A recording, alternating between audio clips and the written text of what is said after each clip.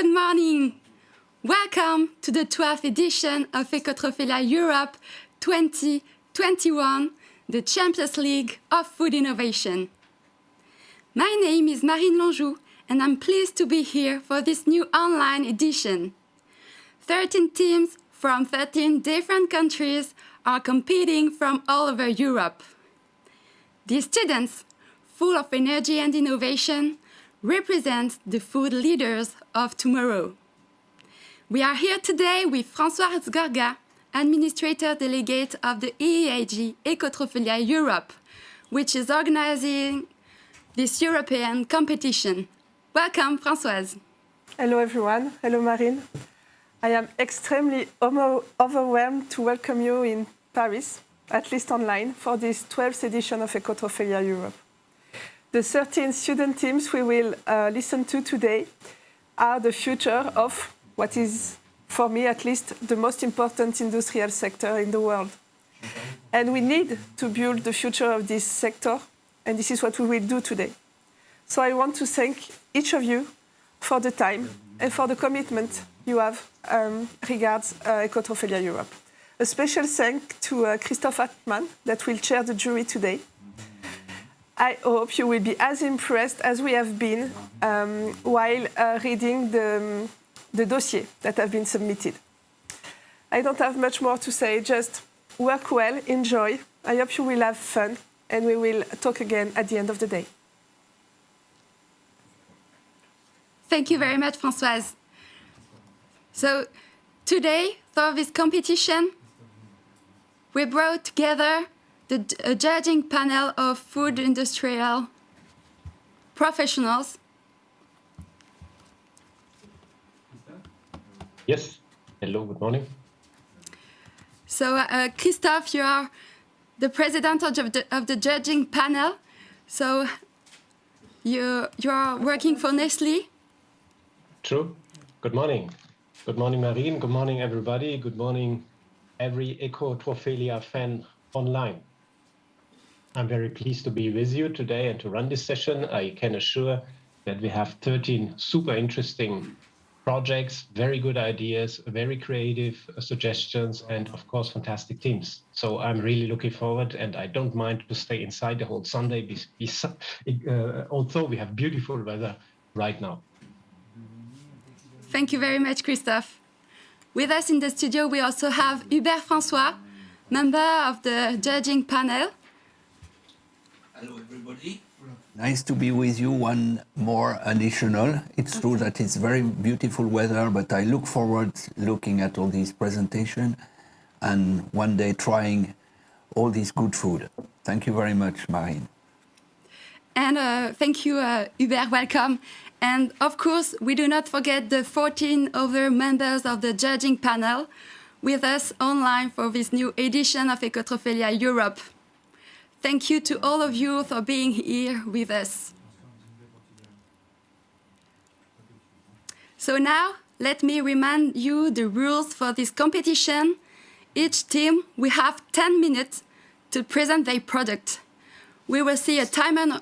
You will see a timer on your screen. After, there will be a series of questions and answers from the judging panel for 10 minutes. Then the judging panel will have about 5 minutes to vote on the voting platform. The time for us to connect the next team. So let's start this competition with the first team and the snack baguetas from Portugal.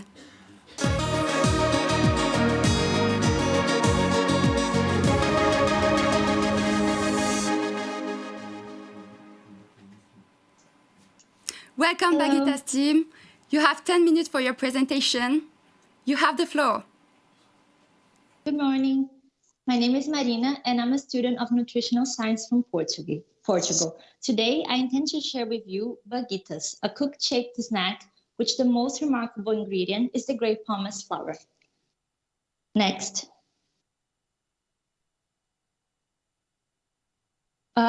Sorry, I think it's wrong, the presentation. This is not the first slide, sorry.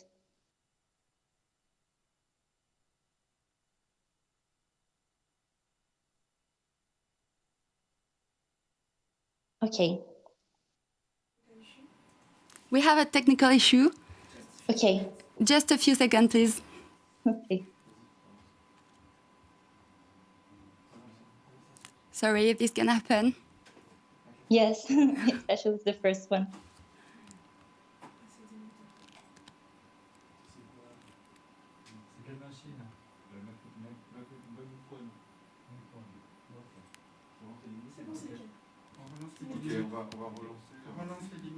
Okay, we will start again.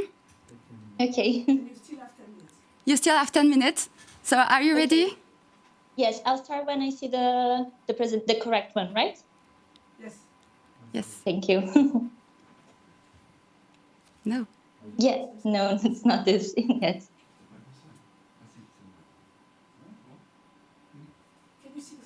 Can you see the slide? Is it this one? No, it's not this one.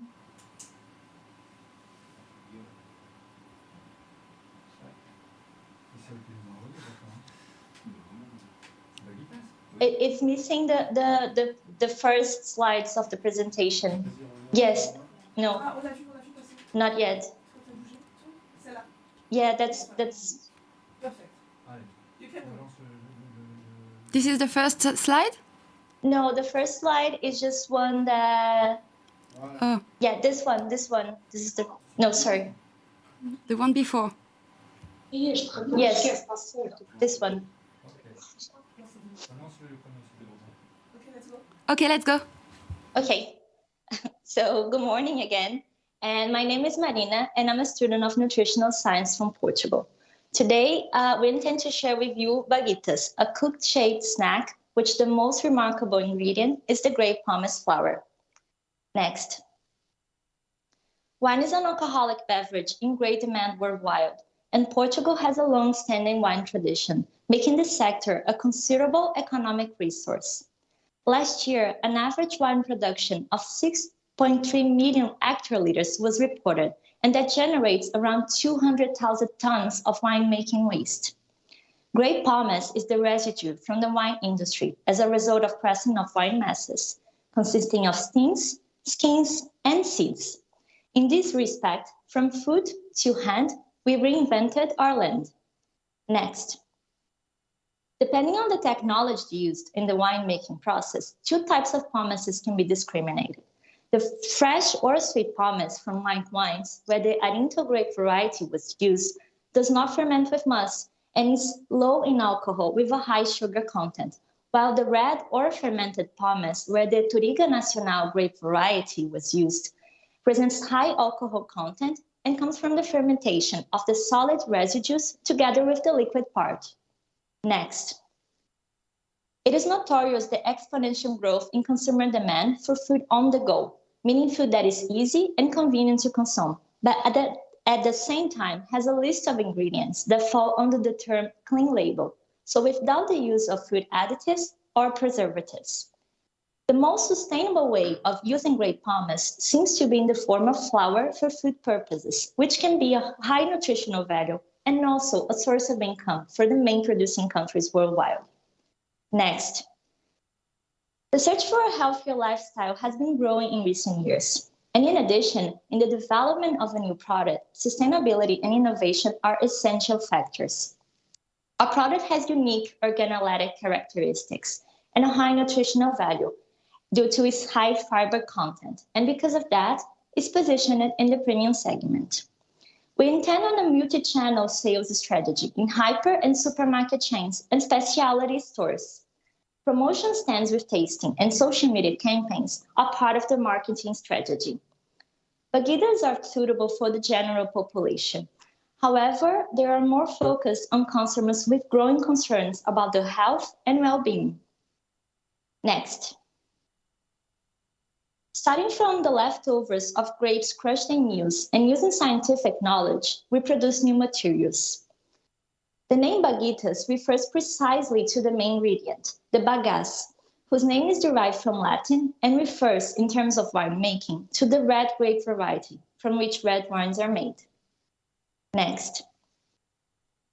From the distinguished G, the top part of the letter was used to create the brand's logo, since it resembles a grape, the cybum of the brand. Next.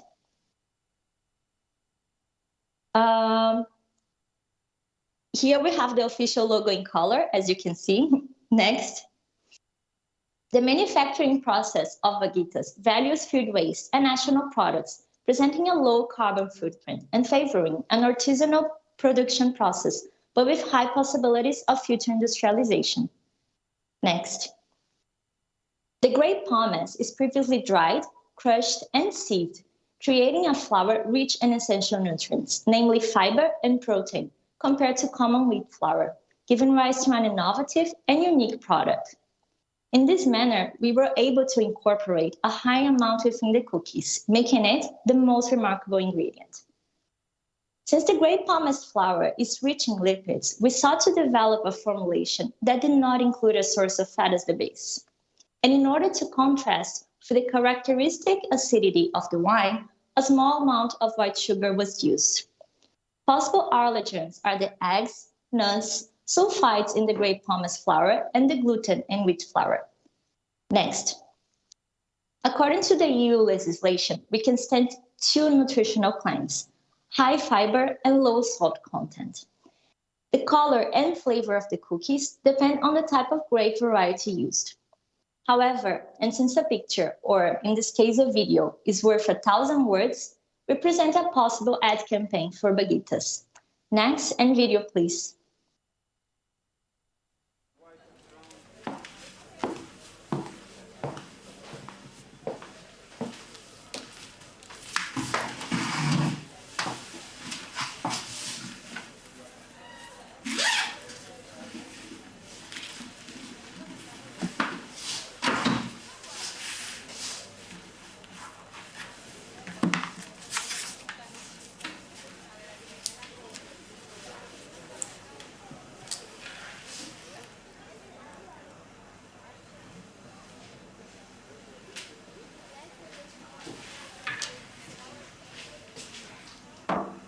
Thank you.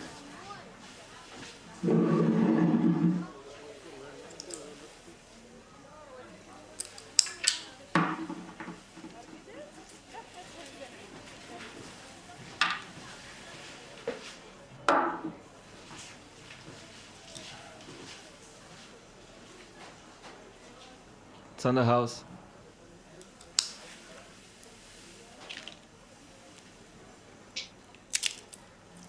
No, all together.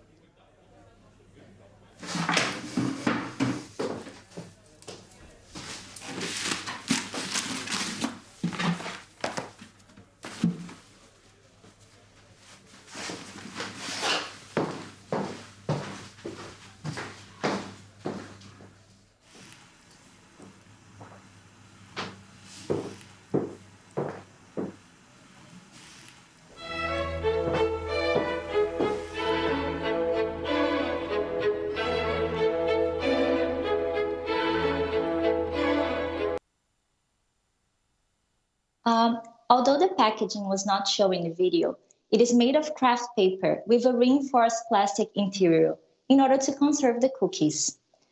It was designed in a minimalistic way so that it can be consumed throughout the day instead of just once without spoiling. We opted for a more eco-friendly process, which is the silk screen printing using ecological water-based inks. Next. Due to their nutritional characteristics, Vaguitas are positioned in the innovative segment, in the healthy sweet category. This segment has shown a growth trend with an increase in sales volumes in the last years, reaching 27% of the market share in 2017. Next. The final product cost was estimated at €4.49 per kilogram, with ingredients costs accounting for almost 80% of the expenses. All the manufacturing steps, including packaging and transport, were planned to be subcontracted. To introduce to consumers such an innovative and unique product, an investment on promotion of 13% of the product cost was considered. Next. Baguettes will be sold through a short channel directly to retailers for the price of €12.50 per kilogram, including taxes, forcing a margin of 20% to distributors. The recommended selling price is 75 cents per unit. Next. The business plan set a conservative goal of 0.17% of the innovative segment market share for the first year, with the aim to double it within 5 years. The business evaluation tool used showed that profits are expected from the second year onwards, reaching over €200,000 per year in 2026, indicating that the product is financially viable. Next. Baguettes promote the union of wine production, consumption of cookies, and the term snack, creating a relationship with a range of possible clients who tend to have a faster lifestyle, looking for products that are easy to consume. On the other hand, the wine appearance also transcends the cookie, reflecting its traditional colors in the graphics of the product package. Next. Baguettes are, therefore, the beginning of an alternative and innovative path. Thank you.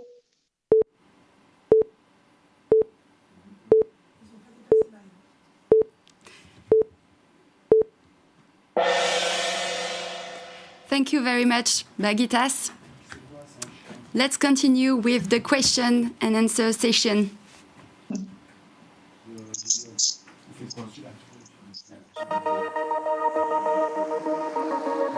Interesting and appetizing presentation. I would like to taste one of those, of course. Yeah.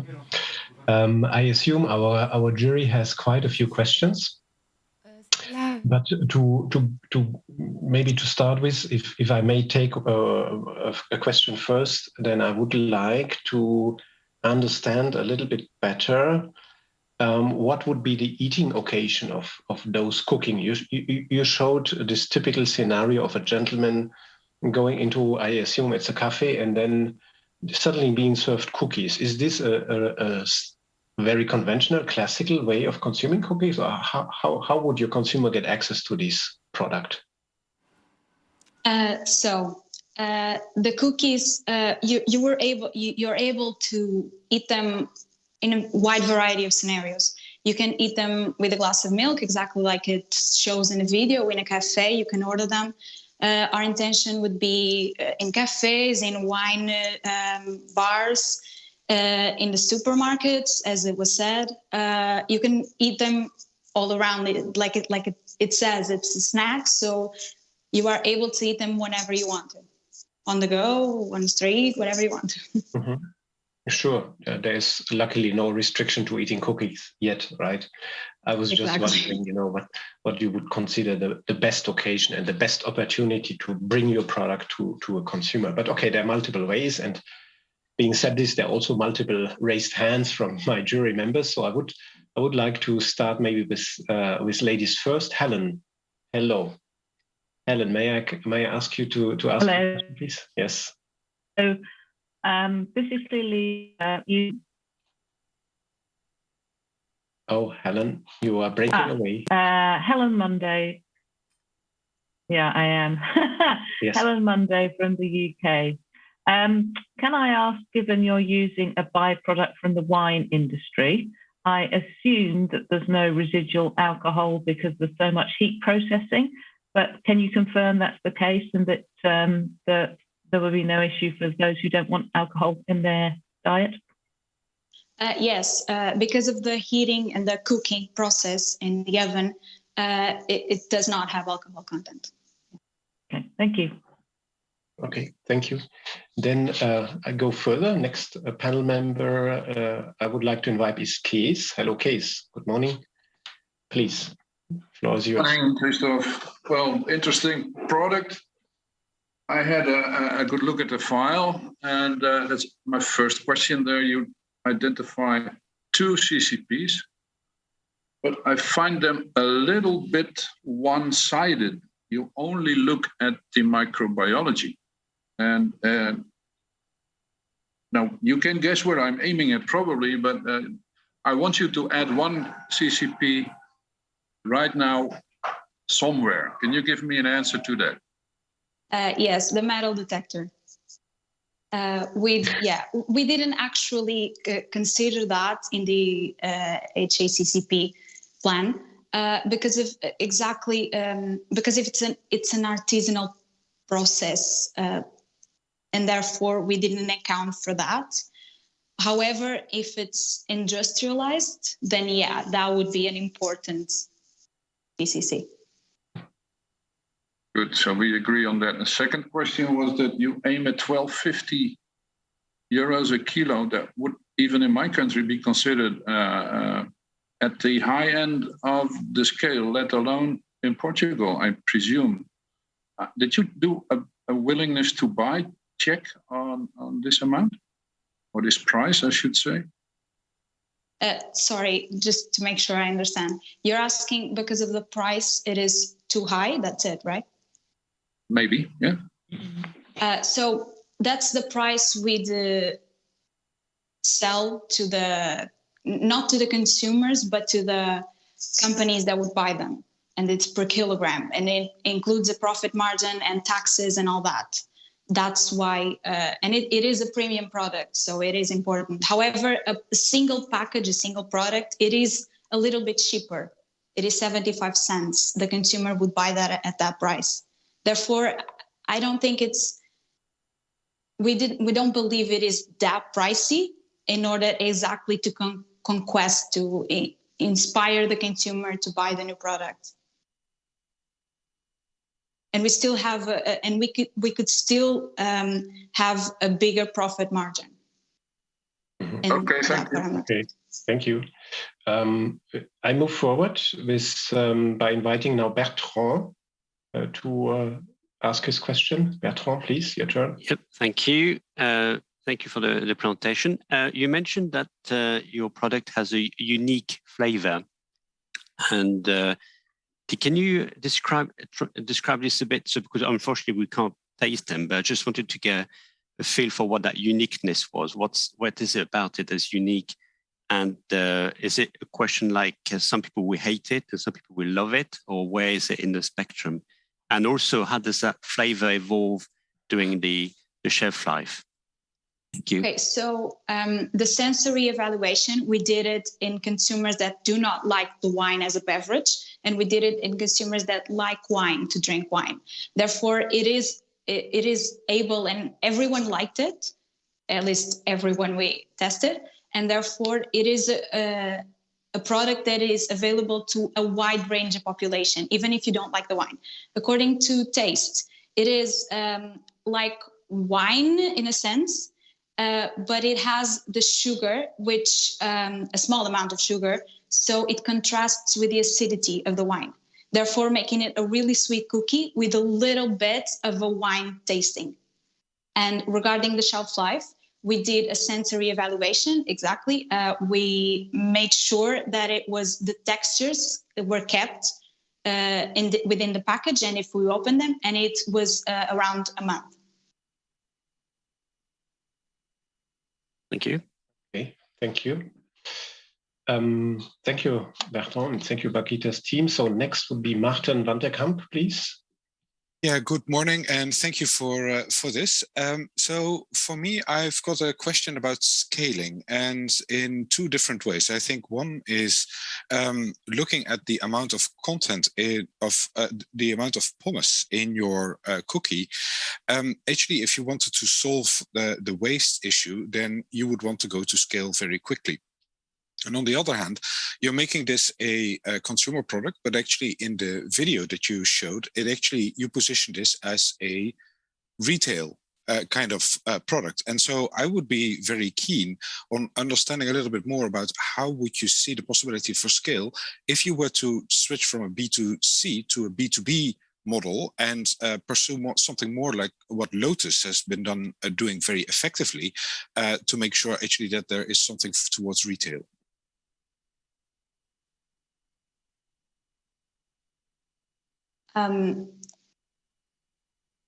You're asking in terms of price or in terms of score? No, in terms of business model. Your business model would significantly change, I would say, if you were to go for B2B, I would say. Yeah. So what would that look like for you?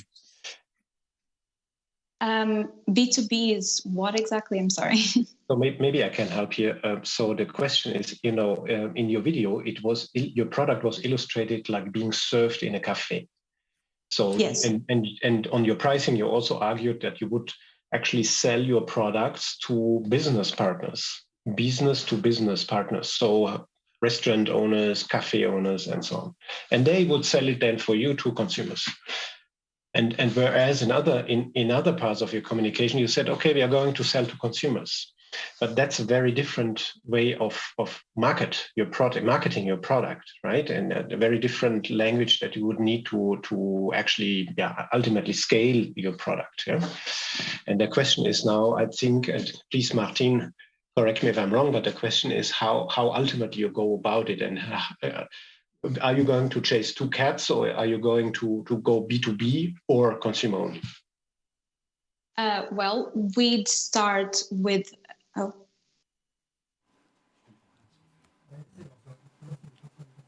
Continue. Oh, sorry. Someone raised their hand. Sorry. We'd start with our goal is to obviously. It says so on our business plan and our marketing plan. It would be to sell to not directly to the consumer, but to the companies like supermarkets and stores and cafes and wine bars and all that. However, we showed the video in terms that you could get the jury and everyone could get the sensation of what it's like to eat the cookie. Mm-hmm. That was our goal. Okay. Not exactly in terms of selling, but the taste and the texture and all that. So the experience, right? So I look forward to taste this one day. So to see this, get this experience. Okay, we have one more question, I think, from Georg. Georg. Yes, thank you for the loudness. Thank you for the nice dossier and the wonderful film. I've more practical questions. So first is, where does the fat come from in your product? Perhaps from the nuts, but I was not sure. Then the second one is, you wrote in your dossier something about alternatives, adapting recipe. So did you thinking about changing the raw material, for instance, to take pomace from apples or something like this, or did you only change the design on the cookie? And the third question would be, you wrote something about patenting the product, and I wanted to know what is the real patenting part in the recipe. So brevet. Thank you. In terms of the fats, the lipids come from the flour and, of course, the nuts. The flour it's rich in lipids. Therefore, we sought to formulate a recipe that did not include fat as a base, such as butter and something like that. In terms of change, we don't exactly say that we want to change the recipe or the texture or the appearance or something. We said that we had a recipe and we altered that recipe in order to make it tasteful and the right attempt to the cookie. I'm sorry, what was the third question? You wrote something about patenting the product, a brevet. And what is the center patent idea? We intend to patent, if possible, of course, the recipe and probably the concept of transforming the pomace into a flour. Hubert has a question here on the set. Hello, thank you very much for this nice marketing presentation. My question is, you said you still have a plastic liner inside the bag that wrapped the products. Did you try to look at another solution without plastic? We tried, yes, to look for another alternative because of the plastic and the environment. However,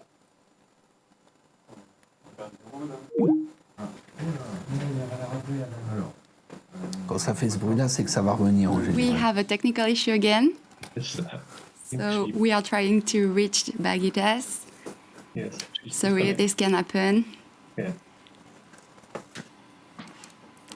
But we are ahead of time. Is it correct, Marine? Sorry, what? We are ahead of time anyway, aren't we? Yes, it's okay. Yes. Yeah. So we can wait for her to come back to reconnect. Yes. Okay, she's here. sorry, Okay. technical difficulties. Can I answer the question? Yes. Oh, okay. So in terms of, I'm sorry, I forgot the question. The plastic. Oh, the plastic. So we, of course, we looked for other alternatives because of the environment and sustainability.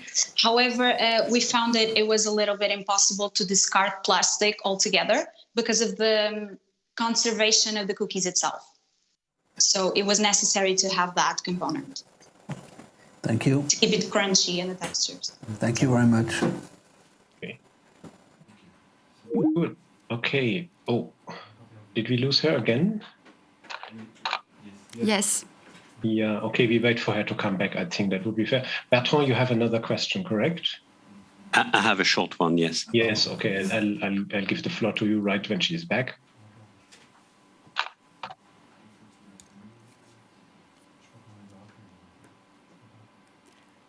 Okay, sorry. Again, a technical issue.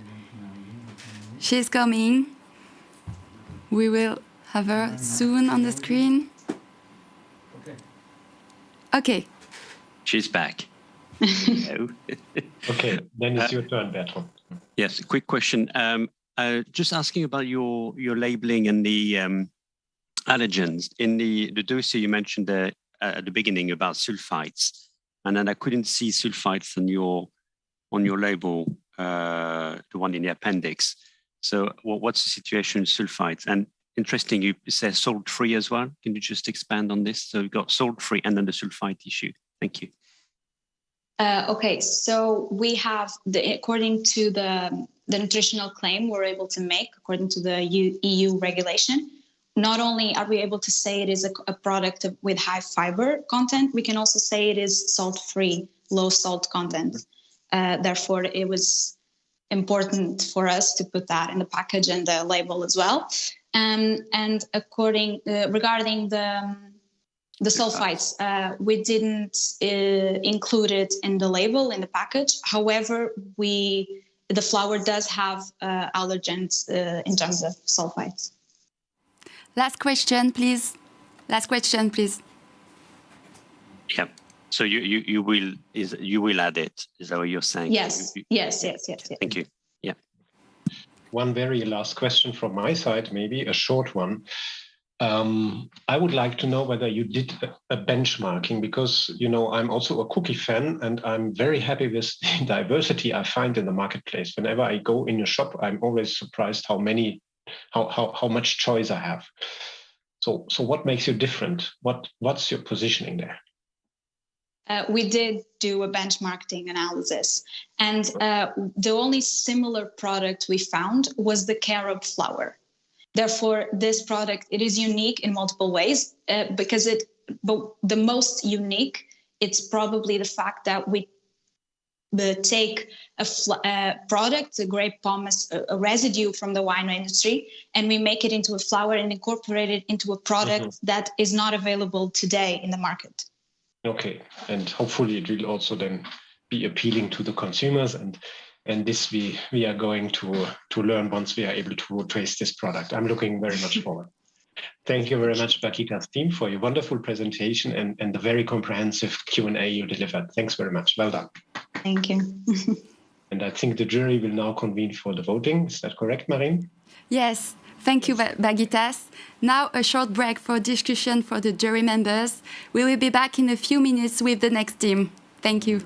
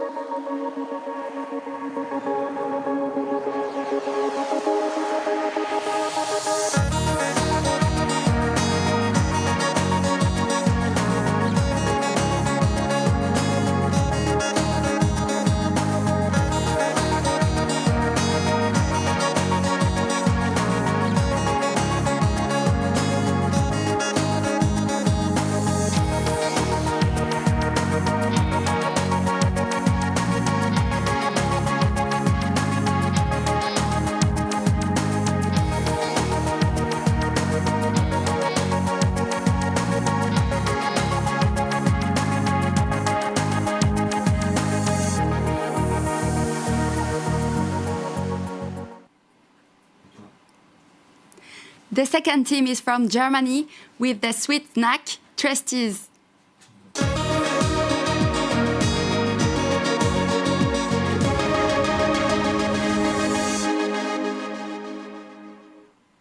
Welcome, Tresties team. Are you ready? You are next. Yeah, I'm ready. Stop.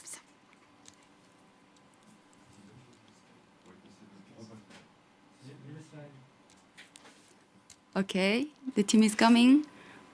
We have some technical problem this morning, but everything will be good.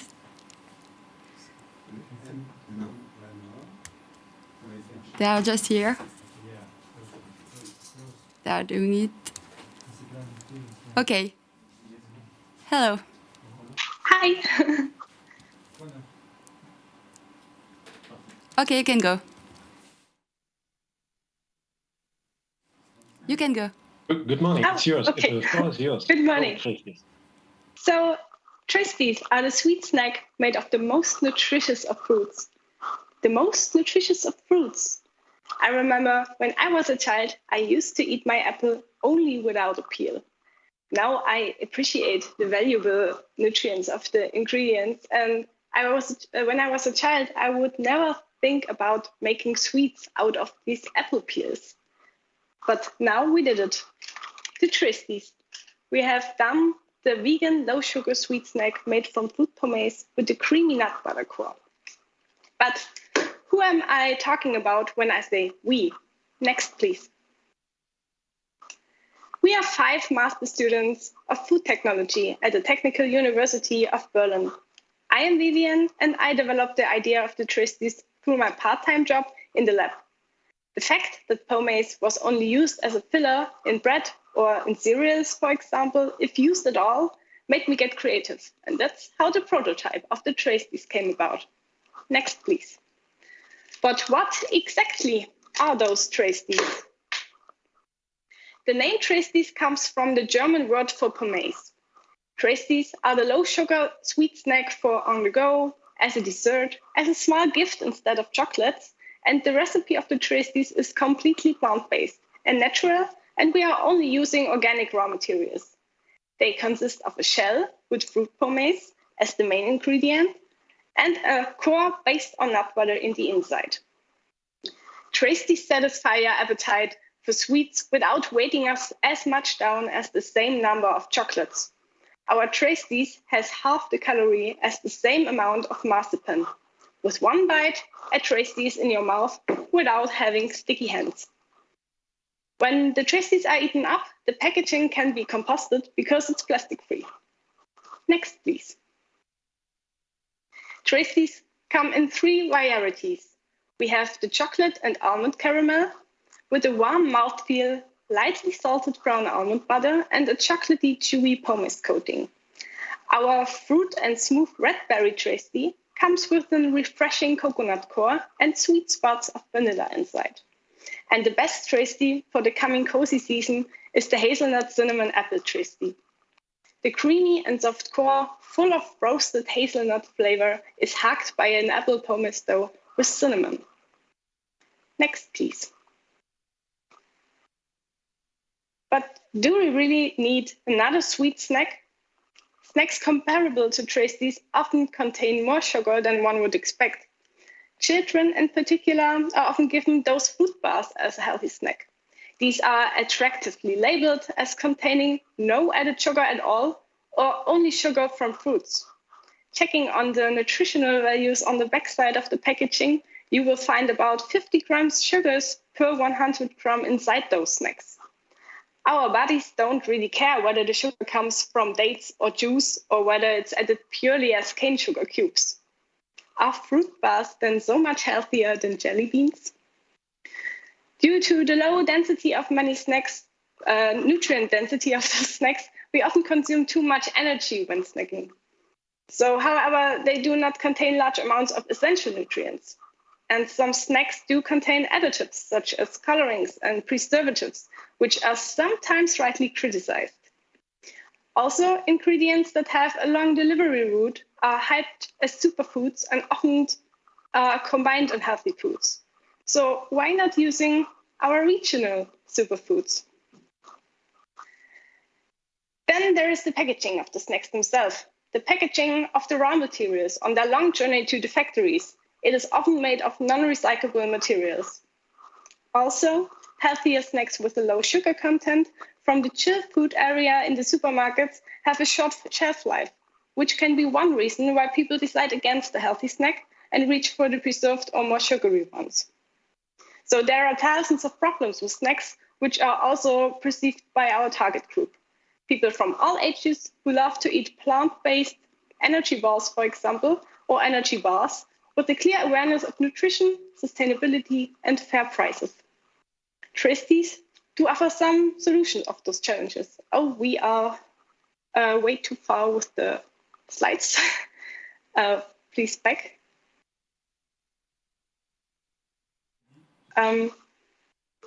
Back again, please. Back. Back.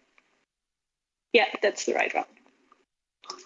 Tristies provide energy from all nutrients.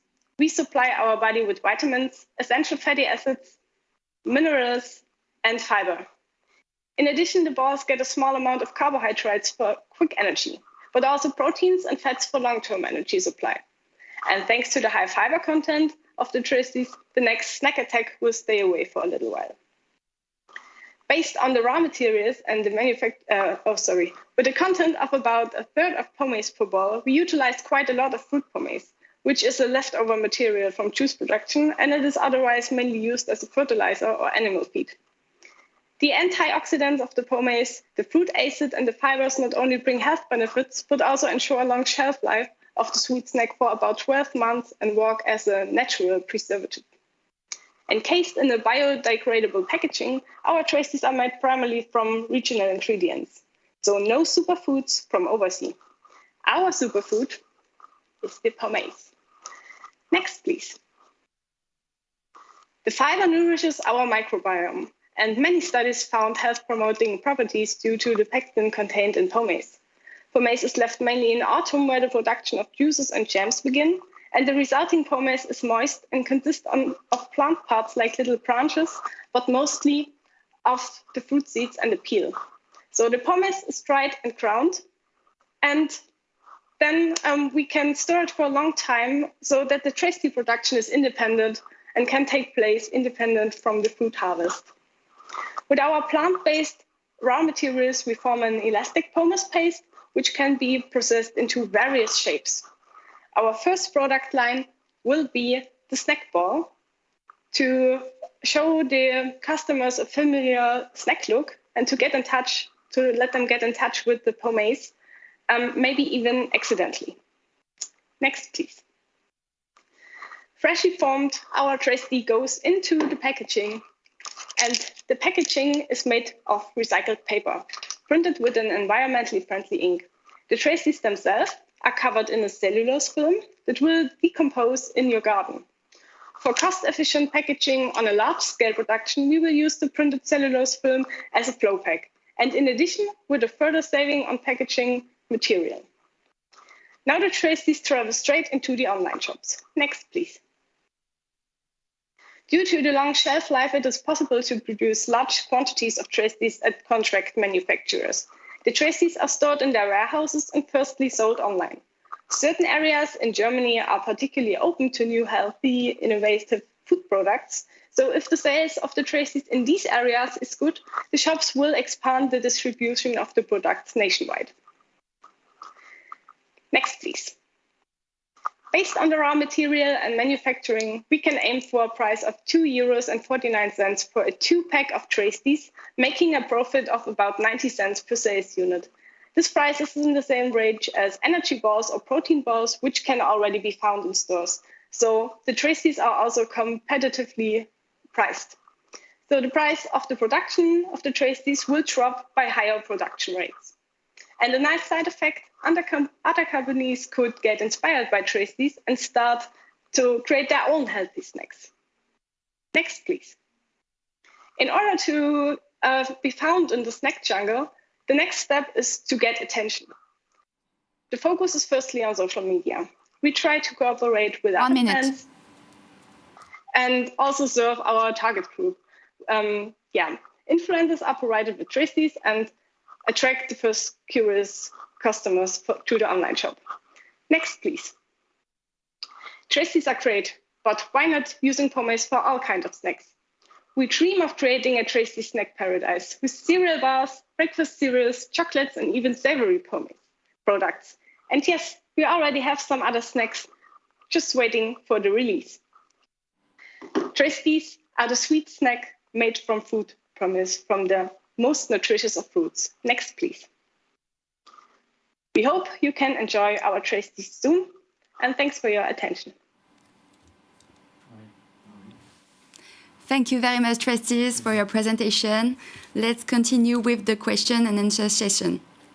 Yes, hello. Thank you very much for the trustees team.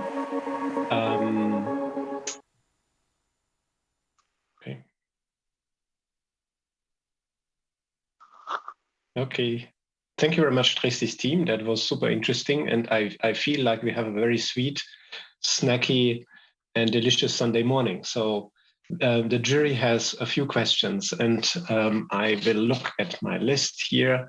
I would like to start with Aparajoy. Aparajoy, are you there? Please. Yes, I'm there. Thank you, team, for a really nice presentation. We are getting all hungry. I can bet on that. Quick question. In your marketing slide, you said there might be new threats coming from competitors to replicate what Tresties is doing. What is your backup strategy to avoid that? I'm pretty sure you have talked about it in your SWOT analysis, but I just want to hear from you guys. We think about having a patent for the Tresties recipe and to say that our idea is the unique one. But also, we don't see it too much as a competitive thing, because in our mind it will be okay to have a revolution on the snack market, to have some so much more healthy snacks, to get the snacks with a high sugar content maybe someday not in the supermarket anymore. Okay, that answers it. Thank you. Thank you very much. Then I would like to invite Kees, please. Yes, thank you. Interesting and a well-done presentation. Thank you so much. I was a bit puzzled by your statement in the files that you have 18 cents for the ingredients and 13 cents for the processing, whereas the processing scheme seems to be missing. It is not there at all. So how do you know then that it's 18 cents versus 30 cents? And also, what are your critical control points? I couldn't find any in the files. The nice thing is that we, as a startup, we want to work with contract manufacturers. So we don't have our own company and our own machines. So we give our recipe to those companies, and all the critical control points are with them. So we get our specification from the contract manufacturers that the product and all is safe. The costs, the detailed costs of the manufacturing is not open to us, because the contract manufacturers are giving us a full price for all production things which are which occur, and that's how the price is coming up. Okay, thank you. Thank you. Then may I please invite Helen and then Bennett. Helen first, please. Hi, team. It's Helen in the UK. I have a question on your pommes raw material. So in the presentation, you mentioned that there is variability or there's regional option of the pommes, which to me says there could be some variability. Usually, you want something that is very well controlled. So is the regional variability something that you can leverage, or does it is it of a concern that it might be variable? And can you tell me about its availability around the whole year? In fact, the pomace is not a product which is standardized. And what we think is that this is a really interesting part of thinking about snacks a new way, because it's like eating an apple. You have an apple which is red, but maybe one apple is from Germany, the other one is from, let's say, South Africa, and they have a different taste. So it's interesting for the Tristies too to have this variety and to make for the customers a clear mind that you are eating a product which is really near to nature, which is not the standardized one. So the taste or the parts of the pomace don't vary that much, so it is not this great challenge to manage this. So this is okay. To get the pomace, we are lucky to have a company which already offers pomace, and the only thing is that we need a mill to ground the pomace for our pomace dough for the Tristies, and this is even a bit complicated to transport the raw material, but it's okay. And the more Tristies we do, the better it will get. Yeah. It seems it's always one of the challenges that byproducts are byproducts, and therefore the control of those products is probably not as good. So I think that's something to give a lot of thought to. Thank you. Absolutely. Yeah. Then we have Bennett, please. Good morning to everyone, and thank you for your presentation. My question goes for the texture, or say the hardness or the softness of the product, because I have a lot of imagination, but from several thousand kilometers away, it's quite difficult, and unfortunately, we cannot taste it. How strong or how hard is the product? Because I'm thinking, I tell you why I'm asking that. Because when I see your packaging, I see that it's open by the sides. That means that can be folded. So when you stack it, probably if you put weight on that, you can crush the product if it's soft. But the thing is that if it is too hard, probably it's quite difficult to bite when you're eating that. So what is the balance in that sense? If you want, I can show you the practical test. So I got a half one and a whole one, and I can press this. So you see the half one is relatively soft. What I have to say is about our packaging, it's the prototype. So I mentioned that we want to have a flow pack, and in this flow pack, the packaging will be more around the product. So it's open here to get it outside, and we have this one. And in the flow pack, it will be this way, but with a more stable recycled cellulose film around it.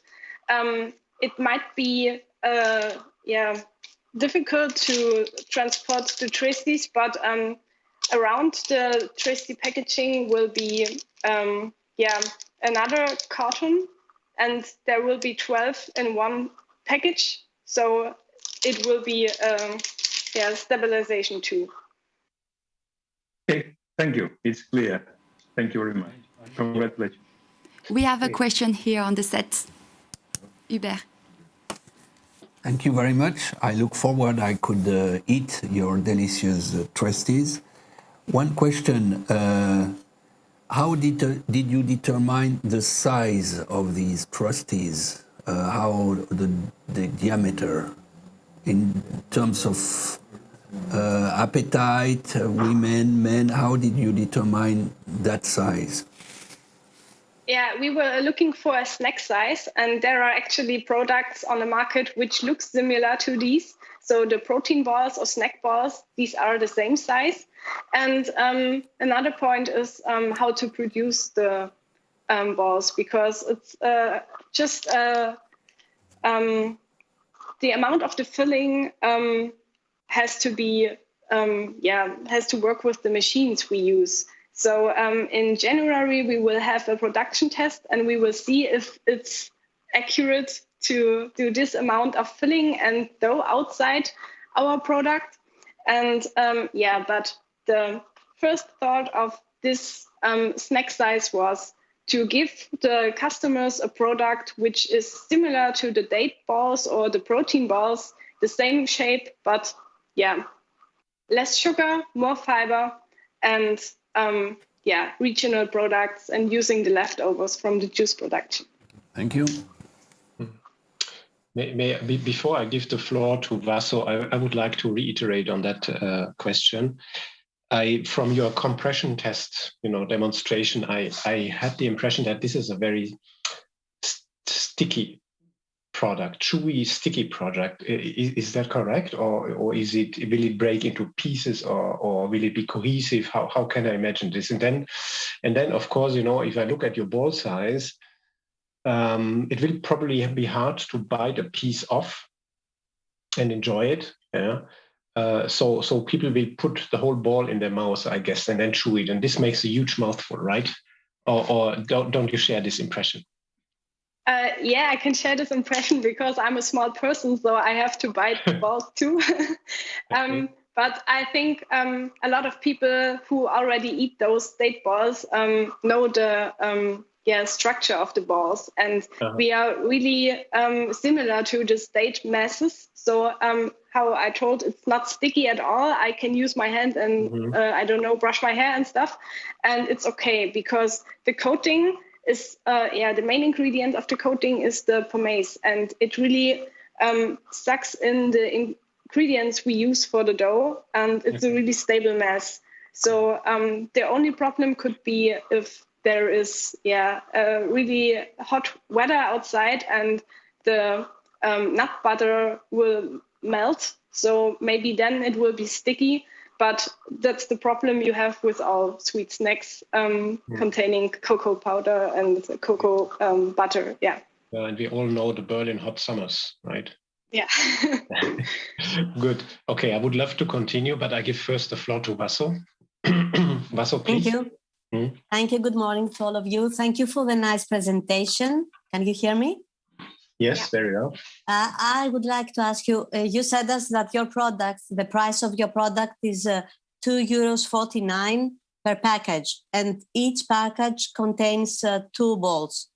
So I would like to ask you if you have checked the price with the competition, and also how many calories has each ball? The calories for each ball differs for the varieties. We got about 70 calories in the ball, but also got, I think it's the cocoa one who has about 60 calories. I'm not quite sure. And we compared the prices to other date products, and we also thought about having just 1 ball in a package or maybe a pack of 3. And the best option for having for the price was to do a 2-unit packaging. 2 units per package? Yeah. Thank you. Last question. Last question. Okay. Last question from Martin, please. Yes, good morning, and thank you again, very interesting. So with your point that you're going to be working with contract manufacturers, that means that you're going to be mainly focusing on R&D, logistics, and sales and marketing. And with what you said about sort of how you might want to protect or might not want to protect your intellectual property, if you really want to capture the market, you're going to have need to have a very aggressive sales and marketing strategy. Can you tell us a little bit more about the team and how this is reflected in the team composition? Yeah, at the moment, we are 5 students of food technology, so we are not the experts for the marketing. And we are here at the competition to, maybe do our own startup and after being this kind of startup, we will take some people with the expertise in our team to do the marketing stuff, because we don't have the experience for this. And our main market will be to work with other brands who already aim for low sugar contents. I don't know if the new company is a word for you. It's a company in Germany we would like to work together with. And with companies, there was too less time for this. The BUND, we want to work together with this company. They work, they do a lot for organic farming and stuff. And that's what we want to use too. Okay, thank you. Thank you. So then I think we close the session for Trasty's now, right? Yes. Thank you very much, Trasty team, for giving us more, let's say, appetite for healthy sweet snacks with a good environmental footprint. And I suggest the jury is now doing the voting. Thank you very much. Thank you very much, Trasty's team. Let's have a short break for the jury discussion and see you back in a few minutes with the next team.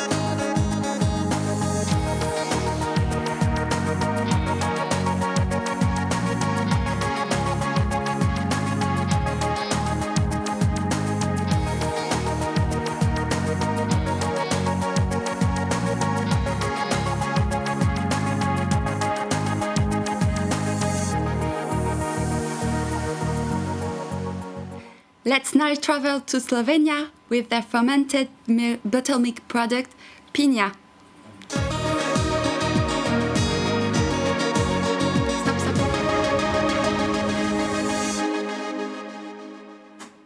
Welcome, Team Piña. You have the floor. Hi. Hi, everyone. We are Team Piña, and we are representing Slovenia. Welcome to our presentation. Next. Did you know that in 30 years, there will be more than 1.2 billion people aged over 60 in the world? And what does this has to do with our product? Well, let's listen to our presentation and find out. Next.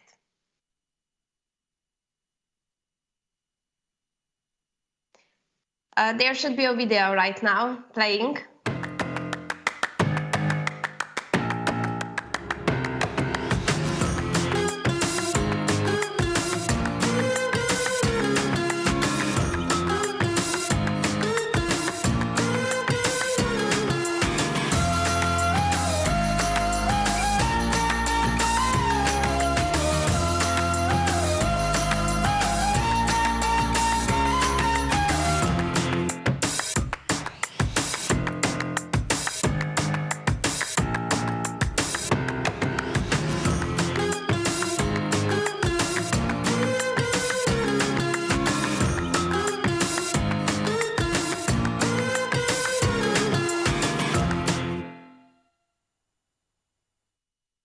This is Piña, our product that we present to you with pride and joy. But the whole idea behind it started with a group of 5 students from University of Ljubljana. Monika, Urška, Anna, Alinka, and I, Kristina. Next. During our research, we found out that there are not that many products on the market that are tailored to seniors and their needs. And seniors actually represent an increasing share of population and therefore an increasing purchasing power and of course an increasing segment of consumers which are often overlooked by the food industry. And what does this mean? Their purchasing power is increasing day by day. And in that right there, we saw a market gap that we could fill with our product. We wanted to hear them out. We wanted to help them solve their problems regarding packaging, then digestive health, nutritional needs. Besides, this pandemic has changed everyone's eating habits, and people are more and more interested in functional foods with added value. And all of this was the base for our development of our product. Next. Throughout our research, we found out that seniors enjoy traditional food, and therefore we decided that our main ingredient will be buttermilk, a neglected dairy byproduct in the butter making process. Finally, Piña was created. Next. Next. Our company is actually has the packaging is actually named after Piña. So Slovenian traditional churn for making butter, which is still in use in some alpine pastures. It also inspired the shape of our packaging, which we completely designed by ourselves. It all started with drawing a sketch, then drawing a 3D model, and then printing many prototypes before we finally realized our idea. Next. Piña takes you through the day with 3 different variations of our product.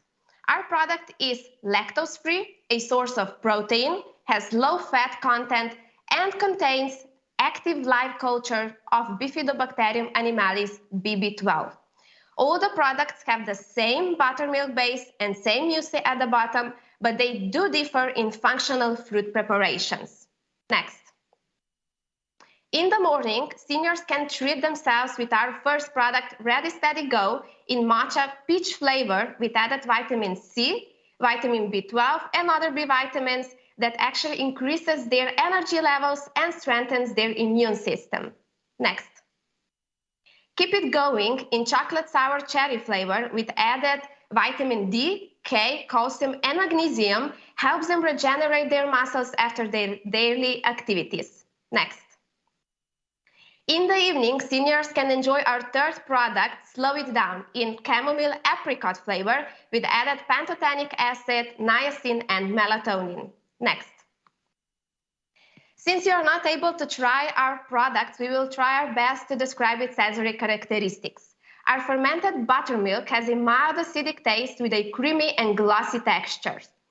Each fruit preparation is different in the products, and when combined with buttermilk, it creates this dense texture with firm pieces of fruit.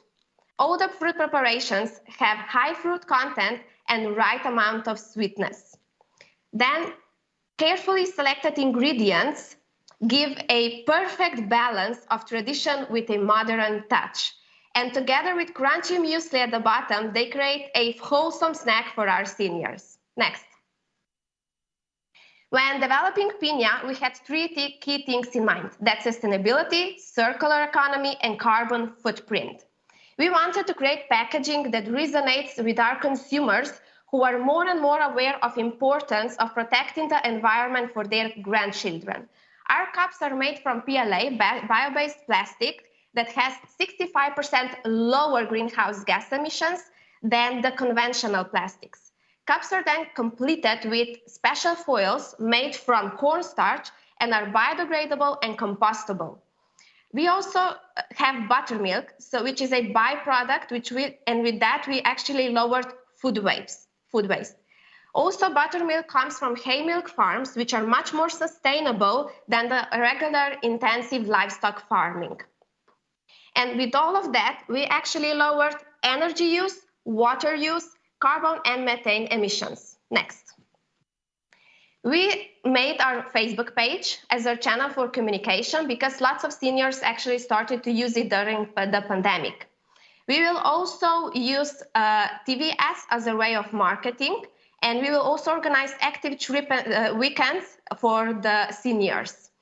And besides all of that, our customer loyalty will increase because we are using special interactive foils that include riddles, quotes, and even some fun facts. Next. At first, Piña will be available in the Slovenian stores and discount stores. Our products will be produced by our contract manufacturers, which is a common business model for startup companies like ours will be. In the future, we would like to invest in our own equipment, but at first our main focus will be on sales, management, marketing, quality controls, and of course developing new products. Piña's products will sell at retail price of €0.65 and wholesale price will be €0.70 with 8% margin. Wholesale price includes fixed and variable costs, where the largest part represents manufacturing costs. Next. At first, Piña's products will be available in Slovenian stores and discount stores. And Piña's company is estimated to sell 260,000 products in the first year of operating. Then in year three, we will start to make profit, which will cover the loans and expenses from the year 1 and 2 of operating. In the year 5, our annual revenue will double in comparison to year 1, and this will ensure us growth and further expansion of our company. Next. Piña has clear vision for the future. One of our goals is, of course, to expand to foreign markets, starting with Austria and Germany. This is due to the older population structure and relatively high purchasing power. This will be followed with launching our new product that will improve digestive health of our seniors. But of course, that is not everything that Piña has to offer. We also want to expand our range of products, and those products will still be tailored to the seniors. For example, buttermilk ice cream, then gluten-free muesli, even make you have 5 minutes to conclude. 1 minute. And Piña has ambitious goals for the future. Our business projections show growth and profitability of our product, and together with our enthusiasm, innovative ideas, and desire to bring healthier lifestyle closer to the seniors, we will most certainly succeed. Next. Thank you for your attention. Thank you very much, Pinia team. Let's continue with the question and answer session.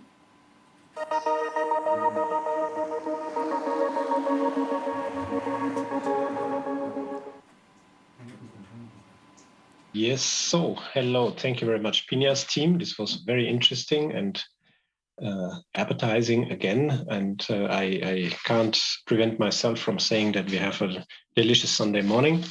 I would like to invite my jury members to ask their questions. This time I give Kees first go. Kees, please go. Thank you for a very nice presentation and a product for an age category in which I, in due course, not too long from today, will belong, probably.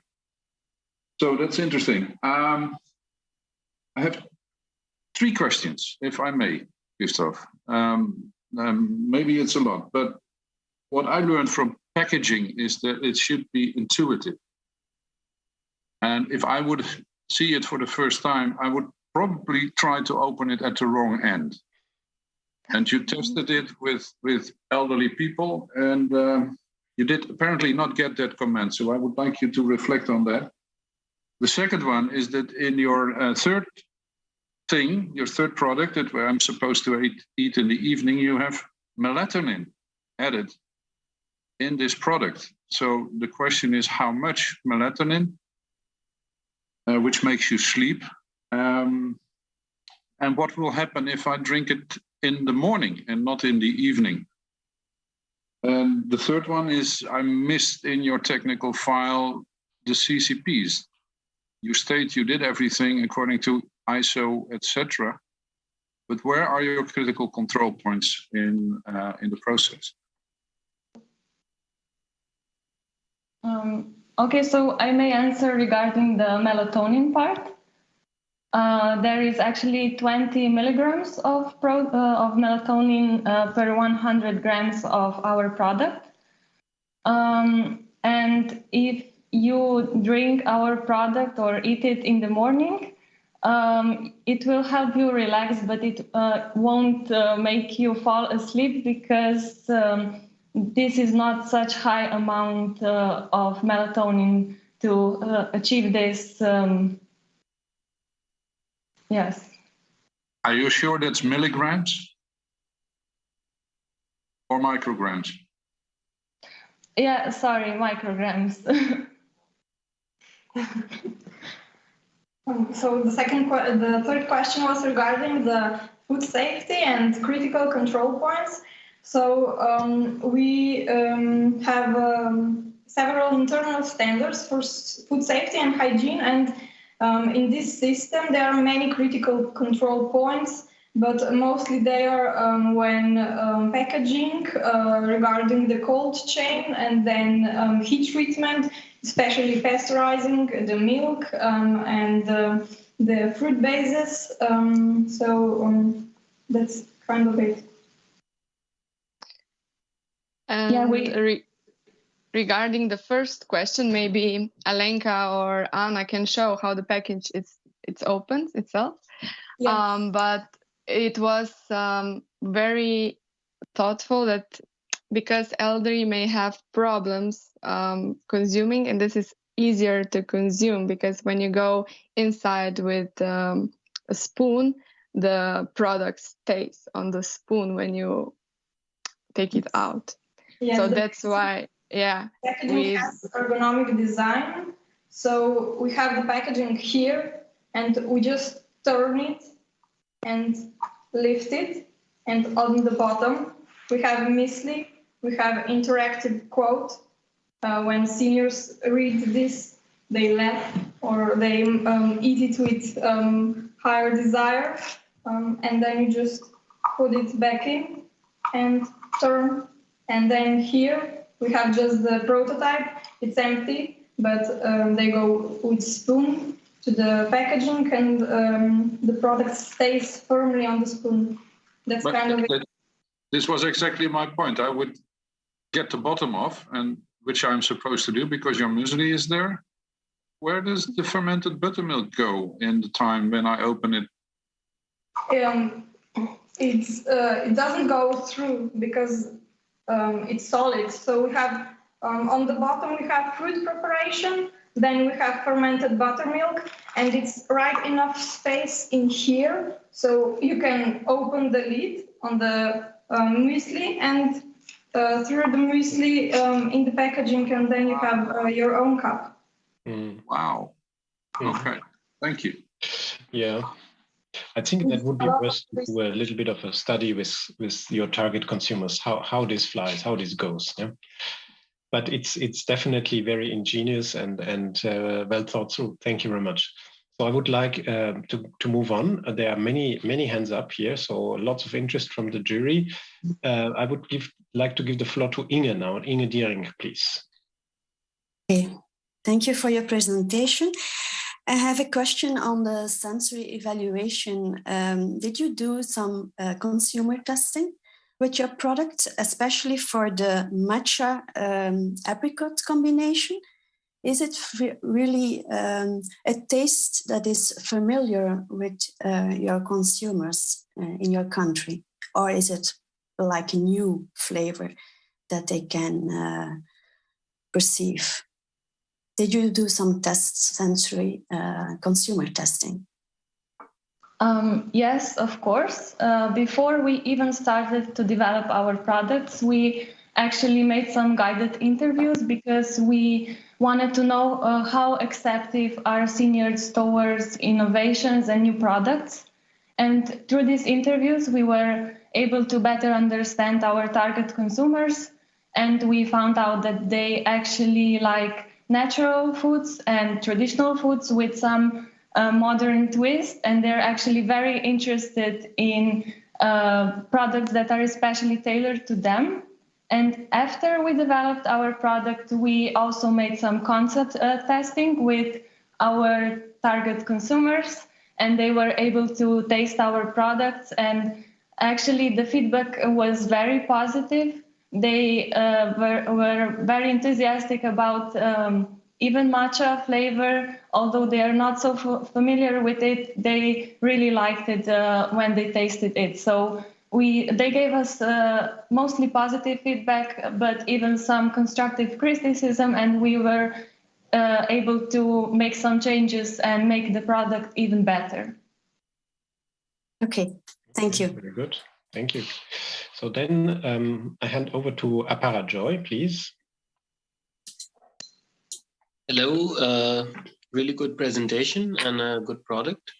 Very quick question. All your activities in your presentation, you talk about B2C. Have you ever given a thought about B2B? And if yes, what could be your number one thing to do if you want to transition into a B2B company?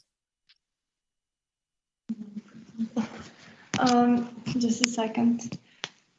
Yeah, we honestly didn't actually thought about it. We focused on B2C from the beginning. So honestly, I cannot really answer this question, but it's a nice thought and we'll look into it, of course. Okay, because I'm saying it because the person who was talking in the slides, she mentioned that for your marketing, you are also planning to do some trips with old people. So that is, how will you choose them, or how many people and what activities? Have you given it a thought, or is just an initial idea? I mean, we do have a plan for that. Like, for example, we're planning on bingo evenings with the Senior Association of Slovenia to do like bingo nights where our products will be presented once a month. Then, for example, we have 3 or 4 trips like hiking and sport events for seniors of different clubs we have here in Slovenia. But more than that, we didn't develop. Okay, fair enough. Good. Thank you. Yeah, but I think it's a good question, yeah, to think also about B2B, retirement homes, and so on. Yeah, exactly. So you can reach out to a lot of solutions there. Yes. Yeah. Yeah, true. Thank you. Thanks. So then we go next with Tim. Hello, Tim. Good morning. Your turn. Thank you very much for the presentation. Very interesting concept. Very nicely done. I also have a question about the packaging. Packaging seems very complex apart from anything else. And you're going to have, my first question is, have you thought about how it fits into the process? Because I don't think it's stackable the way it is. If you have a closed bottom, they won't be actually be able to stack them and lose the volume. So the volume of the packaging you'll have will be the same as the finished product. Have you thought about that? Because that's quite an inconvenience. The other question I had is to do with in industrial property, if you like, or trade secret, or how are we going to protect this idea when you're using a contract manufacturer? Because the power imbalance there, you're a small company. If this turns into a very good product, then the contract manufacturer may be able to pick it up as well. So they're just two questions. Regarding the intellectual property rights, this product is currently 100% owned by us because it's part of the competition, but we are already planning and we are in the process of protection. We plan to protect our mold and the packaging. So we are in the process and you will know maybe someday in the future how it goes. But we are in the process of protection. Okay, but do you understand this scenario where you're asking somebody to produce it for you? They will have your recipe, they'll be using your recipe. If you're protecting, well, effectively, I don't think you can patent anything here, but you could probably protect and copyright the package, of course, but they have to have some kind of trade secret. But it's very easy for a contract manufacturer to make a small tweak and then it falls outside of your trade secret. Anyway, I think it's something that should be contemplated. And sorry about the package then, please. If I understand you wrong, right, and you are considered like how we're gonna make this packaging or how it's made, or no, my concern is that most packages of this type, they'll either be made in the factory space itself, molded in the factory space, or they'll be stackable in some way. So the volume of the package before it's filled is not the same as the volume of the packaging before it's filled will be very small. And once it's packaged, it will be larger because it'll have the product within it. In your case, I can't see how you can stack it. So the actual volume of the package will be the same as the volume of your finished product. Yeah, we already thought about that. And it's we still have space when it's filled up that muesli can go in, that you can mix. We were thinking, actually, we already are in debate with some companies that can make us this mold. So we know that how much we have to invest because this is still 3D printed, as you already noticed probably, in this concern.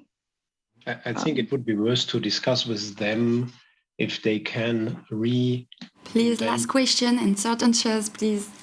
Yeah, you reinvent the packaging as, let's say, starting from a flat surface and then shaping this in the factory in your packaging that you need in your rather complex version. I think that was the question Tim wanted to get answers.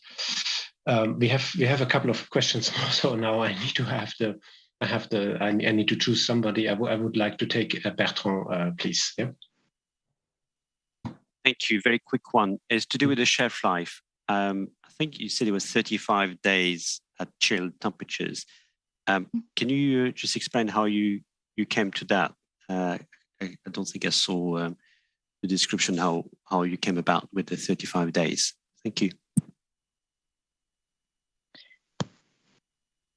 This is, we actually make trails to see how much the taste, the sensory evaluation is still the same after the first day. And then longer, but also our companies that we are working with, they have experience with that, and they assure us that in this time, the sensory and taste and everything is still the same and safe for our consumers. Thank you. So now I see it's 11:39. Do we have one question more? It's too many now. No. Or do we need more? No, it's finished. Yeah, okay, we need to move. Sorry. Yeah, okay. So thank you very much, Piña team, for your presentation. It's time for the jury discussion. We'll be back in a few minutes with the next team.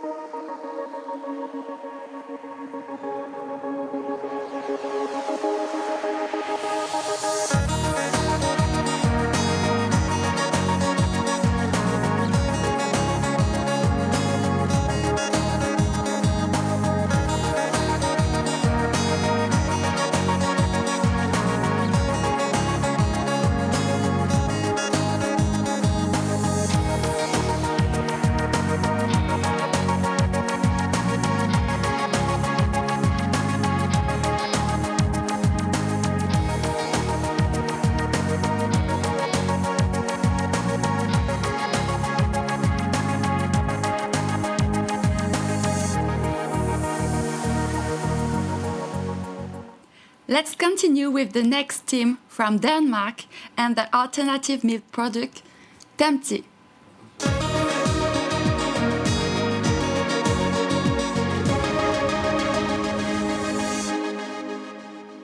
Welcome, Tempti Foods team. It's your turn. You have the floor. You. Yeah, so hi everyone, my name is Cecilia and I come from Tempti Foods, a food product of the future based on mycelium. Next, please. The problem we are solving is a lack of healthy, tasty and diverse protein-rich food alternatives. In fact, meat replacement are often perceived as too processed or unhealthy by consumers, whereas tofu is tasteless and difficult to prepare. On top of that, everything is based on the same type of protein, like soy or pea. Next slide, please. Our solution is an alternative to products like tofu or meat based on mycelium, which is a protein-rich ingredient produced by fungi. We are creating a new type of product which is not trying to mimic meat, but still can fit into many different dishes such as wrap, sandwich, or curry. We chose to use mycelium as it is a new type of protein that is highly nutritious, as it's rich in complete protein, vitamins, and minerals. It's also more sustainable than, for instance, soy, as it uses less land.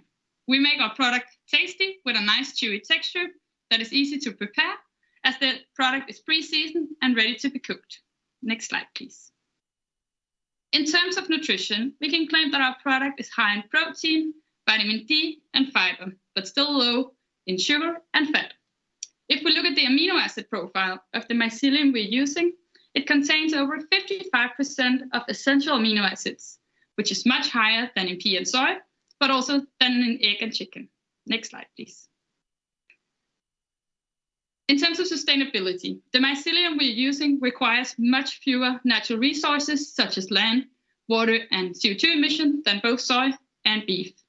Also, it's not dependent on the weather and yields within days. Next slide, please. Before we started to prototype, we did over 10 hours of interviews with our target audience to understand their needs, but we also ran a sensory survey to identify their sensory and flavor preferences. We've also had more than 100 people trying our product, where particularly the texture is mentioned as a huge differentiation point, but an advantages. We've also had one catering sale with new orders coming from the same customer. Next slide, please. In terms of total addressable market, there are over 100 billion meals eaten by people who are trying to reduce their meat intake in Europe every year. Our target market are vegetarians and vegans in the Nordics and Germany, whose options are the most limited. And if they eat our product only once a month, that equals to more than 130 million meals a year. Next, please. Based on our interviews and surveys, we identified vegetarians and vegans focused on health and nutrition, and vegetarians and vegans focused on sustainability and ingredient origin as our early adopters. Next, please. Right now, we are increasing our brand awareness through social media, event catering, and we have also launched a crowdfunding campaign in the beginning of September, where we have already reached our goal. Since our product is a new type of product, we will be working with mealbox companies and meal catering companies to introduce it to consumers through defined recipes. To scale, we will sell through supermarkets. Next, please. Our business model is very simple. We get all the ingredients from suppliers, including the raw mycelium. Then we make final product in our facility and sell directly to customers. Next, please. B2B customers will be able to purchase our product for about 20 euros per kilo, while consumers in supermarkets for about 5 euros per portion. Per 2 portions, which equals to 180 grams. Since we have these different channels, we are looking at our revenue as revenue per meal, and we are expecting to reach gross profit of about 56% in 2 years when the mycelium gets cheaper and we sell at scale. Next, please. On the Danish market, we see ourselves as the only brand that is creating an alternative like tofu and tempeh, which are generally perceived by consumers as healthy, and at the same time, the only brand that is using alternative protein instead of legumes to diversify the consumer diet. Next, please. We have also compared our product with other product types on the market, and our biggest advantage and the differentiation point is being more sustainable and based on being more sustainable and healthy. Sorry. Next, please. In terms of financing, we need 30,000 euros by the end of the year to commercialize our product. We have already raised over 8,000 euros, and we are expecting to get more than 4,000 euros from our crowdfunding campaign. We have also applied for over 20,000 euros through public grants. The next steps are to raise a pre-seed round of an investment to grow our team and acquire a part of the market in 2022. And depending on our situation in 2023, we might run a seed or Series A round to scale fast. Next, please. Based on our financial projections, we expect to be profitable for the first time in 2023, while break-even in 2024. The cost of meal acquisition is expected to decrease over time as we increase our brand loyalty and brand awareness. Next, please. We have received more than 8,000 euros by winning competitions and Accelerator, and we have sold our product for more than 1,000 euros. In addition, we have over 200 customers waiting for our product. Since May, we have talked with more than 10 investors, so VCs and business angels. Next. From November, we will rent a kitchen as our temporary production facility. And then in February, we will launch our product in supermarkets. After that, we will set up our own medium-sized production to deliver at larger scale. And while we're working on these milestones, we will also participate in another European startup competition and present our product at different events. Next, please. Here is our team. We are Anna, Cecilia, and Martina, and we have the relevant skills to bring our product to the market. My name is Anna, and with my education in food innovation and bachelor in human nutrition, I'm responsible for making healthy and tasty products. Cecilia, with education in food technology and human life science, and work experience with novel foods and claims, is responsible for food safety, regulations, and technology. Martina is the business person on our team, with full-time experience in partnerships and sales, and education and experience in marketing. She is currently studying technology entrepreneurship. And we are not alone. We have mentors in food industry who are providing us valuable experience, knowledge, and network. Since recently, we also have a marketing intern, Elena, who is helping on the business side. Next, please. We are on a mission to provide healthy and sustainable food options to everyone.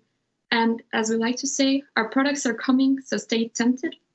And since we couldn't provide tastings today, we have a video to show a food expert tasting for the first time our product. So in front of me, I have a patty. It has beautiful sort of brown speckles and has little dark spots, the black quinoa, and the presentation is very appetizing. A good bite. The individual piece inside, not too big, so they're actually quite pleasant to chew on. The aroma goes nicely into my nose. It's actually quite a pleasant aroma. I like the chewiness of it, and this is probably really the major asset, I would say. I really like this. I really like the texture. I'd probably go to eat the whole piece.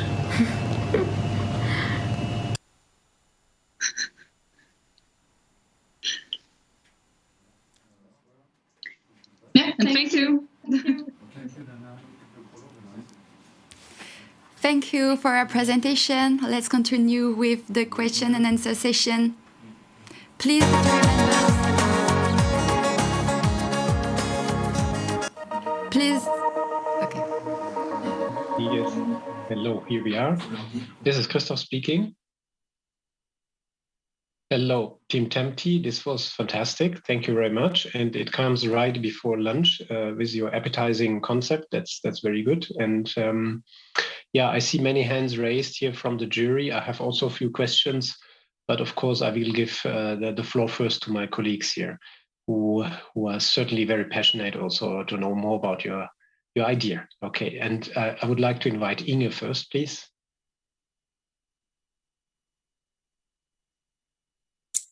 Thank you for the presentation. I'm really wondering about the flavor of your products. So if you see the film with the man who is tasting the product, is this a pure mycelium, or have you been adding some ingredients like spices and salt, or is he really tasting the pure mycelium? And then my second question is, with which flavor would you compare it? And also, is there a difference in texture when you cook the mycelium or when you pan fry the mycelium? Okay. So regarding the taste, we have actually run the sensory survey and have found out that people, our target audience really likes the Asian cuisine. And we wanted our product to be able to accompany these meals.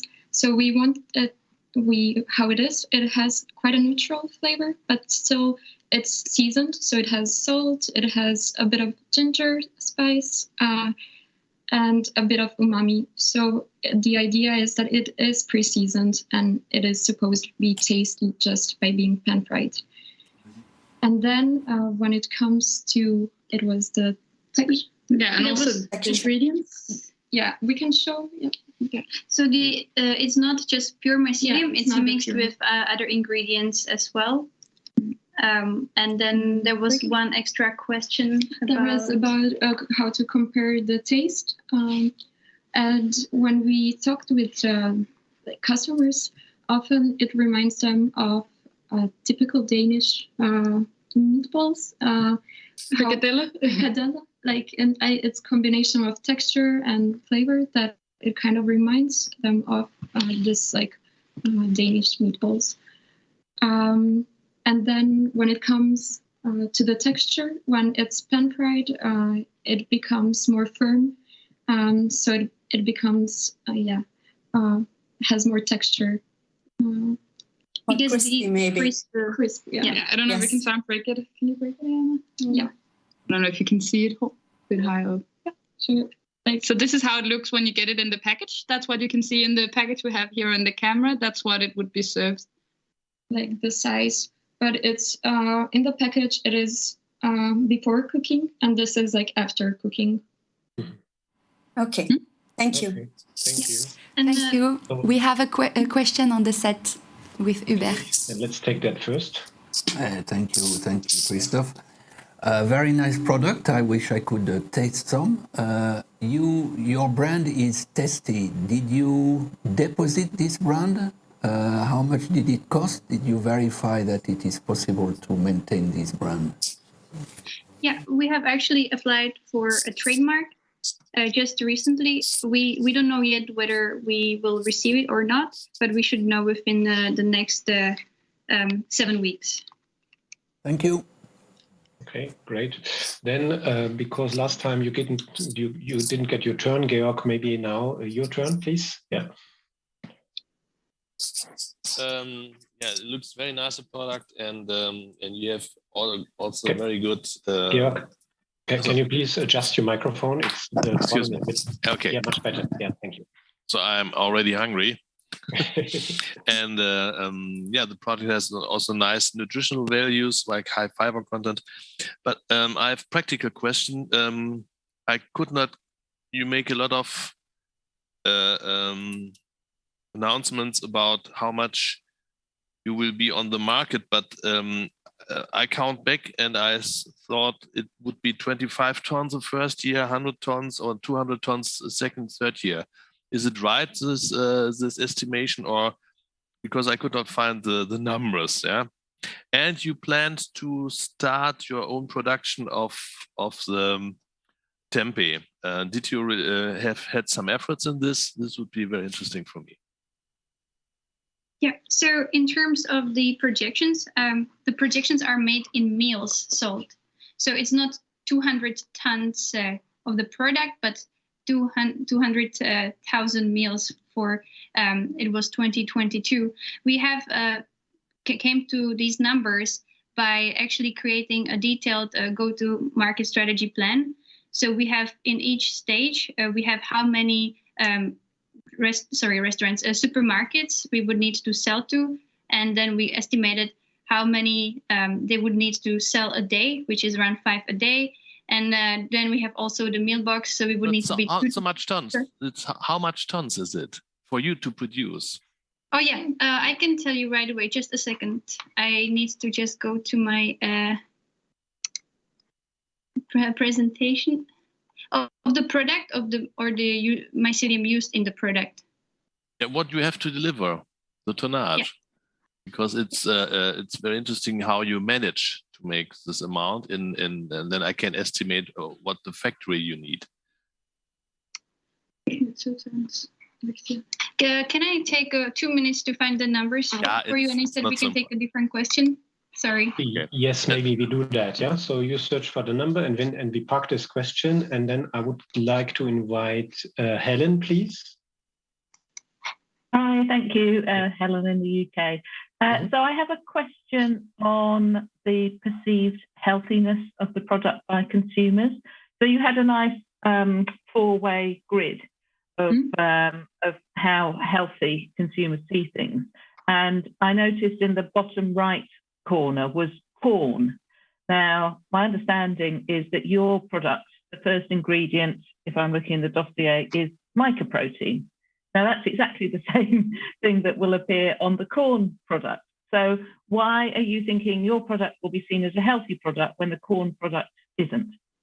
Yeah, so corn are very much focused on producing products which are mimicking meat directly. So they produce vegan kebab, vegan, like all these nuggets that like, and also it doesn't have this, like they add a lot of fat and salt. And that's what we try to avoid in our products, both to avoid look that it's mimicking meat, but also so it's we really work on keeping the salt content low and the fat. Yeah, and also do you have a good understanding of how people feel about mycoprotein on the label? Is that something they perceive as a positive? So far, when we talk with people, they don't have that fear of trying the product because we obviously always present the product and what it's based on. And we have received very pleasant feedback.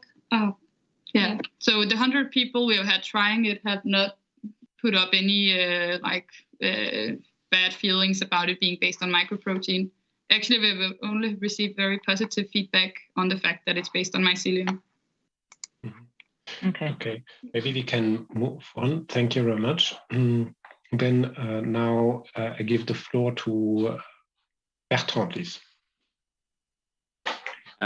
Thank you. Quick question about your supplier. I think it's Macorena AB. I was just curious. They're producing this mycoprotein. What happens to the other ones? Why is somebody not just going to do what you're going to do with their ingredient, or why is Macorena not doing it themselves? So first of all, we cannot state that it's Macorena who is our supplier. It might be other supplier. So we cannot confirm that it's Macorena. And second of all, producers of mycoprotein could do it themselves, but they usually don't do it because they are B2B companies. So they work with other brands to get to the market. And if we are there first because we do have a supplier, then we have a higher chance to acquire a portion of the market, starting with Denmark. Last question, please. Oh, last question. Now I have a terrible choice to make again. Bennett, is that okay? Bennett, can you go first, please? Yeah, can you go? Yes, thank you very much. Thank you very much for your presentation. I must say that I've been following a vegetarian diet for the last 4 years, just eating from time to time fish. I don't know what would be my classification according to your table, but I think I'm quite used to taste this sort of protein alternatives. And when I go to the supermarket, to the shelf, I see not hundreds, but dozens of options. And I have tofu with curry, tofu with basil, tofu flavored with whatever. And the thing is that if I have your product there, what would make me to choose your product instead of the price? Because it comes from the mycelium. What would aware my attention and take my attention in order to choose that one? So we were aware of this challenge, and therefore we first, before we go to supermarkets, we will run campaigns with mailbox companies and catering companies where people get to know the product. So when they go to supermarkets, they already know what they're looking for, as they have tasted it in the recipes they purchased in the mailbox companies. So that's our strategy around how to make the consumers choose our product over other products. And then one extra thing, in Denmark, the market is yet not as highly populated and maybe other markets in Europe. So there are not that many actually products in the shelves. So we have less products to compete with than in, for example, UK or Germany. Thank you. So you mean that this is a taste winner proposition. So once I've tasted, I will never choose a different product. You probably will, but you will come back also for our product. Now you make us even more curious. Thank you. I just wanted to add on, I'm sorry, it was the question that one of the other judges was asking about how many tons for the next year we would need to produce of our product, and that is 18 tons of the product for 2022. Good. Thank you. Well done. Thank you very much. No questions, but advices. Is that allowed, Christoph? No. Give it quickly, please. Do so, yes. Well, you write down in paragraph 4.1 that the next year you will start your own mycelium manufacturing. My urgent advice would be not to go there. Just stick to making the product and sell the product and buy the mycelium. Thank you. That's also the strategy we're at right now. Yeah, we have reconsidered. We have already moved quite a bit since we were writing the report. Thank you. Thank you. Thank you very much. Thank you very much. Thank you very much, Tempty Foods team. It's time for the jury discussion. We will be back in a few minutes with the next team, the last team of this morning.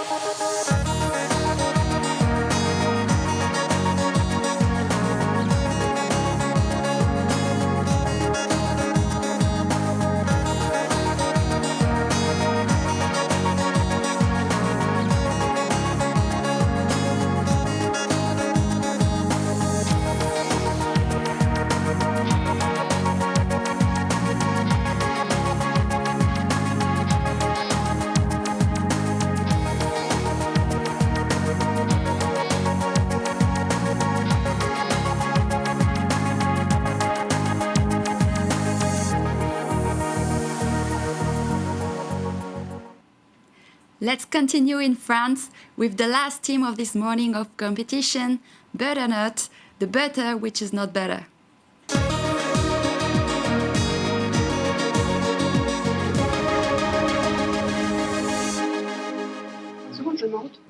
Welcome, Butternut team. You have the floor. Welcome everyone for another web reporting. Our innovation is worth gold.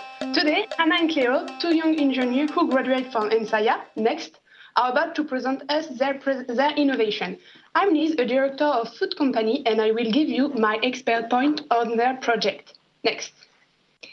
Hello everyone, we are so proud to be here today with you for our Innovation is Worth Gold to present our product Butternut.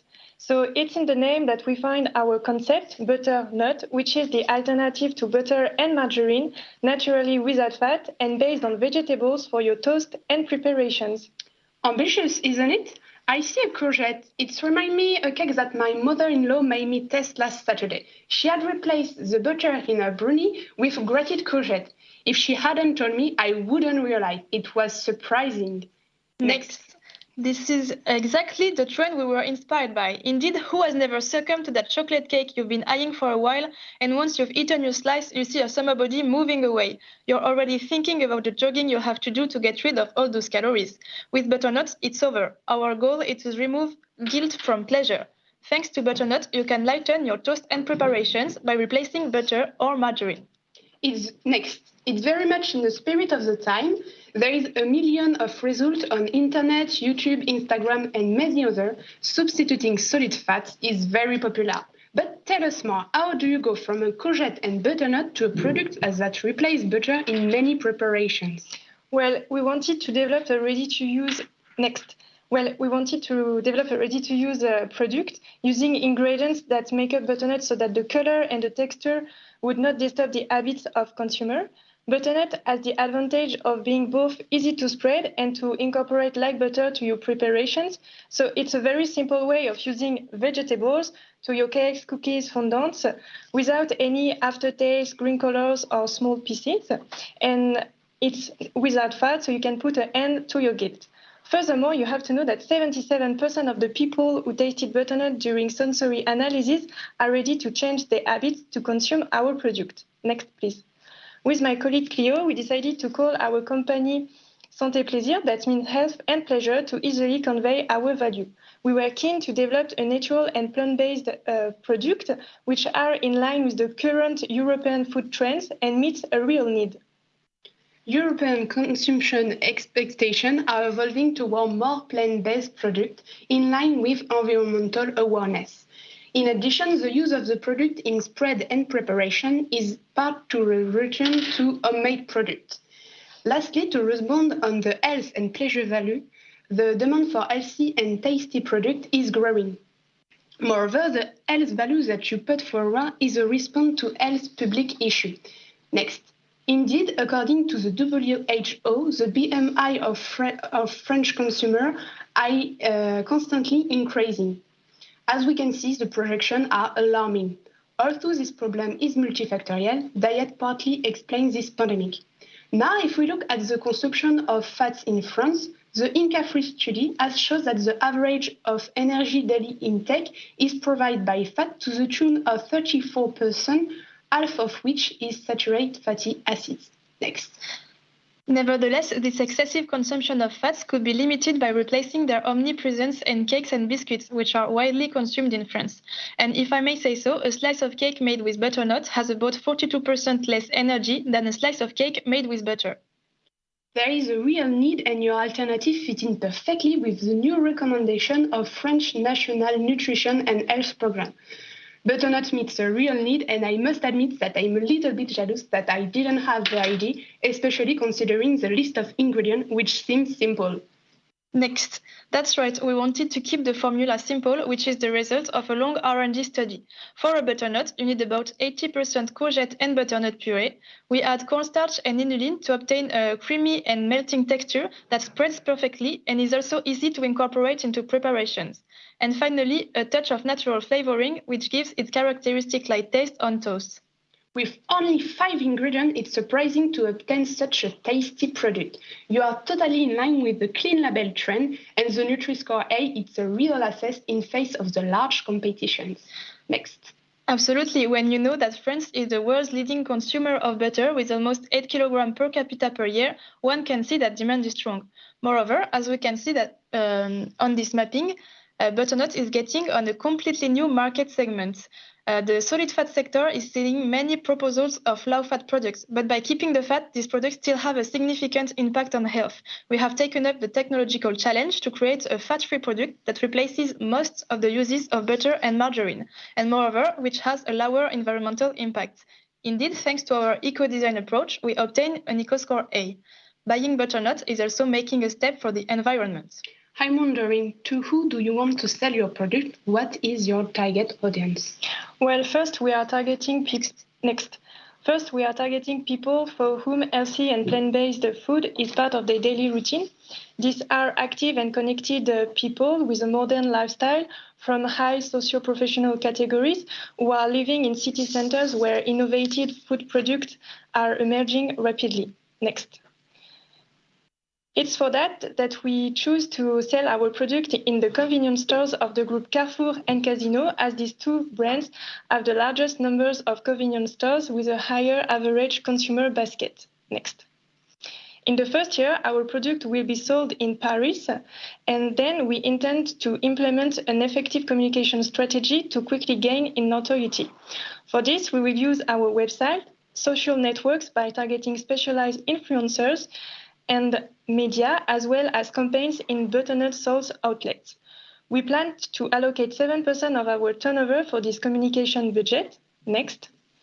And thanks to this, in the second year, our product will be sold in Marseille and Lyon. And finally, from the third year, our product will be found in the 7 biggest French cities. With the growing awareness of our product, our sales will be multiplied by 4 between the first and the third year. Next. And now I'm going to reveal where you will find our product. We decided to position ourselves as close as possible to our main direct market competitors so as not to lose consumers. That's why we opted for a top-type packaging for product recognition and convenience. Honestly, I found that the artistic universe is totally in line with the value of the product. There is even a little recipe on the lid, which is very smart. And honestly, I am lucky that I can test your product, and the mouthfeel and the taste are so pleasant. For sure, I recommend it. Before opening the lid, the use-by date of our product is 30 days. As you can see, once open, our product can be consumed within 7 days if kept in a cool place between uses. We ensure the quality of our product by applying the HACCP method to our production. We have identified 2 critical control points, the heating phase in the mixer cooker, which eliminates the microorganism, and the metal detector at the end of the line. Next. And in practice, have you thought about the industrialization of your product? Of course. Concerning the production rate, here are the forecast figures that we obtained by increasing by 5% the sales forecast to take into account product losses. In terms of volume, these figures are quite low. That's why we decided to outsource the production of butternut for the first 2 years, and from the third year onward, we plan to set up in our own factory to deal with increasing sales. Next. And now I'm sure you are wondering, what is the price for a butternut tub? So at the moment, the recommended price is at €1.99, which is both below the €2, the symbolic €2, and within the range of the psychological price we established during our individual interviews. If we look at our industrial cost price, we can see that it decreases during the course of the activity, and at the same time, we multiply by 4 our predicted turnover between the first and the third year. Next. Well, your project is really interesting, and I'm sure you have some prospects for the future. Yes, of course. We would like to broaden our target group by carrying out a special campaign dedicated to sensitive person who will be interested by reducing the cholesterol level. Then we would like to sell our product in supermarkets and develop 250 gram format more suitable for family, and to internalize the production of frozen vegetable purees. Finally, we would like to introduce butternut to the catering industry. It means to collective catering and to professionals. Well, I see that you have a lot of ideas in mind, and your enthusiasm and freshness is a pleasure to see.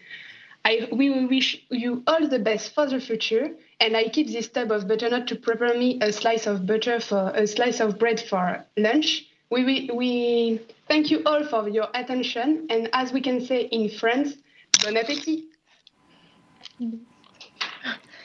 Thank you for your presentation. Let's continue with the question and answer session.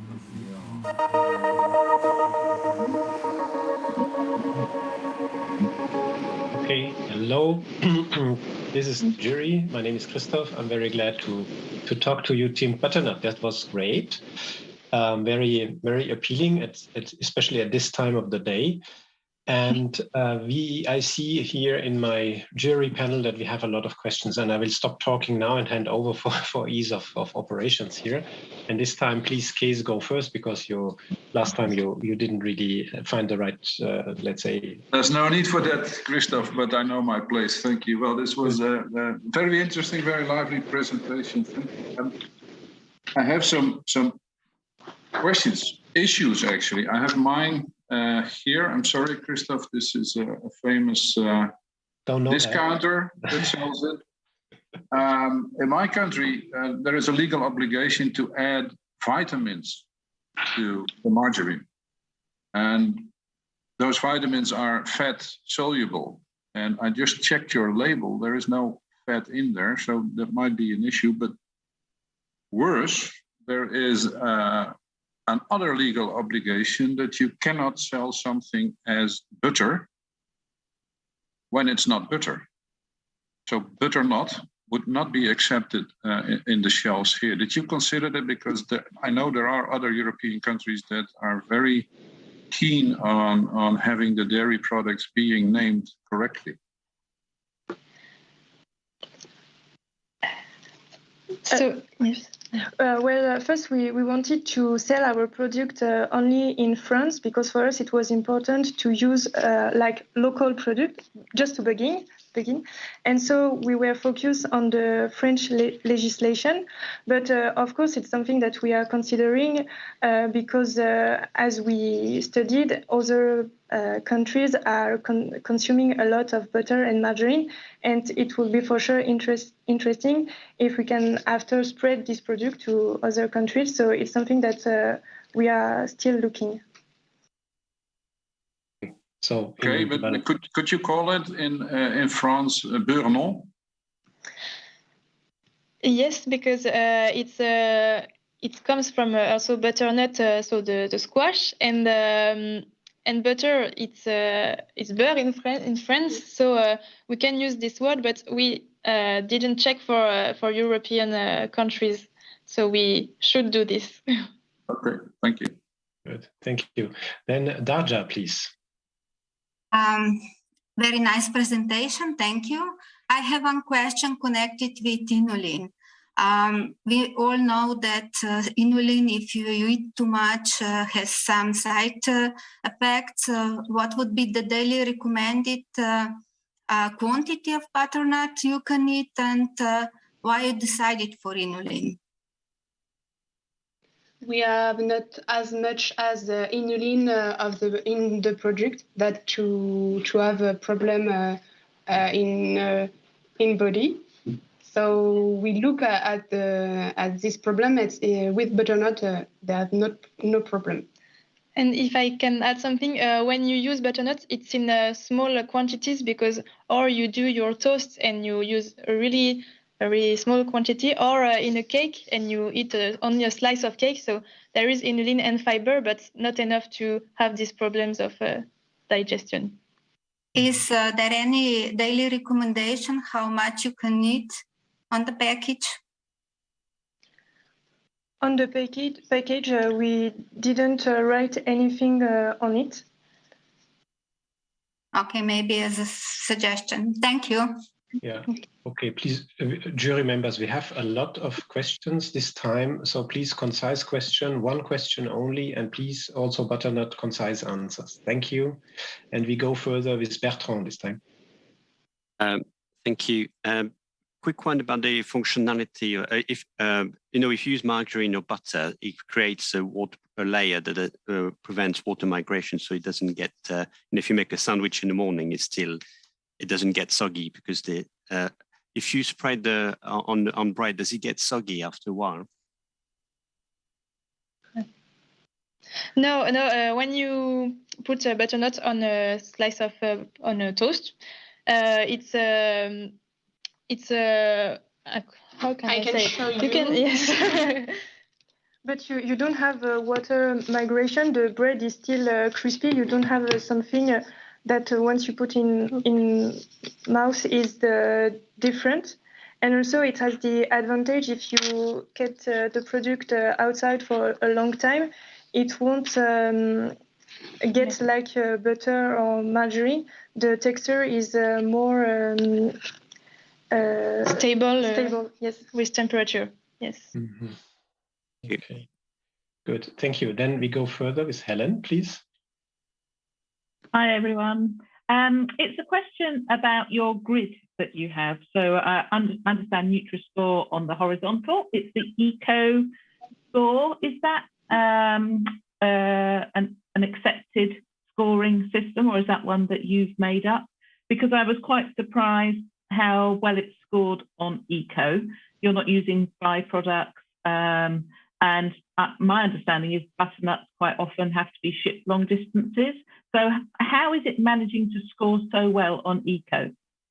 The Eco Score is a new score developed in France in the beginning of 2021, and we used the tool they provide to know what is your Eco Score. So we entered some information about the product. So what are the packaging, the ingredients, the type of ingredients. So we have a lot of vegetables, etc. And so compared to butter and margarine, we have a better Eco Score because mostly about the vegetables. So we have a Eco Score A, and butter was a D, and margarine, which is a vegetarian and plant-based, was B. Okay, thank you. Okay, thank you. Then we have Tim, please. Yes, thank you for the presentation. Very nice. I had lots of questions, but as we're down to one, I'd choose one. You mentioned in the text you incorporate the butter aroma, natural butter aroma, and this counteracts the bitterness. I'm interested to know how that happens. How does the aroma counteract the bitterness? I'm not sure I understood. You mean the aroma is covering the bitterness? Yes. Well, that's what you wrote in the text, yeah. Yeah. Well, first at the beginning, we didn't use aroma at all. And when we did some sensory analysis, some people said it missed something. And so we tried different flavor and the butter one.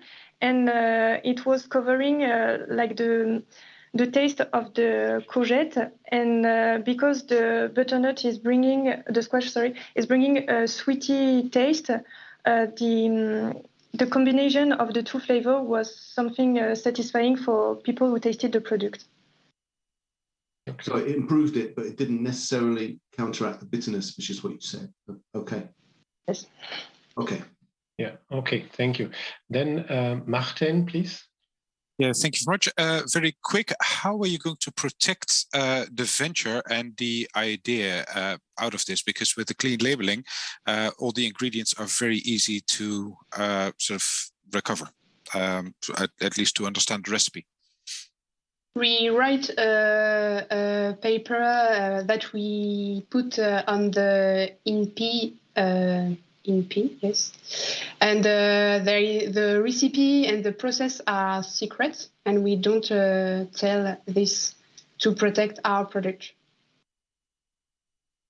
Okay, silent. Good, thank you. We move on with Inge now, please. Yes, I have a question on the shelf life. I seen that the shelf life is 7 days. Is this not a problem for your product? Because normally for butter and margarine, you have a longer shelf life. Is the retailers, the supermarkets, don't make any problem of that short shelf life? Yes, it's something that is a little bit short, so it's a reason also that we have a 125 gram tube, and we made some analysis by a a microbiological lab, and the results were different. Sometimes the product can have a shelf life of 13 days, so we have to do further analysis because we did the packaging by ourselves, so maybe there was a lack of hygiene when we did the recipe. So it's something that we have to work on. Okay, thank you. Thank you. It is the last question, please. Yes, thank you. Then we have Aparajoy. Yeah, so my question was what Tim asked, but I have another one, a very simple question. Can you use your product in cooking as well? If I want to make scrambled eggs, can I do that with your product? And would the end result be more or less delicious as I would get from traditional butter? So we can't put butternut in the pan to cook a slice of meat, but with butternut you can prepare a lot of cake, savory and sweet, and also cookie, pancake, brioche, and a lot of things with butternut. Okay. Have you thought about dishes which are outside of your home country? Or you're just focusing on these dishes for now? Only on French dishes for the moment, but okay. It's something that we are considering for the future. Okay. Okay, thank you. Thank you. Thank you very much, Team Butternut. And I think the jury will now convene to vote. Okay. Thank you, Butternut team, and thank you to the jury members for this first part of the competition. Of course, thank you to you, the audience, who followed this online contest. It is now time for a lunch break. We'll be back soon for the second part of this contest. See you back at 1:15.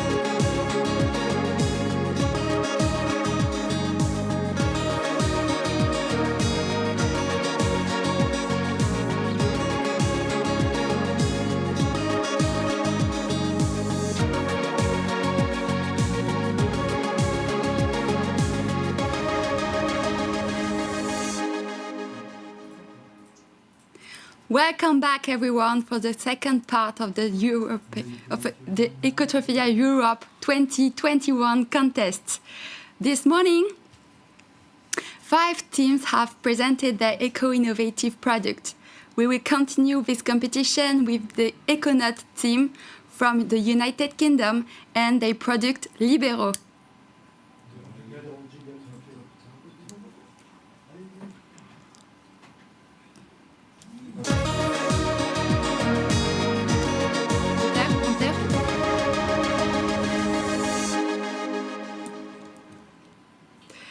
Welcome, Team UK.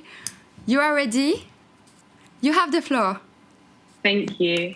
Hi, everyone. Thank you for having us. We are Team Econauts, an environmentally conscious team from the UK, passionate about developing innovative and exciting ways to address the huge issue of food wastage.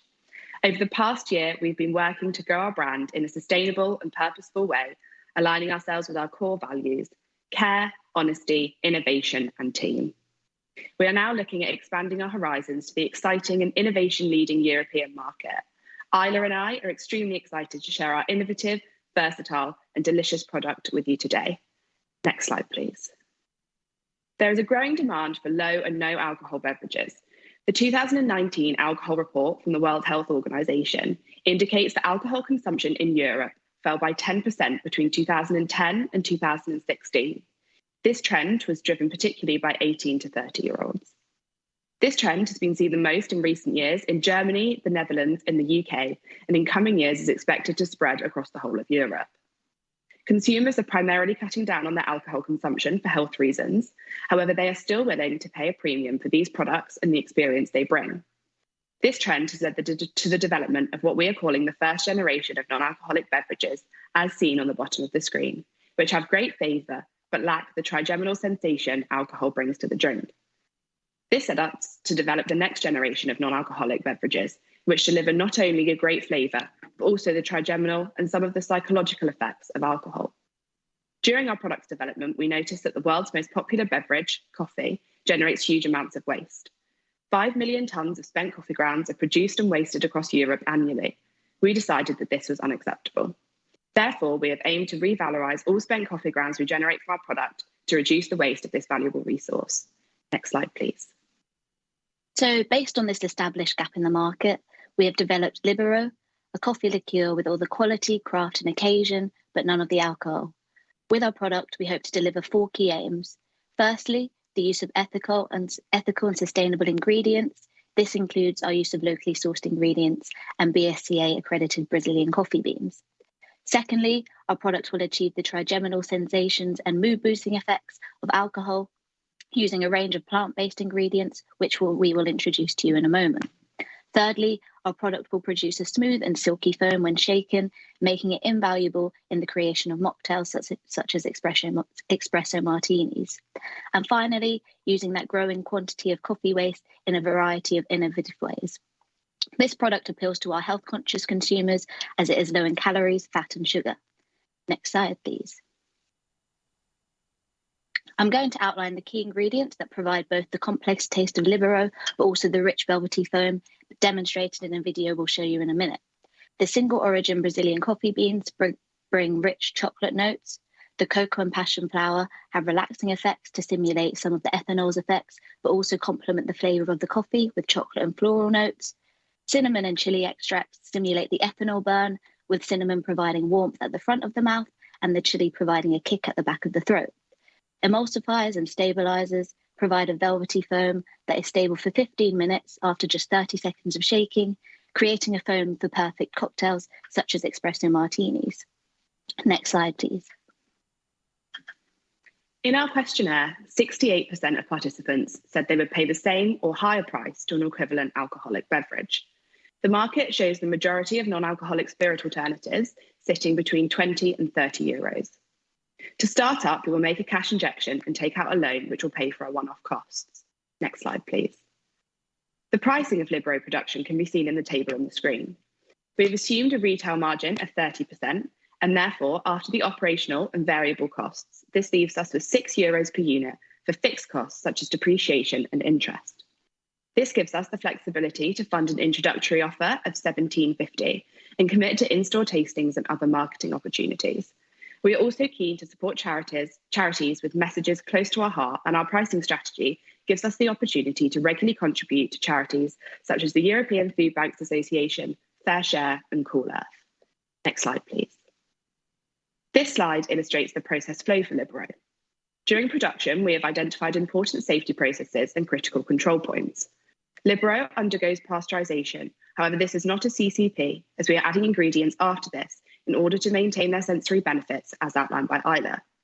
Therefore, post-pasteurization, the product enters a high care area. In this area, there are 2 CCPs. The bottles are rinsed with a disinfection solution and inspected for breakages before filling. The final product is then passed through a 10-micron filter to ensure no foreign body contamination. The shelf life will be maintained by the addition of potassium sorbate preservative and a low pH. The pH of Libero is measured during development at 3.8, meaning microbial growth will be prevented. Next slide, please. So in keeping with our goal to create a product that doesn't contribute to the rising levels of food waste, we've tried to incorporate innovative ideas of using spent coffee grounds within our packaging. We've come up with the idea of eventually using it to produce ink for our labelling, as well as compressing the spent coffee grounds to form a secure lid for the bottle. Both of these methods would involve us reaching out to existing companies, as you can see at the bottom of the slide, and forming some sort of partnership with them. Again, alongside another coffee recycling company, we plan on turning our coffee waste into a flavour extract to be filtered back into our end product as a flavour enhancer. Any excess waste after this would be turned into energy, and then thinking on a larger scale and in the future, we'd look into creating our own energy source from the increased waste we'd be producing. Next slide, please. I've mentioned the bottle lid and ink from spent coffee grounds, which have been the driving force of our colour scheme due to the natural brown colouring the ink from coffee waste would produce. Each bottle will be made of glass, making it robust, but also maintaining a high quality premium feel. We've also opted for Tintoretto paper, which has increased durability compared to the standard, whilst also being fully recyclable.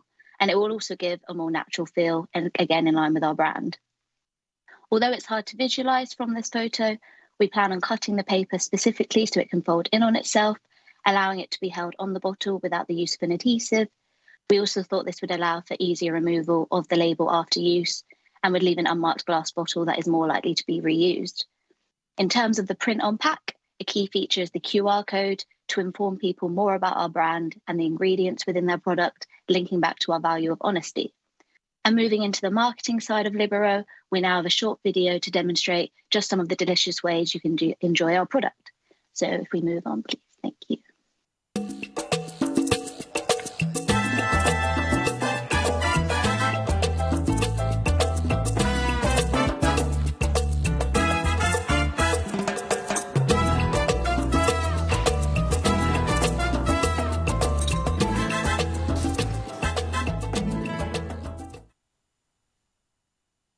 I hope you enjoyed that snapshot into Libero and its uses. Diving further into our marketing, based on our questionnaire and market research, we've identified our target audience and their wants and needs from our product. We consolidated this into an example consumer who we termed Meg, that allowed us to develop our product and marketing strategy with that consumer-led mindset. Next slide, please. As you can see, a lot of our consumers will be attending events and using social media, and this is how we plan to roll Libero out. Initially through smaller markets and a big push on social media using influencers and marketing campaigns. And then longer term, we'll be placing Libero within bars, restaurants and retail. An example of our social media push are the 2 recipes you can see on the screen, which we worked with a mixologist to create. I know it's quite hard to see the details on the screen, but I can assure you they are absolutely delicious. And if anyone is interested, we would be happy to send them over to you after the presentation. And they are also available to see over on our Instagram page. Next slide, please. So we really believe in Libero and have some exciting plans for the future of this product and our company. Firstly, we will expand our range of non-alcoholic liqueurs, looking to create several fruity flavours, as well as creating non-alcoholic vegan coffee and chocolate plant-based cream liqueurs. We are also excited to expand our coffee liqueur to Europe and the rest of the world, and are sensitive to the variety of roast preferences across Europe as well. 1 minute left. Our product would be specifically adapted to suit each market it enters, ensuring customer satisfaction. Our product will initially launch in Italy, Germany, France, and Spain before expanding into the rest of Europe as the non-alcoholic beverage trend spreads. Sustainability is at the heart of everything we do, and so as our business grows, we will continue to review factory efficiency, moving to continuous production, and as I mentioned before, seeing how we can recirculate any waste we produce back into our energy production systems. We want our product to remain as good for the planet as it is pleasant to drink. Next slide, please.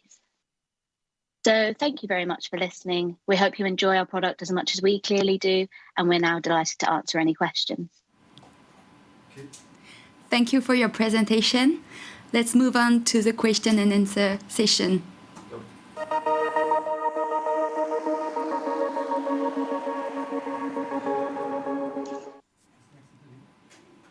Hello, Team Econauts. I'm Christoph. Hello. Welcome to the Hi. Q&A session. And thank you, first of all, for this very interesting presentation right after lunch. It was really gives us almost desire to taste your product. So that's great. We have a number of hands already raised here for questions. So I think that the jury is eager to learn more about your product. Yeah? Maybe I could give the floor first to Georg, please. Georg, you're mute. Oh, thank you. Yeah. Thank you for the presentation. After the meal, I would like to have a drink, but it's not possible because of the situation. But one question, I'm a little bit wondering, did you already make the ink? Did you make this step to produce the ink out of the coffee? And do you really think it's economic to use the waste for making ink? Thank you for So this is something we've tried in our kitchen at home, just ourselves. It's in the process that we're trying it again and again just to make sure it works well. But we have found a company that already does it. So initially, we're hoping to kind of make partnership with them, reach out to them and see how they could help us whilst we're still figuring out the exact ways for us to make it possible without having to reach out to them. Okay, thank you. Then Bennett. I can hear you now. It just can't. Yes, thank you very much for the presentation. It's really a very delightful product which follow the trends of non-alcoholic beverages. And I have a couple of questions. One is regarding the ingredients. You mentioned that you add sugar, and my question was, why don't you go for, let's say, a steviol or stevia alternative in order to reduce the number of calories, for instance? Because you count around, or you label 40 calories per 100 grams. I had doing some counts and it's 35. I don't know why there is this gap between the 35 and the 40, but okay, if you could add some alternative to sugar, perhaps you could reduce the number of calories, which is also a trend as well. And I have another question, if you allow me, which is about the reusable or refillable bottles. How have you thought about the reverse logistics with these bottles? Because I guess that these bottles is going on trade, and then you have to get these bottles back to the factory again. And this is not so obvious when you need to get these bottles back. And also, how have you count the bottles losses in your financial figures? Thank you. Should I take the sugar part and then I'll pass to Isla to answer the packaging? So we initially were looking at having sort of a clean label product. We know that while our consumers are health conscious, we think they're quite sort of naturally health conscious. They're not as much frightened of sugar. It's actually the chemicals in terms of sweeteners and things like that. We didn't want to be adding that to our back of pack declaration. So we'd rather have a sugar presence in there. It's a high quality sort of luxury thing. We think that our customers are happy to enjoy that, knowing that there is sugar in it. But I think that it was mainly the clean label that we wanted to keep all of our ingredients as natural as possible. And in terms of our sugar sourcing, so when we start production in the UK, we'll be looking at locally sourced sugar beet, so we can reduce our food miles in that way and sort of really know where our ingredients are coming from and have that honest relationship with the consumer. And if Isla, you want to take the bottle question? Yeah, firstly, I'll just add to the sugar aspect. So it's something we did consider briefly, but then we were thinking maybe more of a mouthfeel, point of view, sugar might be the best case scenario. And we've also opted for a lower amount. So we've tried to minimize the amount of sugar as much as possible to maybe even it out. But I think we did mention in our dossier that we might consider in the future looking at alternatives, because we are aware that people might be interested in looking at, like, I don't know, xylitol and other things like that. So we are aware of it, basically. With regards to the packaging, if I understood your question right, we are advocating to reuse our bottles after use. So I think, like, through our social media and things, we're hoping to maybe, I don't know, advertise, give people ideas of how they can use the bottle once they've finished the product. But I don't know, is there any way you can rephrase the question, maybe? I'm not sure I understood quite. Okay, then perhaps I didn't understand correctly, but I thought that you wanted to reuse in your bottling plant the same bottle. No, I guess that you want the consumer to reuse it. Yeah. Okay. Yeah. It's clear now. Thank you. And we can use the QR code on the back of the product. We'll use that to then give examples of using it for other drinks or as a vase or things like that. Okay, so we have more questions for you. And the next would be Tim, then, please. Well, yeah, I was going to ask a question concerning the glass bottle as well, because that's a big issue, of course, in terms of the environmental footprint. And even so, your answer is quite clear, but that's obviously going to be a limiting factor, because there's only a certain amount of glass bottles that people can have in their house and make use of, especially if you wish to expand geographically and move out. So that really is quite an issue, the glass bottle. All premium producers are having this problem at the moment. It's difficult to move away from glass and still keep the product premium. So that really would need to be addressed. So that was my favorite question. The other question I had was to do with sorbate. Sorbate will give you good protection against fungus, of course, but as you have an addition, after the thermal processing, it won't protect you against any bacteria. Of course, you may not have, you may be lucky and not have any lactic acid bacteria or other bacteria that can support these low pHs. But have you contemplated bacteria, or are you mainly focusing on fungal growth? Yeah, we know that the fungus risk from our raw material coffee is probably our highest risk in the product. But we have looked at the bacteria risks as well. So we're going to be doing raw material intakes, testing all of those for different bacteria. And then those will go straight into we'll have a high care ingredient storage area. And those will go straight into there having been tested. So they'll sort of like test to release in terms of our raw materials, which will then go straight into our high care area and straight into our pasteurized product, so that there's no risk of contamination with other areas of the factory. So and what would be the shelf life after opening? I think it's 6 weeks. Is that right, Isla? We're aiming for around 6 weeks. We hope to do more testing, but that's the hope. That's what we're aiming for. Yeah. Well, that's also what you got to protect with the sorbate. Anyway, thank you. Mm-hmm. Okay. Next one would be Kees, then, please. Yeah, I wanted to start about a glass bottle, but I won't. Actually, my left brain is a bit in conflict with my right brain. I see you harness the power of nature. And then you say, I don't want too many chemicals in there, but it has to foam. So I throw in an E number. You use spent coffee for the ink, but not for the drink itself. So it will add to coffee consumption. Coffee growing is one of the constituents of the loss of rainforest.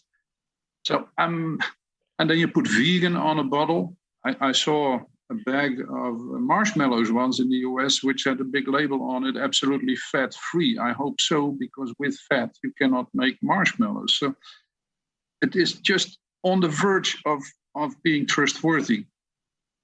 Am I pessimistic here? Then please correct me. I'll start and then pass to Isla maybe. So we're trying to be as honest with our consumer. I think that was a sort of, along with the clean label discussion, is where there are points where we do have to compromise on what we can offer a consumer to give them a high quality, safe product and to preserve the shelf life in terms of our food waste. So in terms of potassium sorbate preservative, that gives us a longer shelf life, which then means less of our product will be wasted and we're offering a better product to the consumer. So that's sort of a compromise that we had to take there. And then Isla, do you want to add anything? Yeah, so I think we managed to ask a small group of consumers a few questions about what they thought was the priority for our product.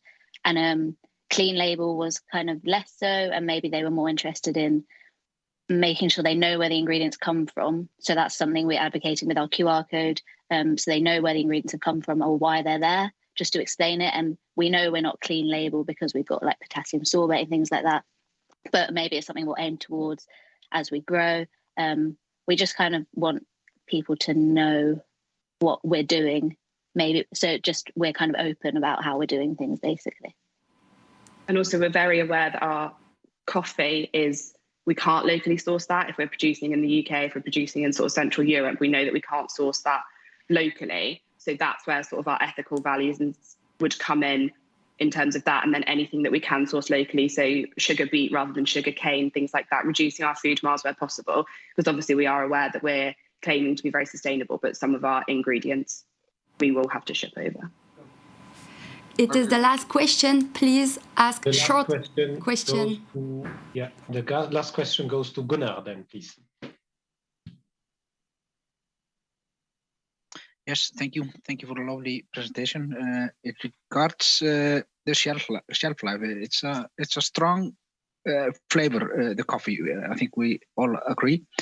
6 weeks for a liquor bottle. In my home, I have a relatively big home. That means I have to put a little liquor into almost every meal within 6 weeks. Don't you think the shelf life is too short? Thank you. I think this was another compromise we had in terms of delivering our high quality product to the consumer.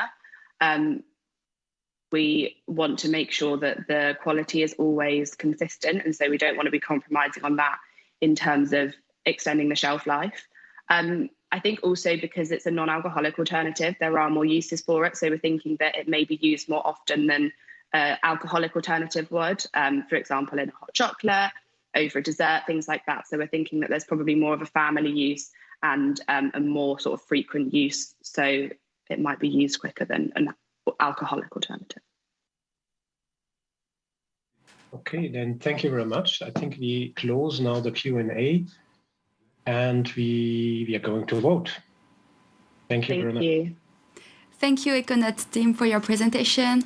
We are back in a few minutes with the next team after the jury discussion.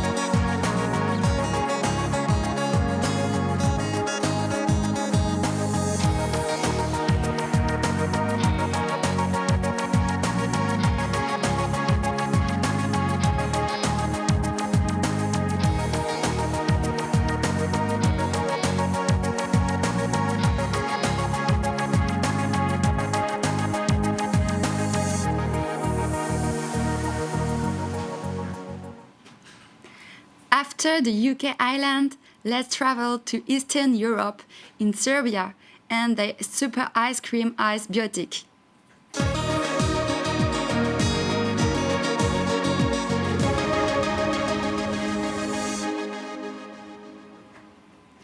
Welcome, Serbia team. You have the floor.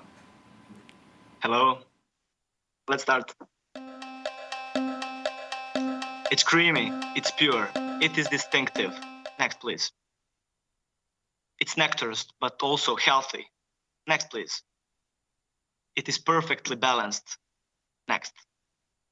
As all things should be. Next slide. It's not Superman or any other superhero, nor Thanos. Next, please. I'm presenting you your ice cream superhero. Good afternoon, everyone. We are Ice Biotic team from Serbia. We are Nikola and Jelena from Faculty of Agriculture and Ksenia from Faculty of Economics. Next slide, please.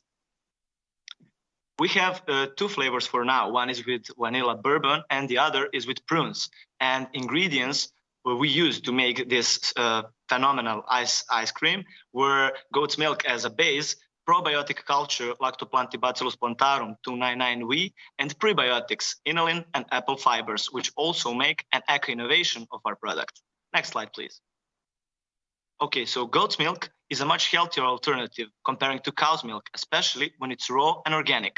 It also has a lot of health benefits. For example, it straightens metabolism, it's easier to digest, and that strong goaty flavor cannot be felt in the aftertaste, which also represented the potential problem for potential consumers. Next slide. Okay, factors of our functionality are probiotics and prebiotics. Probiotics, they are living microorganisms which become dominant microbiota in our guts, and from there they can also have a lot of health benefits for our system. For example, they improve digestion, they boost the immune response, and so on. We used spray-dried Lactoplantibacillus plantarum 299V probiotic strain, and in 100 grams of our ice cream satisfies the daily intake of probiotic cells, which also represents the minimum of probiotic effect. Also, the most important thing, sensory properties are not impaired. When we talk about prebiotics, we talk about inulin and apple fibers. They selectively stimulate our probiotic bacteria and also have a lot of health benefits for our body. They modulate the immune response. They prevent the intestinal infections, and also they reduce blood cholesterol levels. Next slide, please. Inappropriate eating habits with plenty of sugars and additives added, and modern way of life, which includes poor sleep quality and lack of physical activities, affect on our healthy gut microbiota. Such a lifestyle leads to growth of undesired microorganisms. Results are many disorders, for example, digestive disorder and many others. And our goal was to create functional product which have plenty of health promoting benefits in addition to its nutritional value. That's why we made this fantastic ice cream. Next slide, please. So apple fibers are making an eco-innovation of our product. They are generated from apple pomace during apple juice production. Next slide, please. And in this slide, you can see two nutritional tables for both of our flavors. And of course, they are both classified as good sources of fibers, which is the most important thing when we are talking about the nutritional values. Next slide, please. Okay, and when we talk about packaging, our packaging is made of paper and it has a tiny layer of plastic, so our product could be represented in a market, and because plastic presents good barrier for moisture. Our plastic is also recyclable, and when we talk about paper, it is biodegradable, and it also has a wooden spoon, which is also biodegradable. Also, our product does not interact with the product, and it's made of harmful nutritional colors. Next slide, please. Okay, we came to conclusion that children aged 1 to 10 years take at least 20% more above the average rate ice cream than older age groups. So we focused on consumers, most frequent consumers, and that represents children between 4 and 10 years of age. And we also focused on our producer trends, which includes sustainability, convenience, health. So next slide, please. Our goal was to focus on the most frequent buyers and our most loyal customers. But the key difference is the most frequent buyers are in the same term as our most frequent consumers, because most frequent consumers represents children between 1.5 and 10 years of age, and they are also called our target group. Next slide, please.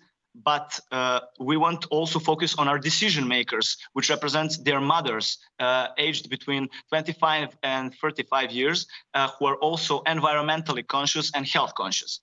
Next slide. So we have two ways of our marketing campaign. First is aimed for our target group, and the second one is focused on our decision makers. For kids, we decided to go digital. We decided to target kids with iOS and Android application, to present the Ice Biotic Doctor, the brand mascot, and to influence them by influencers, where we used our young Serbian athletes like Olga Danilovic and Tijana Bošković. And for mothers, we decided to focus on popular women's magazines by targeting young mothers while showing the effect and the importance of our product. Next slide, please. Okay, goal of our application is to differentiate from competitors and to make better market positioning. Children will have a chance to create their own Ice Biotic ice cream, and while they are making that product, they will educate about probiotics, prebiotics, but in a creative way. Next slide. Ice Biotic Doctor mascot goal is to build the most recognizable brand image in the industry by building a close relationship and emotional connection, and even more and even stronger bonding with target group. Next slide.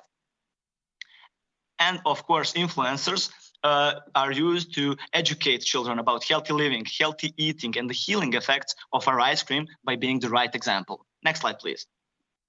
Okay, we also want to enter the organic retail chain, and when we will have a chance, we will also create our own specialized stores. Next slide, please.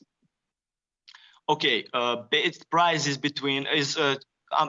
approximately €2 for vanilla bourbon and €3 for the prawns. And from each sold, we will donate a part of our money for different organizations such as the Nurdor, which helps children with cancer diseases.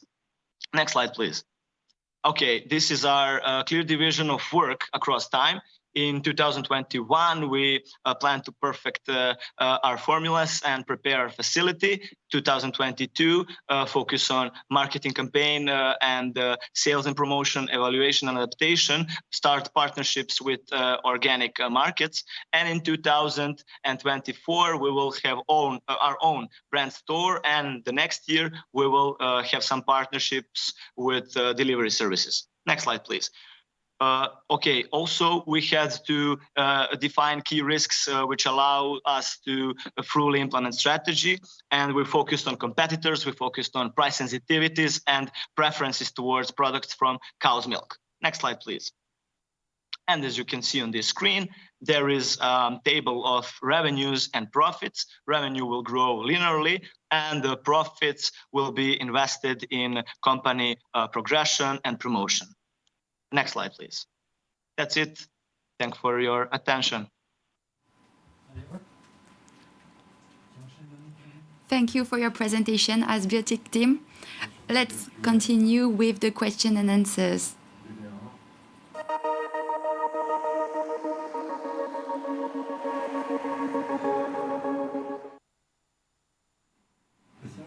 Hello. We have a question on the set. So Hubert, please. You are very fast, sir. Hello. It's a good dessert for our lunch. Thank you very much. And I wish I could eat your fine ice cream. What is the most innovating part of your proposition? Mm-hmm. Well, there is a lot of innovative parts. First of all, goat's milk is not so involved in ice cream production, that is cow's milk, but we had some researches and we found out that actually goat's milk is much better alternative because it has a good texture potential for our product, and besides that, it has a lot of other health benefits which will improve the quality of ice cream in general. Second one is also apple fibers. There are prebiotics, inulin, and probiotics, of course. Thank you. Thank you. So we have a few hands raised. Maybe I start with Gunnar first. Gunnar, can you go, please?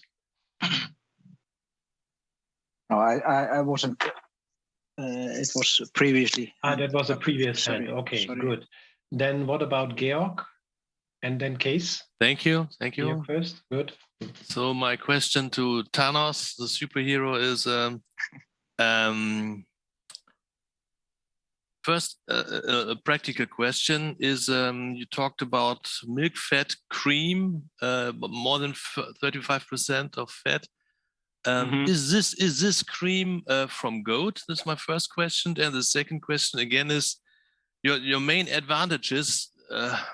I really like it. This is pre and probiotic parts, but the goat milk.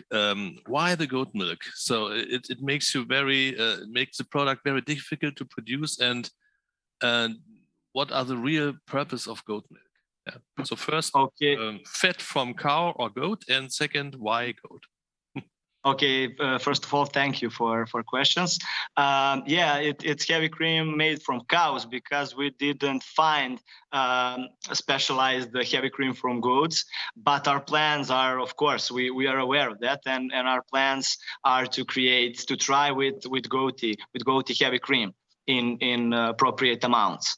And for the second question, why goat? Repeat. Why goat? Well. Firstly, it sounded innovative. It sounded interesting for potential customers, and we then came to some potential problems with aftertaste. That was the only problem, I think, in my opinion. And we solved it because when our product was made, there was no that kind of taste. So the answer would be, it was interesting. We want to try. It's more from a consumer perception point of view than like. Okay, Case, did you have a question or? Yes. I'm very truly in removing and moving and raising my hand and everything. Oh, good. Let's talk about the probiotics. You write on page 4 that there is 5 grams of inulin per serving, and on page 5, you write there is 15 grams of inulin plus 5 grams of fibers. Now, which one is it? When we talk about vanilla bourbon flavor, there is only inulin, like a prebiotic. And when we talk about the other taste with prunes, there are included also apple fibers. So we have apple fibers only in second flavor. Okay, but it's 15 grams of inulin then. 15 grams of inulin. That's what you write. Okay, then. Well, I can jump to the second question just as easy. Did you test having 2 portions of it? Sorry, can you repeat? Did you test having 2 portions of it? Because inulin has a minor side effect in the intestinal tract, as they call it. I can put it in plain English. It makes you fart like an idiot. Okay. I understand that, and I totally agree. I think there was some mistake in technical documentation because inulin I know for sure we added 5 grams of inulin in our 1 portion. Okay, so then with 2 portions, you'll be on the safe side with 10 grams. Yeah, and as I know, the recommended amount of protein, daily intake of inulin, is between 20 and 35 grams. Okay, thank you. Good. Helen, please. Hi, yes, Helen here.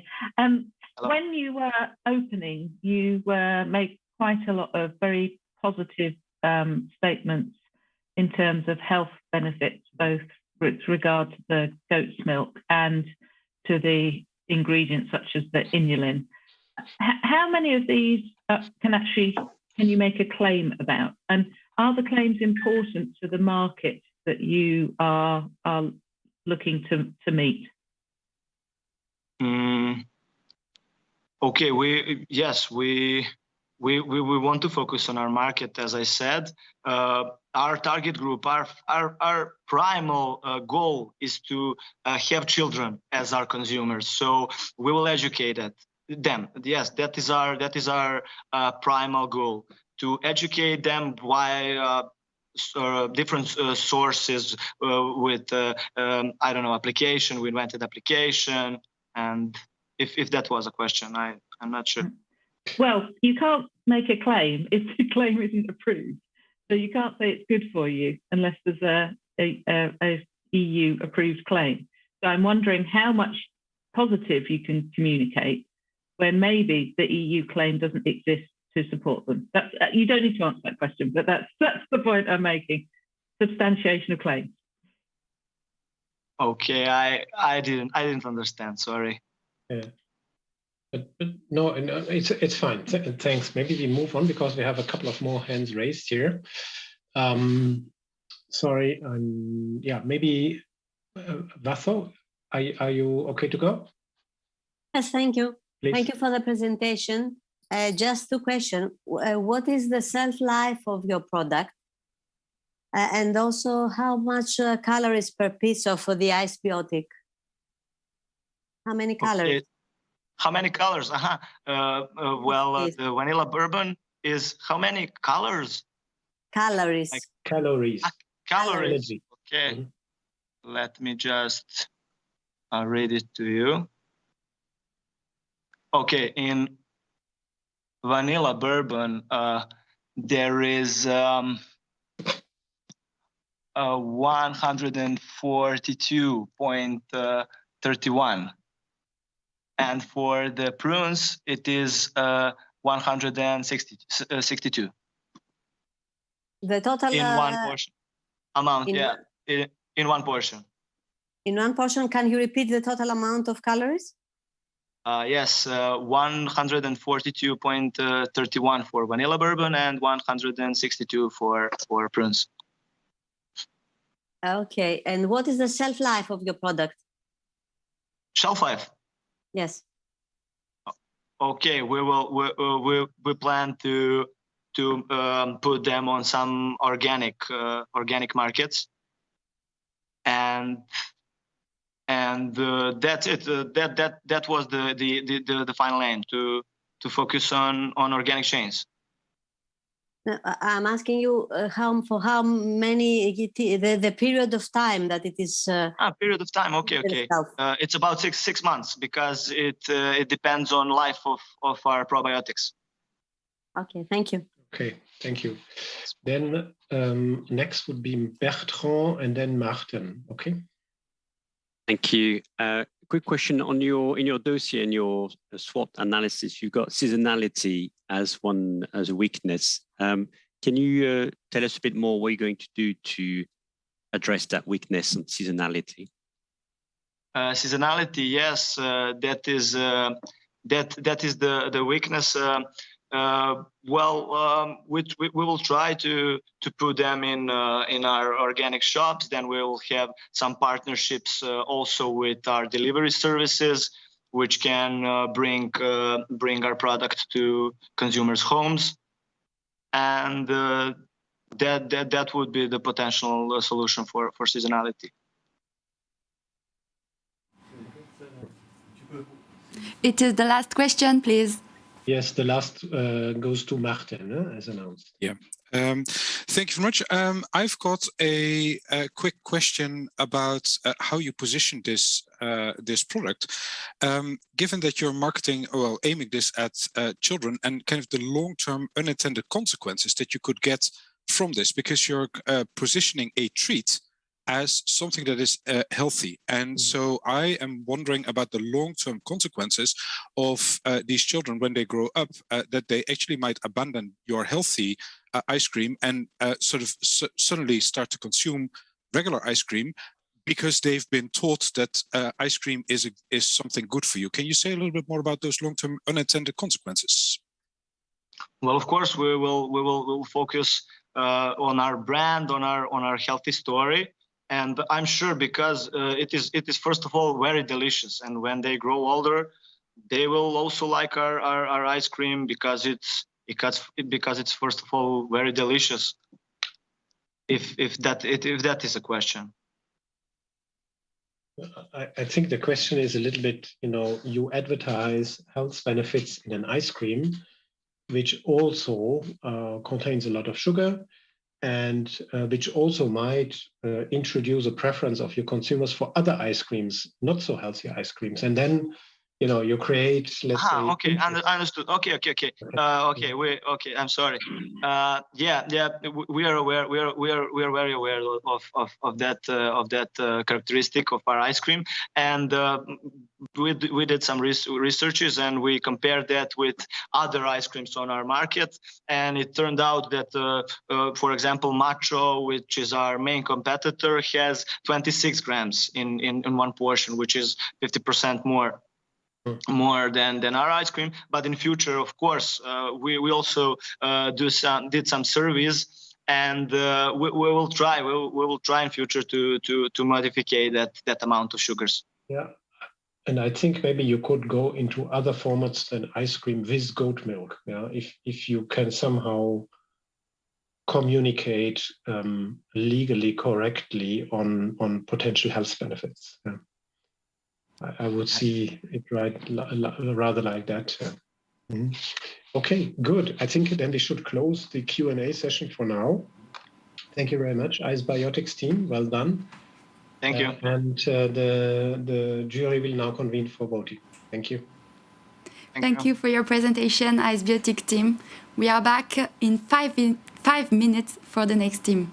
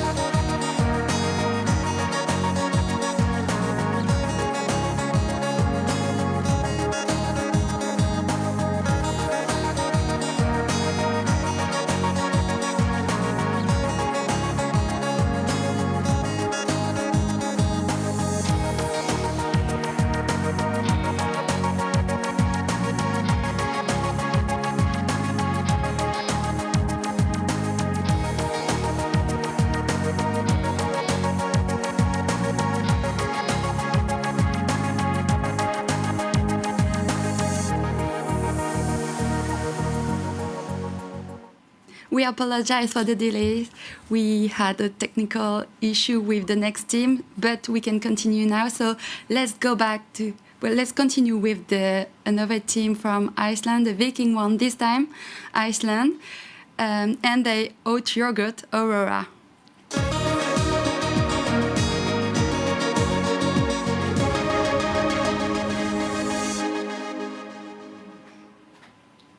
Welcome, Aurora team. You have the floor. Hello. Good day. We are Team Aurora, and we are going to present the product Aurora Oat Yogurt with granola and dried berries. Next, please. The team consists of myself, Ole Gretar, business analyst and majoring in food science. Next to me is Axel, agronomist and food scientist. And the third member is Arnar Thor, who is currently doing his master's in food science in the Netherlands, Wageningen University. Next, please. So when we sat down when we were starting our product development, we started to ask ourselves what kind of product we want to make. And in my opinion, in the beginning, I think it's very crucial to ask yourself the five whys.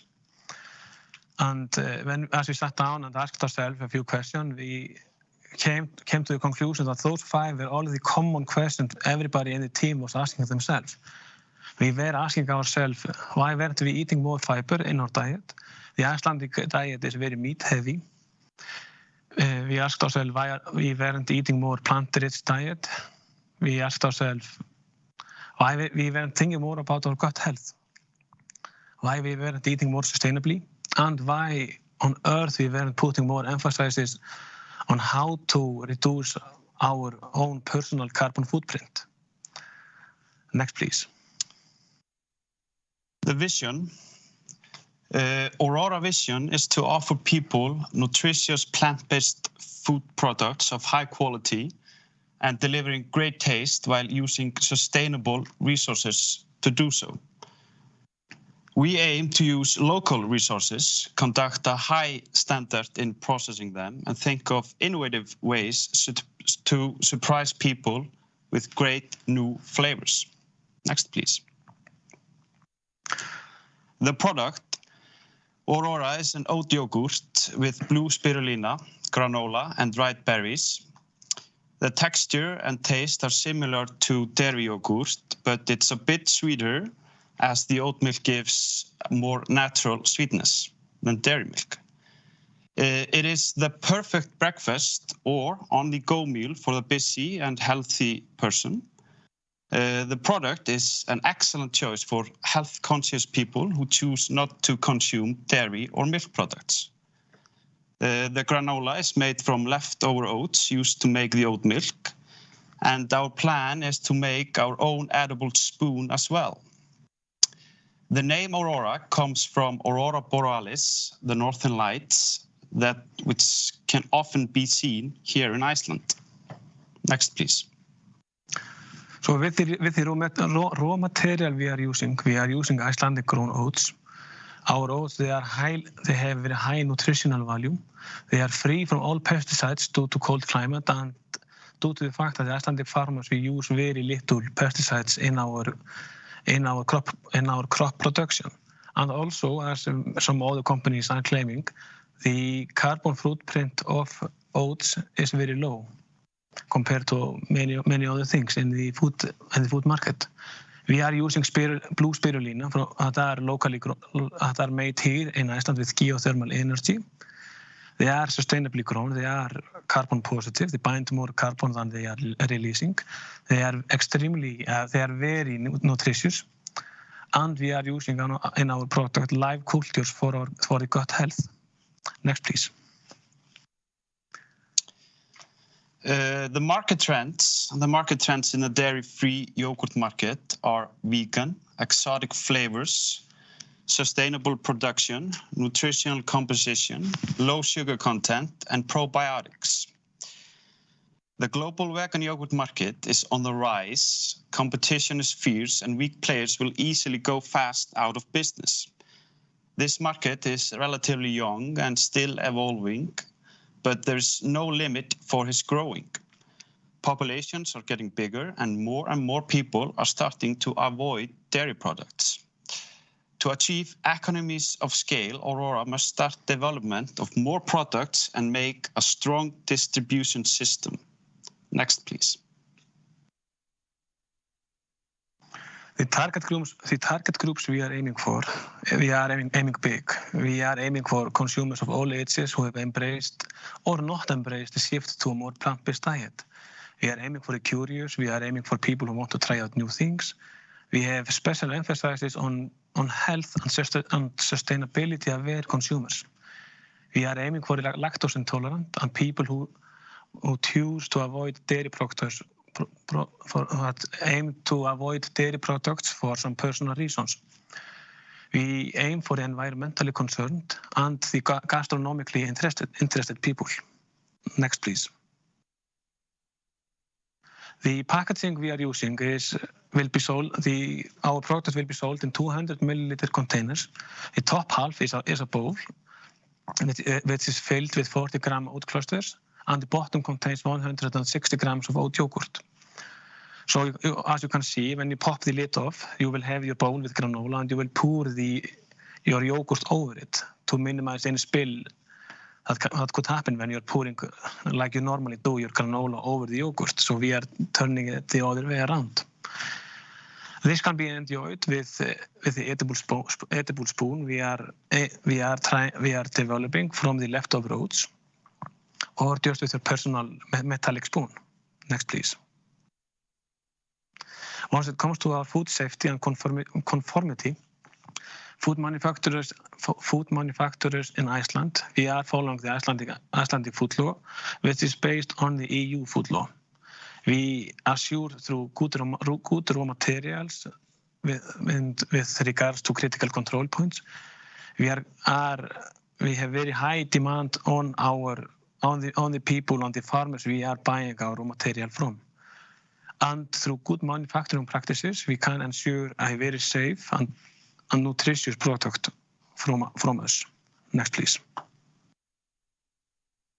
Next, please. How are we going to stand out in a fast-paced market? So we go by the 4 marketing P's: product, price, place, and promotion.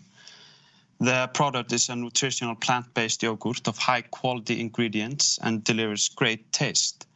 The price, we aim to get 50% margin on goods and getting the retailer price below €3 per container. And where are we going to sell it? At first, we're going to get a place in every supermarket in Iceland with plans of export later with a bigger product line of oatmeal yogurts. And how are we going to let people know of it? There will be strong marketing through TV commercials, newspapers, and of course, social media platforms. Next, please. 5 minutes. The business plan, it's pretty much go big or go home approach. So we have ambitious goals, and at first we're going to establish a strong market share of the yogurt market in Iceland. By doing that, we are using the market here in Iceland as a test market for Aurora and other yogurt products, while preparing for export to Europe. The biggest obstacle is to lower retail price as well as implementing a strong marketing performance.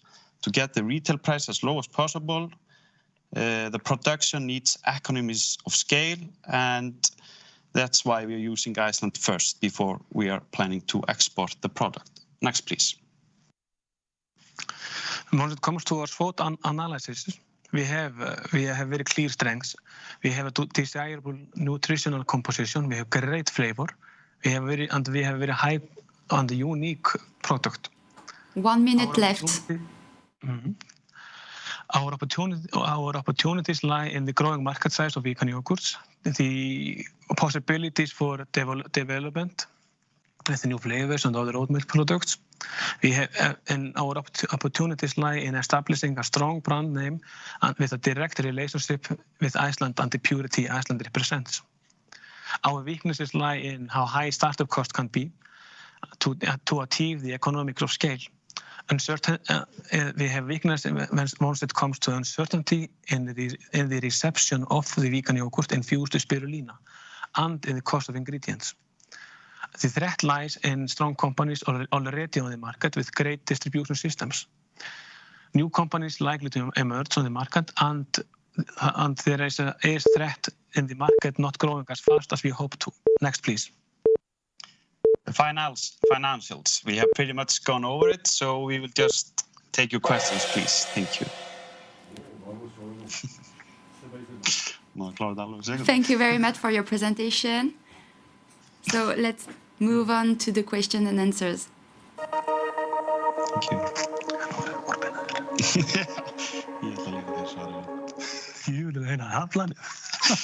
Thank you very much, Aurora team. This was very interesting, and I must say your yogurt looks very appealing, very beautiful. So we would really like to taste it, I think, at any next possible occasion. Now we have the floor open for questions, and I see already quite a few hands raised from the jury members. So I would say following sequence, Bertrand first, then Georg, then Kees. Thank you. Nice presentation and beautiful looking product and packaging. So that's lovely. Question on shelf life. In a dossier, you didn't have much on shelf life because you said you hadn't started. And I can't remember you mentioning shelf life in the presentation unless I got distracted. So can you talk us through what's the shelf life likely to be, or please?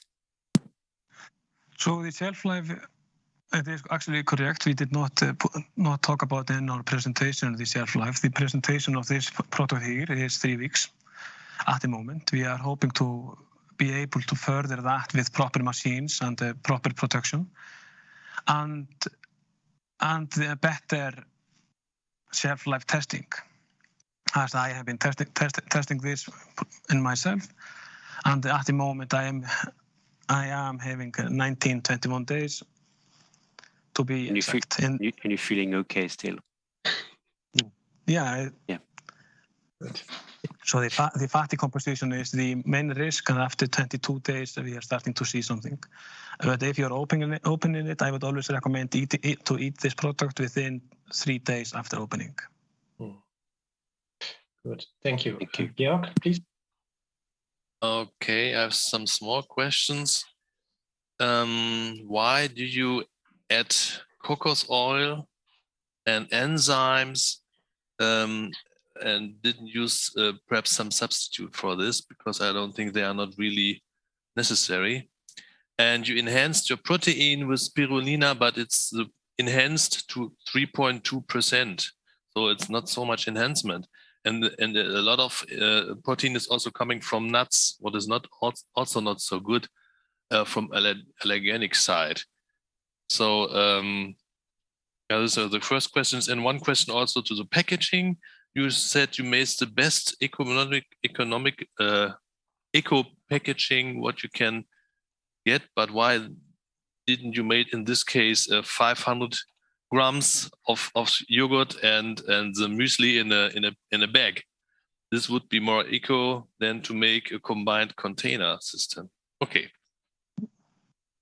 So it's absolutely. I will start on the size. And you are absolutely correct. It would be more economical to have the bigger packaging, but I'm also looking at the food waste. Therefore, we reduced our packaging into 1 meal to reduce, so people would finish what they have started to eat. So, and that was the main concern on how to reduce the food waste that will come from consumers. About the enzymes, whether we need it or not, I believe we need the enzymes because we are changing the starch in it to make it more appealing to consumers, to make it sweeter. We are breaking down the starch in it, and therefore we are also having effect on the taste without adding any sugar. And that so we are allowing our oats to enjoy themselves as they are with a little bit of help. Why we are using the coconut oil? It is mostly for the taste. As oat yogurt and coconut oil, they go actually quite well together. And we could have gone with rapeseed oil, but there are other bigger companies on the market already using that. And I don't like the idea of imitating the bigger. This, by using another kind of oil from sustainable sources, we are making our own emphasis on how we want to do things. Okay, very clear. Kees, your turn. One question more, isn't it? The proteins. Sorry. Yeah. Protein in the spirulina. Yeah. So the spirulina can be, once it goes over a certain amount, it can become very overwhelming with the taste. Therefore, you need to be and the spirulina taste is, in my opinion, an acquired taste. Therefore, we can, with the starting point here, you can see the color. The spirulina gives a great color, very, very curious color, if that is. And if they are, yeah, but our aim is to use more of spirulina in other products, and then we just have to find better combination, because like Axel said, it's acquired taste, the spirulina taste. So that resource just keeps on going for us. Hey. Thank you. Okay, thank you. Thank you. Thank you. Your turn, please. I don't know about the selling proposition with an acquired taste. The only one I know that's worth acquiring is Guinness, but let's not move into that area.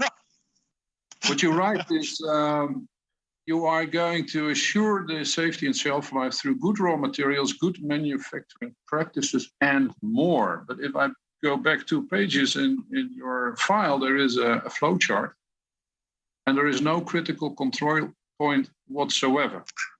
Question is, why not? Second question is, what is the more? To put it quite simply, and why it is not in the report, I did not think I needed to put it there, as I thought it was my company secret. Control point is a company secret? Come on, guys. Nice try. Always trying. But although I can't explain why it was not in the file. Although the critical control points lay in the production of the oats, it lay in the pasteurization of the oats, of the oat milk, that is. And it also lie in the packaging into the containers. And also in the spirulina. The spirulina comes freeze-dried to us, and this is very safe once it is given to us. Okay, thanks. Okay, thank you. We have 2 more questions. Or 2 more jury members wanting to ask their questions. Please keep it 1 question and concise. Aparajoy first, please, and then Basso. Yeah. I have a very quick question. You had a really nice SWOT analysis with threats and weaknesses. What will your company do tomorrow if a big giant, let's say, imitates your product, and through their efficient distribution, they charge you, they keep cannibalizing on your idea? What's your backup plan?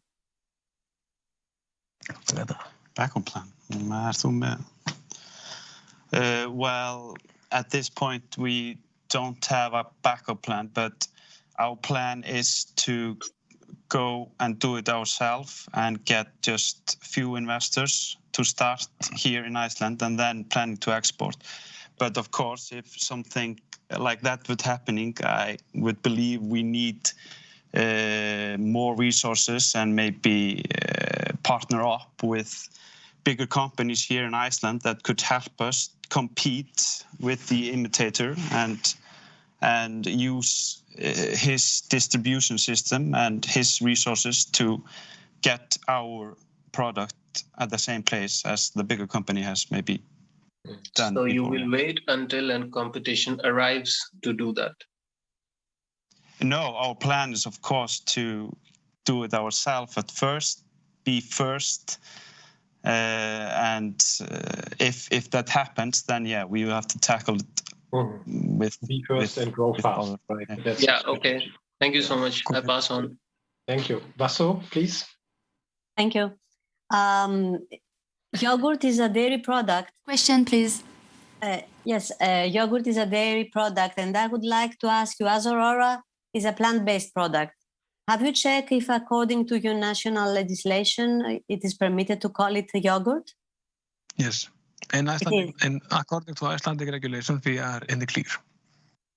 And according to the EU legislation? Have you checked it? Have you checked it also if, according to the European legislation, it is permitted to call it a yogurt? Then according to European regulation, I can see there are a few cases within the court that have been tackling this problem, and I'm not positive if we are able to call it. Then we would need to make some suggestion as to call it oat gurt, or change the name a little bit. Yeah. According to the European law. Thank you. Good. Okay. Thank you very much. I think it's time to close the Q&A session, right? So thank you very much, the Aurora team. And the jury now will vote, and I hand over back to the studio. Thank you very much for your presentation. We are back in a few minutes with the next team and last team of the second session of Ecotrophelia Europe competition.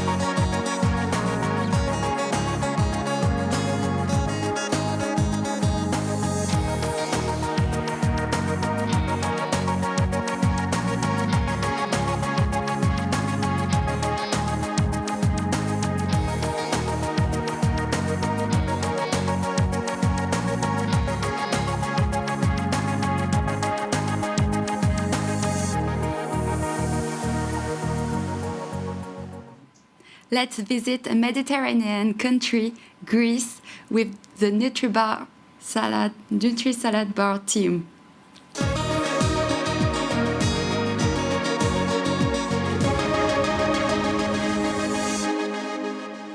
Welcome to the team from Greece and their product Nutri Salad Bars. Are you ready to present what is your innovative product? You have the floor. Yes. Hello, my name is Christopoulos Vasiliou, and next to me is Anna Christodoulou. We are here to present you our novel food product, Nutri Salad Bar. Before that, let me introduce the whole Greek team from National Technical University of Athens, consisted of 2 more students, Sofia Stathi and Thalia Vegileu, as well as our supervisors Athanasios Limneos and Maria Katsouli. Next.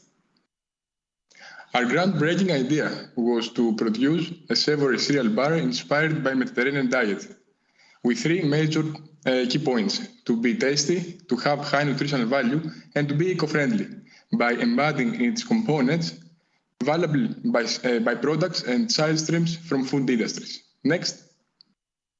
The journey of the development of Nutri Salad Bars was long but exciting.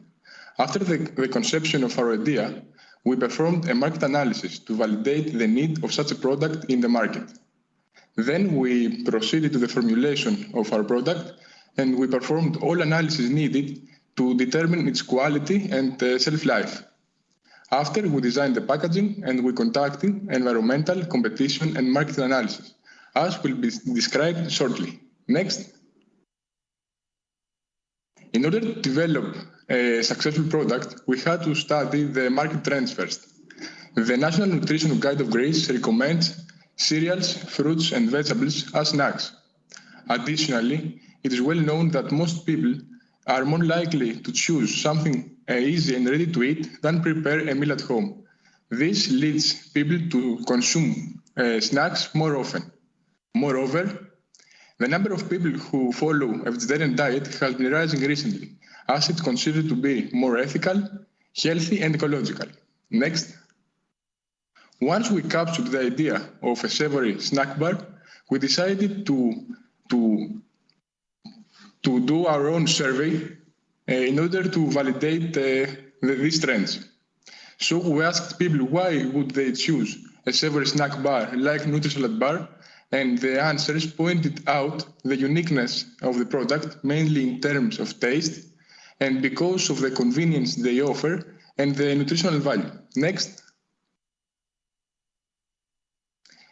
So, concerning the people's eating habits, the answers we got were very encouraging, as it seems that our bars can fit in the daily diet for most of them. Next. Concerning the answers about Nutri Salad Bars as a savory snack bar, we concluded that most people were very intrigued buying this type of snack, bringing into their everyday life the loving flavor and the healthy benefits of Greek and Mediterranean cuisine. Next. After market trends, studying the market trends, we performed a SWOT analysis for Nutri Salad Bars. And we concluded that the strengths and opportunities outnumber the weaknesses and the threats, and therefore the chances of success are pretty high. So, once we evaluated our idea, the next step was to materialize it. Next. After the market analysis, we proceeded to the production of Nutri Salad Bars, which are savory cereal bars inspired by Greek and Mediterranean diet, launched in 3 flavors. Nutri Salad Bars are ready-to-eat snacks fitting with a modern lifestyle. They are based on fresh ingredients, such as tomato, feta cheese, green vegetables, legumes, and olive oil. They also take advantage of valuable materials currently considered as byproducts, such as strained yogurt whey, bakery industry side streams, and mushroom stems. All these contribute to a delicious snack, being high fiber, shelf-stable, eco-friendly, and nutritious. Next. The main challenge we faced was how to introduce in a shelf-stable product fresh and perishable ingredients such as green vegetables, tomatoes, feta cheese, and fruits. This required reducing their moisture content while keeping their nutritional and, most importantly, their sensorial characteristics. This was achieved with utilization of a novel mild treatment, combining osmotic and air dehydration. Next. All bars have the cereals and a binder as the main core. Beginning with the cereals, the mixture consists of oat flakes, corn flakes, and puffed rice. The green salad bar, the first flavor, also includes osmo-air dehydrated vegetables such as tomato, olives, capers, and onion flakes, as well as osmo-air dehydrated feta cheese cubes. Next. The second flavor we developed is green salad bar, and the concept is similar to the previous one, but the toppings and therefore the flavor is altered. It includes dehydrated fruits and vegetables such as spinach, arugula, apple dices, and pomegranate, sunflower seeds, and herbs. Next. The third flavor we developed is legume salad bar and contains different legumes, osmo-air dehydrated mushroom stems, and buckthorn. All three flavors also contain crushed crackers, utilizing byproducts and side streams from corresponding industries, and extra virgin olive oil to enhance the Mediterranean character of our product. Next. One of our innovations also includes the binder formulation, in which we introduce yogurt whey that contributes to the pleasant and savory flavor, as well as to the functionality. Now, Anna will continue the presentation. Thank you, Christopoulos. Next. Here we present the production flow chart of Nutri-Salad bars. Of course, our purpose here is not to focus on the details, but to point out that all steps are practically scalable for industrial production. And also we include the HACCP analysis. Next, please. Our product is an unprecedented, healthy, and deliciously to eat snack with practical and easy opening packaging, stored at normal ambient conditions for up to 7 months. Next. The shelf life was estimated through accelerated stability studies, through microbiological, physicochemical, and sensory evaluation that we carried out. Next. Here we present the front and back side of Greek salad bars packaging, and we can also show you now through the camera. All the legally required information is presented so the consumers can be well informed about our products. Next. Here we have in detail the nutritional facts of Greek salad bar. According to the European Union regulations, all of the flavors can be characterized as high in fiber. Next, please. Here we have the packaging of green salad bar. Next. Respectively, green salad bar can also be characterized as high in unsaturated fat. Next, please. And last, we have the legume salad bars packaging. Next. Legume salad bar is also a source of protein. Next, please. One of the main goals during the development of our product was to create something with low environmental impact. In order to do this, we decided to exploit some of the byproducts from several food industries that do not comply with the commercial standards or the management cost is too high. All these byproducts are completely safe for consumption and they contribute to the taste, the structure, and the nutrition of the bars. Furthermore, our products don't need to be stored in low temperatures. And finally, the material of packaging is paper-based with thin barriers that protect the bars from moisture and oxygen. Could you go to the previous slide, please? Nutri-Salad bars have two main competitors, sweet cereal bars and ready-to-eat salads. Our bars have clearly an advantage over the competition, mainly due to their unique savory aspect, and compared to fresh salads, the shelf life is much longer and they're more convenient. Following the price estimation standards for the price analysis, the retail consumer's price 1 minute left. Is 28 cents. Next, please. Nutri-Salad bars can meet the needs of a wide range of consumers of all ages, but they also aim at people who enjoy the Greek Mediterranean flavors, those who focus on a healthy diet and vegetarians, the fast foodies, and people who just feel like it. Next, please. Coming to conclusion, there are 5 main reasons to buy Nutri-Salad bars. The tasty flavor, the fact that they are savory and therefore unique, the fact they are very convenient and they can be consumed anywhere and at any time, their value for money, and the last but not least, they are eco-friendly. Next. Being confident that Nutri-Salad bars will make a great success, we'll focus to get the chance to produce our bars industrially, so we'll finally be able to launch them to the market. And also, we'll focus on expanding our brand with 3 new flavors. Next, please. Thank you. Thank you for your presentation. We will continue with the question and answer session.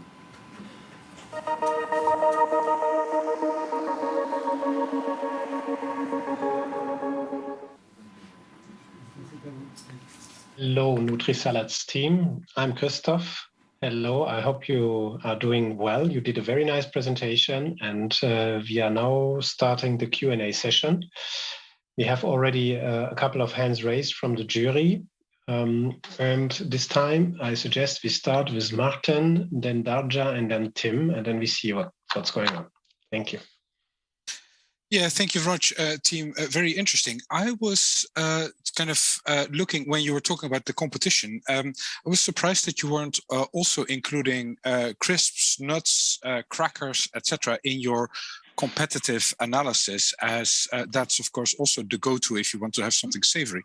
Can you say a little bit more about those categories and how your product is situated against those, please? Yes, it's a very, very nice question. Thank you for asking.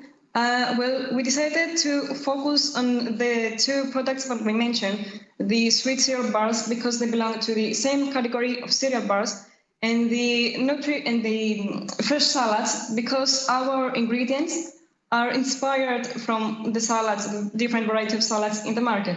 Of course, we are aware that there are many competitors in the market, and especially in the type of savory snacks. But we decided not to get into details with any other competitors, but we didn't include others because in the terms of the nutrition and the taste, we thought that these 2 are the main competitors. I'm sorry, I could also add that Nutri-Salad bars, it's considered also a whole meal. So the other snacks, my opinion is that are not a whole meal. It's just to eat something. Okay, thank you for the answer. Thanks. Okay, thank you. Then Darja, please. I would say well done, Greek team. It's very interesting that you decided for the savory bars. My question is following because you sell 5 one taste bars in a pack. Have you considered about an option for a mixed pack, 3 of different ones, or maybe to decide for the bites of different ones? That would be maybe interesting for the consumers not to consume just one taste. Of course, it's an idea. We haven't thought about it yet, but it's a good idea that we can include all the flavors in one packaging. It's something to consider, of course, in the future. Okay, thank you. Mm-hmm. Tim, then please. Great, thank you. I really like this, your dossier and your presentation. 2 very short questions. One is about the packaging, the food contact packaging. You say this is a paper packaging with a barrier. It must be quite a good barrier if you've got an 8-month shelf life of this product. The second question is to do with your cream cracker waste as a substantial part of your product, 12% and 14% of your product. How stable is this going to be as a raw material for you? Could it suffer? The price may change, the availability may change as the efficiency of the producing company increases, for example. And that's, of course, some of the other sub-products are not the same kind of thing. This is a kind of acceptance of lack of efficiency within the producing company. I wonder how stable that is. So they're my 2 questions. Thank you. With regards of the food packaging, the internal food packaging, is, as I mentioned, paper-based, and it contains biodegradable thin barriers that protect our bars from moisture and oxygen, which is and it's plastic-free and therefore completely eco-friendly. We also ran some evaluation tests to check the permeability of our packaging in moisture and oxygen, and the results were pretty good, comparable to other materials of packaging in the market. And also, if I can speak, the shelf life was estimated with the product inside the packaging. So the shelf life about 7 months. It's a number that has been with the packaging has been considered in it.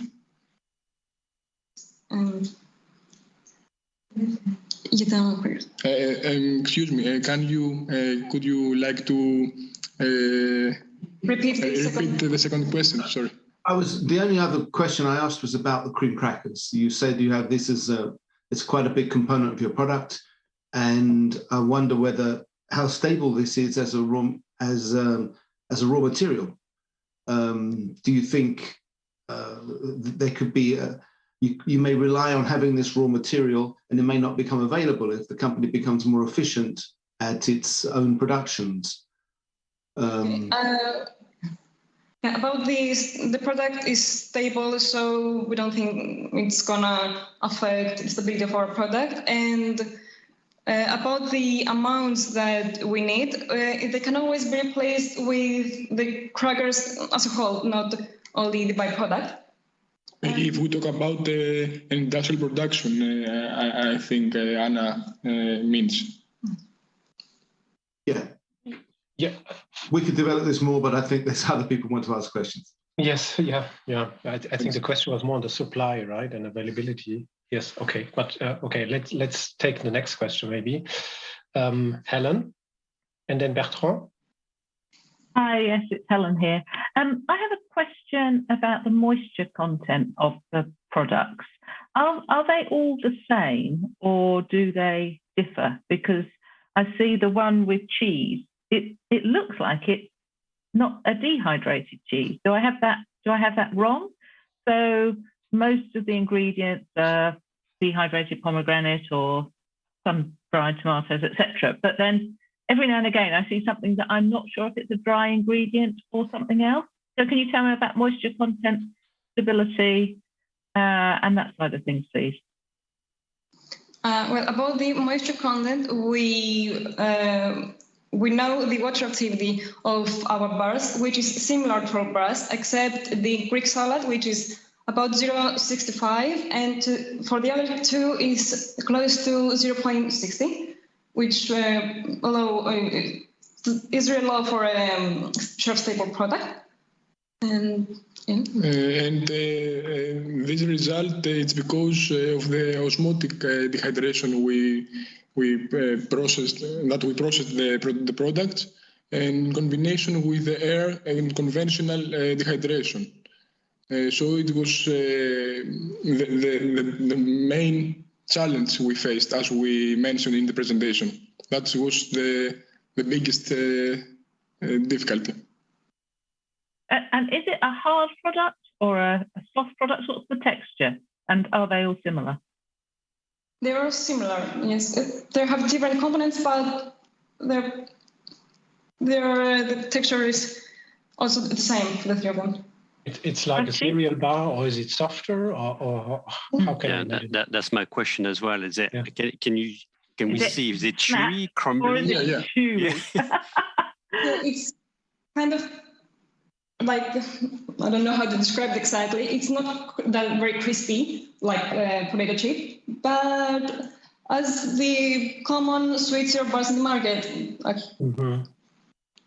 And here you can see all the flavors. This is the Greek salad bar. This is the green, as it seems with the color, and the other one is the legume salad bar. They're all different sizes, aren't they? They're the same weight, but different. They're supposed to be the same, but because we plugged them in the laboratory, of course, they're a little bit different. Okay. In addition, I think that Greek salad bar, actually all the flavors have the main weight. But Greek salad bar, because of their ingredients, it seems a bit smaller. It isn't a smaller portion. It's the same portion for all of the flavors. Yeah, they're 25 grams each bar. Okay. So did I go through all? Sorry, I hadn't quite finished my question. Yeah, so my question was to do with how chewy or crumbly it was. So we had a bit of an answer on that, although I'm not entirely sure. But my other question was to do with have you tried to put it through the Nutri-Score to see what Nutri-Score you get on the, is it A, B? No, we haven't done it, but we should. But we had not the time for this due to the pandemic also. Yeah, no, I was just I was just looking at Nutri, and I was having the Nutri-Score A on it. They would make the proposition. No, we are informed about the Nutri-Score. We have searched it, but we hadn't. We have not do it. But I think that the result will be very good because we have low calories, low sugars. It has we can't tell it low sugars, but the sugars are not in high, are in the middle. Also, we have saturated fat, unsaturated fat. So I think that the score would be good for us. Yeah. I was maybe puzzled by one of your answers when you said that this would be a whole meal. Is that correct? It is the last question, please. Yes. It is not a whole meal. It is a snack still, right? Or did I? Yeah. It's more of a snack. Yeah, it's snack, but the nutritional character and its high fibers. I think that. No, I was just wondering, if I wanted to replace a meal, then I would eat 2 or 3 of them, and then I get in the fiber problem, which is maybe too much fiber in one meal or so. Yeah. Yes. But okay, I should not, because it's a snack, right? It's not a meal. It's more of a snack than a meal. Okay, thank you very much. That was lovely and very interesting. Thanks. Thank you very much. Thank you. Thank you very much. The jury will now go to the voting, and I hand back to the studio to Marine. Thank you, Greece team. It's time for us to take another break. Thank you to these teams for their presentation and sharing with us their eco-innovative products. See you back at 3:30 for the third part of this competition.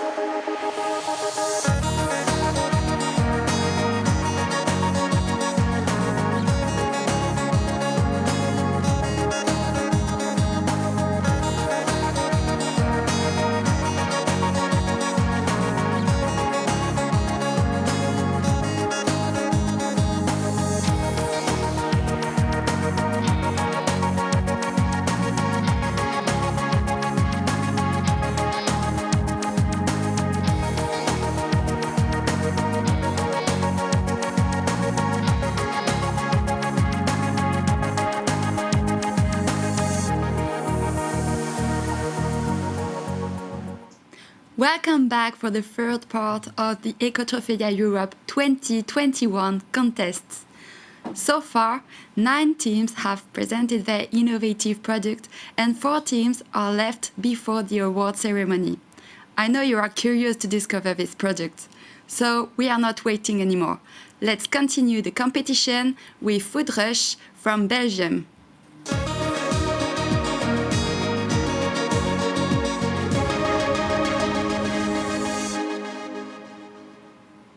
Welcome, Food Rush team. You have the floor.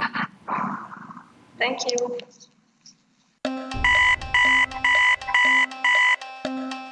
You're all familiar with it. 7 o'clock and the alarm goes off. You get up, brush your teeth, put your clothes on, prepare your bag, and then the most essential thing, your breakfast. You take a look at the clock and notice that it's actually already time to leave for work or school. What would you do in this situation? Next. Would you rather skip your breakfast and seek refuge in snacks to get through the morning?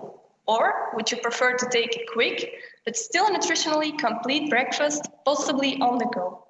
If it depends on Food Rush, we have the ideal solution. Next. Let's start with the who question. Who are these people we are offering a solution for, and who are we? Next. Our first persona is a young adult, Jorn, with a healthy lifestyle who is lactose intolerant and has a nut allergy. He works as a physiotherapist, so it's clear with his busy schedule, he has little time to eat his breakfast. Next. Then we have a student, Yara, with a busy life who is gluten intolerant. To get to school, she takes the train on a daily basis. She often takes a quick breakfast with her, but finds it very difficult to find gluten-free alternatives. Next. In addition, we have Sandra, who is an accountant. She has been struggling her whole life with her weight, and recently she decided to do something about it. Since then, she's constantly looking for healthy meal alternatives. Next. Have you been able to extract all these important characteristics from our personas? Let me summarize it for you. First of all, we focus on young adults and adults who care about a full and quick breakfast and who also have to deal with allergies or intolerances. In addition, we focus on people who suffer from obesity. For the vegetarians and vegans, you don't have to worry because Barry is also suitable for you. Next. We want to make a difference with these people and many more. Do you want to know why we're the perfect team to do this? Behind our products, we created a team of 3 engineers, including 2 dietitians and 1 biochemist. Together, we created our business Food Rush. Our goal is to provide everyone with a quick and healthy meal alternative. To start with, we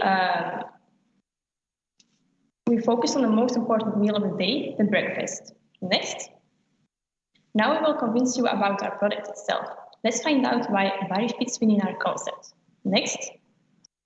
Barry is a 100% allergen-free, crunchy and tasty bar, suitable as a quick and complete breakfast. It's based on chickpeas and fruit. Next. I can see you thinking, there are already a lot of breakfast bars on today's market, aren't there? Yes, there are. But have you ever noticed that all these products contain at least 1 allergen? The main ingredients of these products are often cereals or nuts. By using chickpeas, we're able to exclude these allergens and still produce a solid and crispy breakfast bar. Besides gluten and nuts, our product is also completely free of all other main allergens, which makes Barry unique on the market. Next. This unique character is also reflected in our packaging. We are not a standard breakfast bar, no, we are a luxury product with many exceptional features. The picture you can see on this slide is especially designed for our apple flavor, but in the future this will definitely be extended to more flavors. Next. When we speak of the exceptional properties of our products, this includes, of course, the allergen-free nature of our product, but besides that, we also want to convince you about the remarkable nutritional properties and health benefits of our bar. With our 80-gram bar, you will achieve the reference intake for an average adult of a completely nutritional breakfast, and that in terms of all the macronutrients. Besides that, we are also able to claim that our product is high in fiber, source of protein, low in salt, Nutri-Score A, and even vegan. Next. These days, consumers pay a lot of attention to the price and health aspect of a product. That's why we located some competitors in this figure according to the price with breakfast and Nutri-Score. Why price breakfast? Well, that's simple. Sometimes you need more than one bar to cover a full breakfast. If you take a berry, you only need one, and that Nutri-Score A. I know, that sounds great, right? And besides that, we make our products as sustainable as possible, which happens to be the third characteristic which consumers value today. Next. Now we will show you that our concept is built on a strong business model. Next. As long as our product is not on the market, all these people inevitably have to look for alternatives. The only place where these people can find a full breakfast in form of a bar is at Jimmy Joy. They offer a full breakfast for 2.50 euros. Then what is wrong with their breakfast? Well, of course, it contains a lot of allergens, and you don't have to worry about that problem when you take berry. Moreover, at Food Rush, you can get a full breakfast for 2.10 euros, no less than 60% cheaper. Next. Before we can start selling our berries, they first have to be produced, of course. Therefore, a lot of costs have to be incurred, and all these possible costs are taken into account in our financial plan. No matter how big these costs may seem, that does not stop us. Next. This graph also shows us that it would be stupid to let the high costs shut us down. These monthly financial results show that we will reach the break-even point within 2 years. Hereafter, we are achieving an exponential growth that could bring us to an annual result of about 22 million by year 3. Next. Now our products still have to reach the consumer. Today, consumers are increasingly looking for their products online. We are therefore setting up a web shop where consumers can quickly and easily order the desired products and find more information about all the benefits of our products, both in terms of health and sustainability. In addition, we want to address business-to-business channels over time. We strive for sales in vending machines, local coffee and tea houses, and eventually in supermarkets. We will mainly sell our products in boxes containing 5 bars, but separate bars could also be bought. Next. We are now 2021, a year in which we've already achieved a lot of things, like winning the National Ecotrophelia Awards and finding our first investors. At the beginning of next year, we hope to be able to officially start our company and to have run the first production, so we are fully operative in 2022. In the next years, we can think about new flavors, our own R&D department, and production sites across Europe. Next. Let me summarize what we just told you today. First of all, we created a product that is truly accessible to everyone. This already eases busy mornings to a great extent.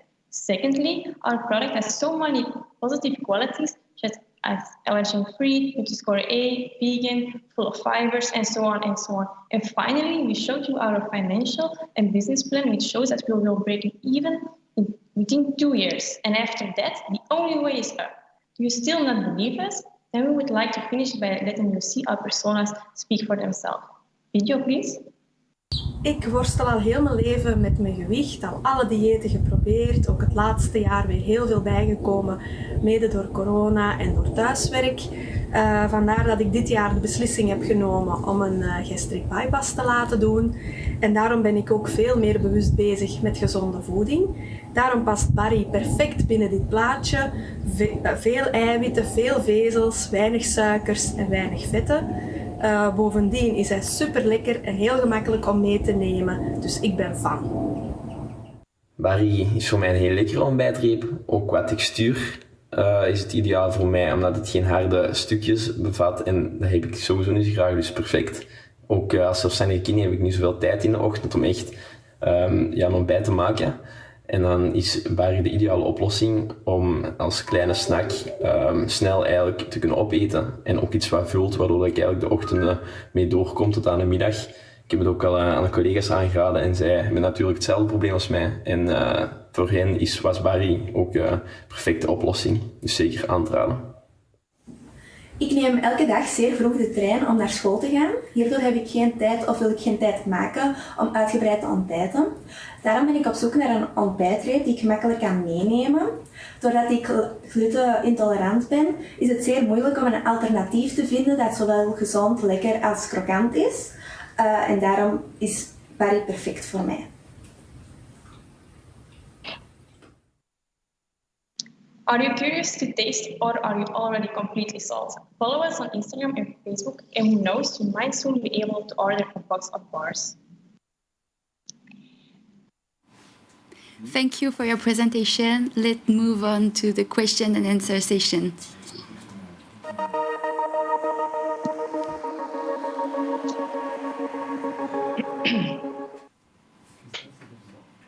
Hello, Food Rush team. Hello, I'm Christoph. I would like to thank you for the very beautiful presentation, and I think your product intrigues all of us.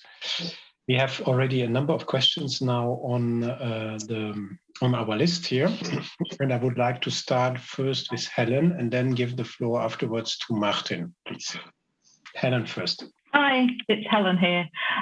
You're right, this is a very congested marketplace, so you're really going to need to stand out.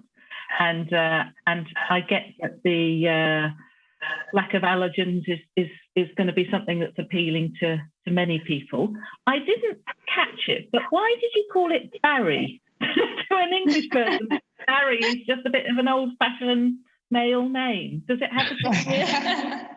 It started as a joke, but it's Barry because it's the first thing is bar, which is, because it's a bar.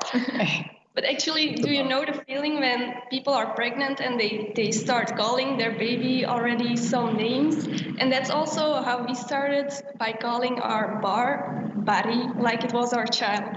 And actually, we kept calling it Barry, but of course, we wanted also to look at alternatives, and that's why we asked our possible consumers on our Instagram page to choose between 4 different names. And actually, Barry was clearly the winner, so we kept calling it Barry. Okay, well, I mean, that's not a bad reason to do that. I mean, maybe if it was bar-Barry, then that would say about the bar a bit more. I just don't feel that it's telling me much about the product. And so, you know, you've explained it's the working title, but I think you could do a bit more than that because it sounds a very exciting product and you need to give yourself the best shot you can. But we're looking for an alternative, so yeah, we're still looking for another name, indeed. Then Martin, please. Yeah, and I think adding on to that, I think particularly because you're arguing that you're going for the premium segment, that might indeed need a bit more work. I was very keen. You raised the point that you want to do this sustainably, but you didn't say much more about your sustainability credentials. Could you talk a little bit more about what you claim as your sustainability kind of aspects of your bar, please? Yeah, so to start with, our main ingredient of our bar are chickpeas, which we can say that is a sustainable raw material. First of all, it doesn't need much water to grow. It's also good for the soil. It's good for the biodiversity. So chickpeas in general, they have a lot of positive effects on the sustainability. Besides that, we are also able to harvest chickpeas on Belgian soil. We've contacted one farmer who is currently able to cultivate chickpeas on Belgian soil, and he believes that the cultivation of the chickpeas will grow in interest over the next years, also in Belgium. So this also makes the chickpeas, our main ingredient, a local ingredient. Besides that, we also strive to work with all our other main ingredients as much as possible to be local or in Europe and also sustainable. I don't know. Yes. Like the fruit base, it's also from Europe, and we like to work with local producers as much as we can. And the third thing we are thinking about will do is use sustainable packaging materials. So like the cardboard for the box, we use recycled cardboard paper and things like that to make our packaging sustainable as possible. Yeah. Okay. In the future. Thank you. Okay. If you have more questions, Yeah. Food rush. We don't want to get into a rush with food rush. Bennett, please, and then Tim, and then Case. Bennett first. Yes, thank you. Thank you for your. We also have a question on the set. Okay. May I go on? Yes, please go first, and then we take the set, and then we take the others. Thank you for the presentation, and also congratulations for the product, which is from the nutritional point of view, it's a big achievement. My question was regarding the face price of the product, and also regarding the business case, which is absolutely impressive in the third year, having a revenue of more than 100 million and a profit of almost 20 million euros. The first question is regarding the facing price, which is 2.10, as far as I know, for 80 grams. Yeah. And in comparison with your competitors, you are in the high end. Why not to reduce a little bit the weight of the product and reduce a little bit also the price? I tell that because when the consumer is in front of the shelf, sometimes they compare by price, they don't take into account the amount, and then perhaps you are a little bit more competitive there. This is my suggestion. And regarding the huge increase of revenue and profit, this is the first time I see a business which is there is a manufacturer investment behind, which can grow from 1,000 times in less than 1 year. So how would you manage such a big increase of production regarding investment, suppliers, and transport, and so on? Yeah, that's for the first thing you said. So we have bars that are 80 grams because we want to offer a full breakfast. So we managed to make a bar that has the right amount of carbohydrates, the right amount of fiber, and it's all in a bar of 80 grams. So that's also a difference with other bars in the market. There you have to eat 2 or 3 bars to cover a full breakfast. And with our product, you only have to eat 1 bar and you have a full breakfast and you're satisfied until noon. So that's the first thing. It's also the reason why we don't at first want to start in the supermarket, because we are a totally different concept than the bars that are nowadays in the market. Like we said, the only breakfast bar that covers a full breakfast and the one we can compare to is now Jimmy Choi, and their bar is 100 grams. So yeah, that's a bit our reference in terms of weight and price. And then for the financial plan, yes, we had a lot of help from Flanders Business School, our mentors at Flanders Business School, because of course we are 3 students in food technology, and that's not our main knowledge, I would say. Yep. So we had a lot of help, and I would say we were first more, voorzichtig. We were less optimistic in our growth, but he said that these figures are actually realistic and also a bit optimistic, but it's definitely possible to reach that growth, and through continuous investments and research into different dual marketing. Yeah, a lot of marketing. So I think we've had the right person to help us with the financial plan to make it clear that we could do this. Okay. For sure, a lot of competitors will copy you if it's like that. Thank you. Good. Let me move on. We have a few more questions. Tim next, then Kees, then Bertrand. No, sorry, we had the set first. Sorry, first the set, please. Marine and Hubert. Thank you very much. It seems delicious product. I look forward eating it, and this is related to my question. My question is, do you aim more the people that have allergies or more the general people? This means, did you get an organoleptic test, and did you do it in the morning, in the breakfast time, compared to other breakfast bars? So we started our concept with people who have allergies or intolerances. So our idea was built of that target group. But then we extended our group and we wanted to make a product that is accessible to everyone, not only for those who are suffering from allergies or intolerances. We think there are a lot of people with busy mornings who have to find products that are quick and easy to eat on the go. So it's not only for people with allergies or intolerances, but our product is made for everyone who is looking for a quick breakfast. And the second part of the question? Did you make organoleptic test in the morning at waking up time? So we did a few tests where people ate the bar to see if you have a satisfied feeling until noon. And they said that it was enough to cover the full morning and to be able to stop the unhealthy snacking until noon.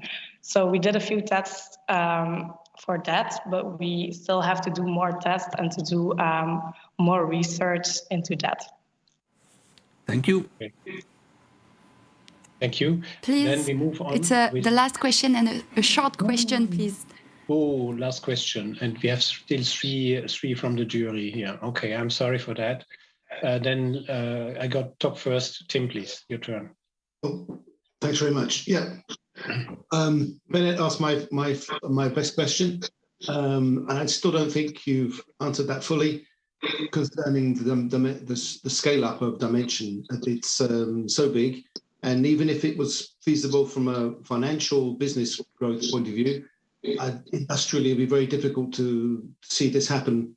Especially as you started off with the subcontracting manufacture. Anyway, but also I can't find in your dossier any mention of food safety. Did you contemplate this anywhere? Food safety. Yes, so we have made a HACCP plan, and we identified a few critical control points that we have to make sure are okay if we produce. And one of them is when by the intake of our raw materials, because we have a product that is 100% allergen free, we have to make sure that when we take products that they are fully free of all allergens. So we have to check the product specifications. And next, we have a critical step when we dry the chickpeas.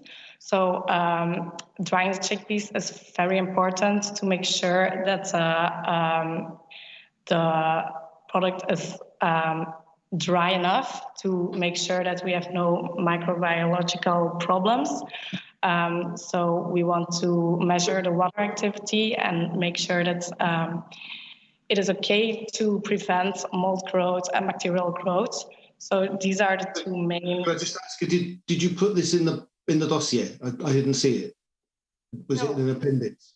No, it's not because for our national competition we didn't have to make HACCP plan, but we have it now, but it's not in the. Okay, I was only asking because I thought I went through the dossier again looking for it. Because you were explaining it with such conviction as you have thought. We have it here. Good, but thank you you have thought about it. This is good. So thank you very much. We are going to vote now, the jury, and I hand back to Marie.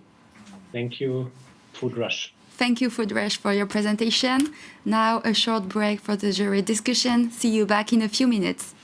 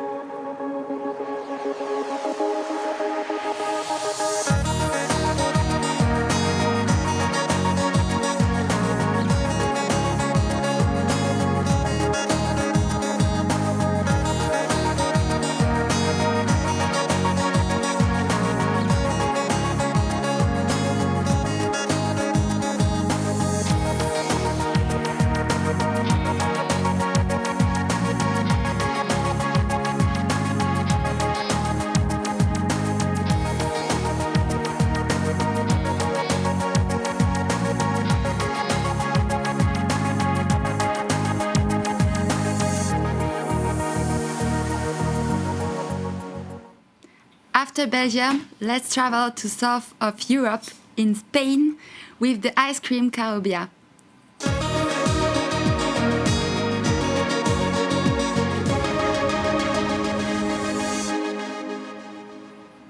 Welcome, Carobia team. Are you ready? Yes. You have the floor. Thank you. Hi, good afternoon. I'm Alba Silva, and I'm here today with my classmates, Ruth, Carla, Maria, and Tomás. We are students of the Food Science and Technology degree at the Universidad Politécnica de Valencia in Spain. We represent the team Silicua, and we want to present the product we have designed and developed called Carobia. Our presentation is divided into 3 parts. First, the idea, second, the product, and third, the analysis. And we'll be happy to answer any questions you have at the end of the presentation. Next. The first question is, what is Carobia? So here are some clues. It is sweet, it is frozen, and it can be served. Can you guess what it is? Next. Yes, Carobia is an ice cream, but it's more than an ice cream. It's an ice cream revolution. Why do I say this? Because Carobia is vegan, high fiber, gluten-free, and kilometer zero. But why do we need a new ice cream concept? It's simple, to make something good even better and make the small pleasure of the week even healthier. But do you want to know how it all began? Next. Carobia was born one sunny afternoon after an exam. We finished and we started talking outside the UPB campus under a beautiful carrot tree. And guess what? Both Ruth and Maria have carrot tree fields at home, and they harvest them every summer. Yes, my family has always harvested carrot. Even so, it has always been difficult for me to understand the meaning of it. If you collect any other crop, for example, oranges or olives, you can see the outcome. But what about carrot? I've never seen it used in the food industry before. And so we started to do some research into it. We found out that the carrot tree doesn't need to be watered, nor does it need to be fertilized. What's more, it produces a very low carbon footprint. It's sustainable and very economic. It was then that we decided to use carrot as the common thread for our company, and to add orange to the recipe to create an innovative and fresh dessert, an orange and carrot ice cream. It's also worth noting the very long ice cream making tradition that takes place in Alicante, also in our community. Once we had the idea, we began to work. Next, please. After carrying out the dynamics of design thinking and with the clear idea, we started to test with various fruits to see which would be the best for our product. Before finding the right combination, we tested lemons, bananas, and strawberries. To have contrasting opinions, we did testings with the product, and the potential consumers told us which flavor they liked the most. With their opinions in mind, we began to prototype with orange until we found the right texture. Our idea is to scale the production to the demand. And now, let's see our video, please.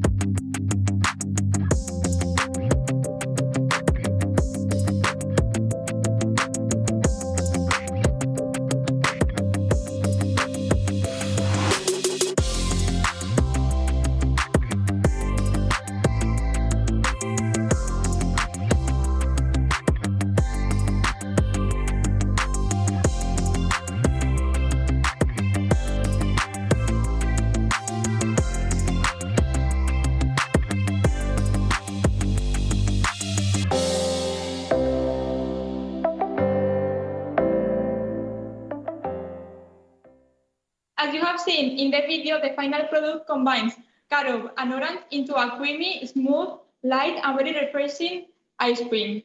With the first bite, the carob and its sweetness explode in your mouth. It stays on your palate when the orange and its acidity comes into action, providing a unique and contrasting taste. The Spanish evaluating board was surprised by this wonderful combination of flavors. The first time you try it, it's truly marvelous because it's a new flavor, and then you cannot stop eating it. Next.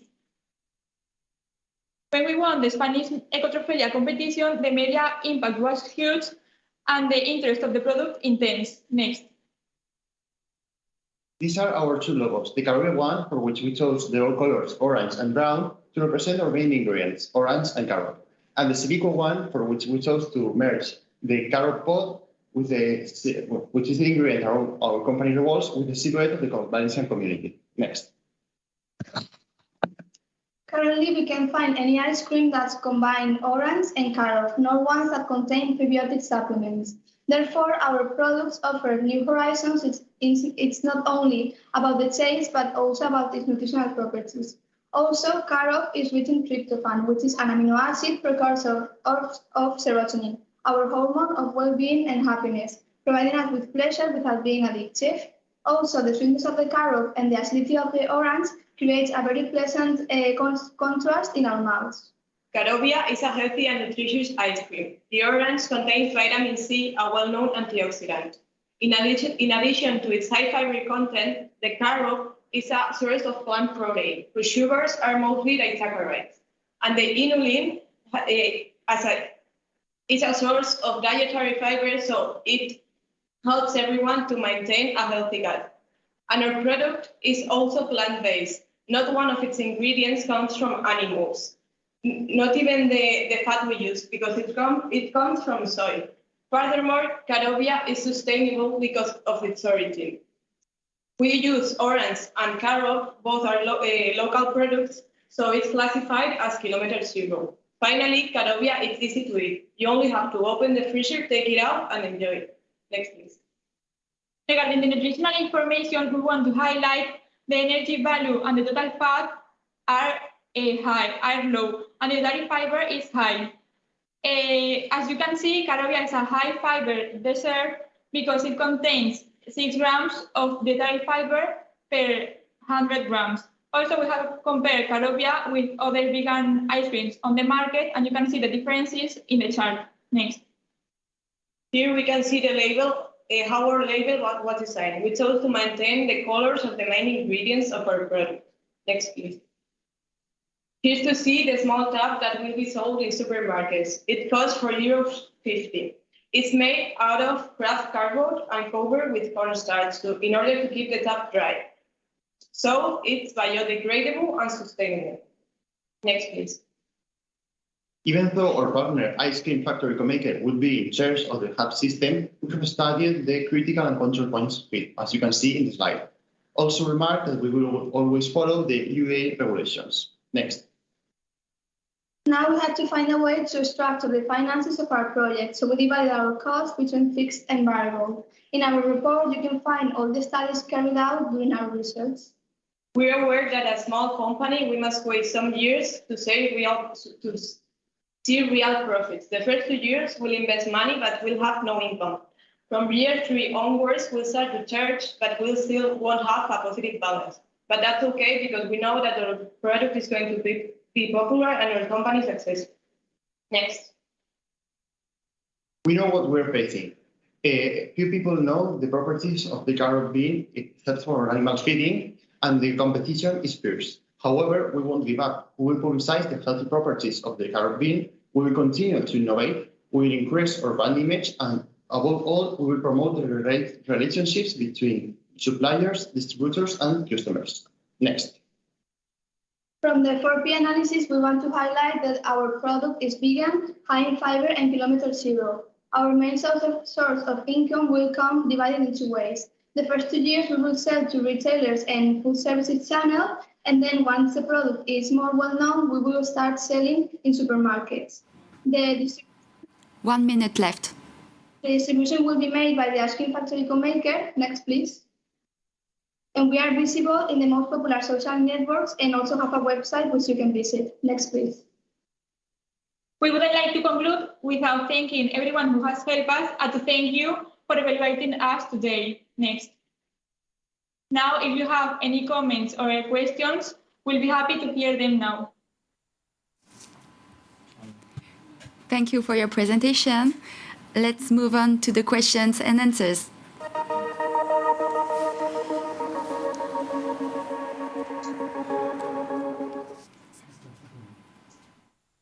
Hello, Carobia team. This is Christoph speaking. I welcome you to the Q&A.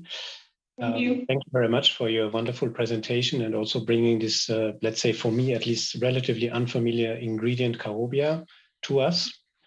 I see already that my colleagues in the jury have questions, so I will try to manage all the requests. Yeah. Jury members, please ask your questions concisely and only one per person in the first go. You can then vote on request another time you would. Okay. So let me go with Bertrand first, please, and then Helen. Thank you. Great presentation. I just have one question about the. Am I right to think that the only allergen you've got is soy from your vegetable fat? Have you looked at not using another vegetable fat so you would be allergen free? Because that would be even better. Yes, we did some trials, but the best combination we found was with soya fat. But in the future, we want to do more trials and find a solution to remove it from the product and change it from another fat that is not allergen. Also, would like to make it so it doesn't affect the texture of the product. Okay, thank you. Then we would have Helen. Yes, here I am. So it's really a question about calling it ice cream because it doesn't have any cream and it doesn't really have any fat either. So would it better represent it to call it an ice dessert or a sorbet or something else? Because people may be surprised and you could maybe extend the appeal if it wasn't called ice cream. I don't know. Did you research this? We have the fat of the soy cream, but it is like the texture is not quite a sorbet or an ice cream, but we think that it's closer to an ice cream, so it's what we say that it's ice cream from orange and carob and not sorbet. Okay, thank you. Other questions, please. I see there more hands raised. Yeah, now it would be Apara Joy, please. Hi, quick question. Why did you choose oranges? I know oranges are popular in Spain, but is there a specific reason apart from that? Actually, we tried with a lot of fruits, but we decided with orange because we accomplished to eliminate the residual flavor of the carob that we didn't want it to be in the ice cream. Also, we are from Valencia, and our community is known as being so popular about the oranges. So we have a lot of files, and we wanted to do a kilometer zero product. So we decided that the carob and the orange are both kilometer zero. So we decided to do it in that way. Thank you. Okay, thank you. Then the next question to Martin, please. Thank you. And continuing on that kind of a kilometer zero kind of concept, what would be for you the next kind of staging in terms of scaling the company, in terms of new product lines and so on? What else would you be able to play around with to have that longer term vision on what you might achieve with your venture? Well, I think our next step is to make the product into a business that can be commercialized on the market. Yes, we want to begin with small shops because we knew that the taste is different than what we are used to. But we think that if we introduce the product with small shops, then we can go up and go to the supermarket. Okay, we'll leave it there. Thanks. Okay, thank you. Other questions, please? maybe, yeah, okay, there are more hands now being raised. Okay, I give a second turn to Aparajoy. Is this still? Yeah, if it's all right, I just want to know the sample you guys have in front of you. Is the orange juice leaking out of the carob ice or? No, it's just because we made it a while ago, so it's really hot in here because in Valencia it's always hot, so it's melting a little bit, but it's usually not like that. It's a nice from melting resistance point of view. That's all. Yeah. Thank you. And another question to Bertrand. Pardon. Wait. Okay. Just a quick question about you mentioned in your weaknesses that carob has a bad reputation. I missed why has it got a bad reputation? Because here it's only been traditionally used as animal feed. So when especially people that are older think about carob, they think like to give it to animals. So they think it's weird to eat it. So that's why it has a bad reputation here. Yes. Other people think that we are crazy doing carob ice cream. Okay. Okay, so you bring novelty to local consumption habits, at least, yeah. Did you think about, let's say, other applications? Because yes, I'm a little bit puzzled by the fact that you say, okay, it's ice cream or ice dessert, very specific combinations. This is fantastic this season, and maybe next season it is a déjà vu. So do you have ideas about other formats, maybe? Yeah, we've talked about that. The Spanish bulletin board told us about using another forms, and after that we have researched a bit, but we are still investigating which would be the best way to make it. Mm-hmm. Okay, so work in progress. Then we have Georg. Georg, please. My question would be nearly the same, so but I wanted more precisely. Did you test perhaps some tomatoes or pineapple juice for making the same ice with another taste quality, or didn't you mention at that moment new raw materials? We tried other flavors like strawberries or even carrots, but it takes away like the kilometer zero import concept, so we decided to stick with orange and carrot. Also, we like more the orange at the end. Yes, because its combination is like the carob is sweet and the orange is acidic. Well, actually, one of our peers' ideas was to make one flavor of ice cream for each season. So then we will have 4 types of ice cream, 4 flavors of ice cream. So then I think we will, in the future, try new ones. We want to like take away the concept that ice cream is only for summer and to eat it all year round, because here in Spain it's only in summer. So we will keep investigating about new flavors and new ways to make it. Good, thank you. We have more questions from the jury. That doesn't seem to be the case unless... It's Inge's questioning. Inge, okay. I have a small question on the carob. What would you compare, or how would you compare the taste, flavor of the carob to, because I'm not familiar with the product. Can you make a comparison with another ingredient? A few years ago in Spain, we did like chocolate with carob because it's sweet, but it's really different, but it is used for making chocolate carob. Yeah, it kind of reminds you to the flavor of chocolate, but it's quite different at the end. Yes, like everyone thinks it's chocolate because a little bit of the taste and also the appearance, but it's a stronger flavor and it's really intense. It's not as sweet as chocolate. Okay, thank you. Okay, thank you very much. So then I think we can almost hand over to the studio. Thank you for your presentation. Yes, I think we can do that, right? Yeah. Yeah.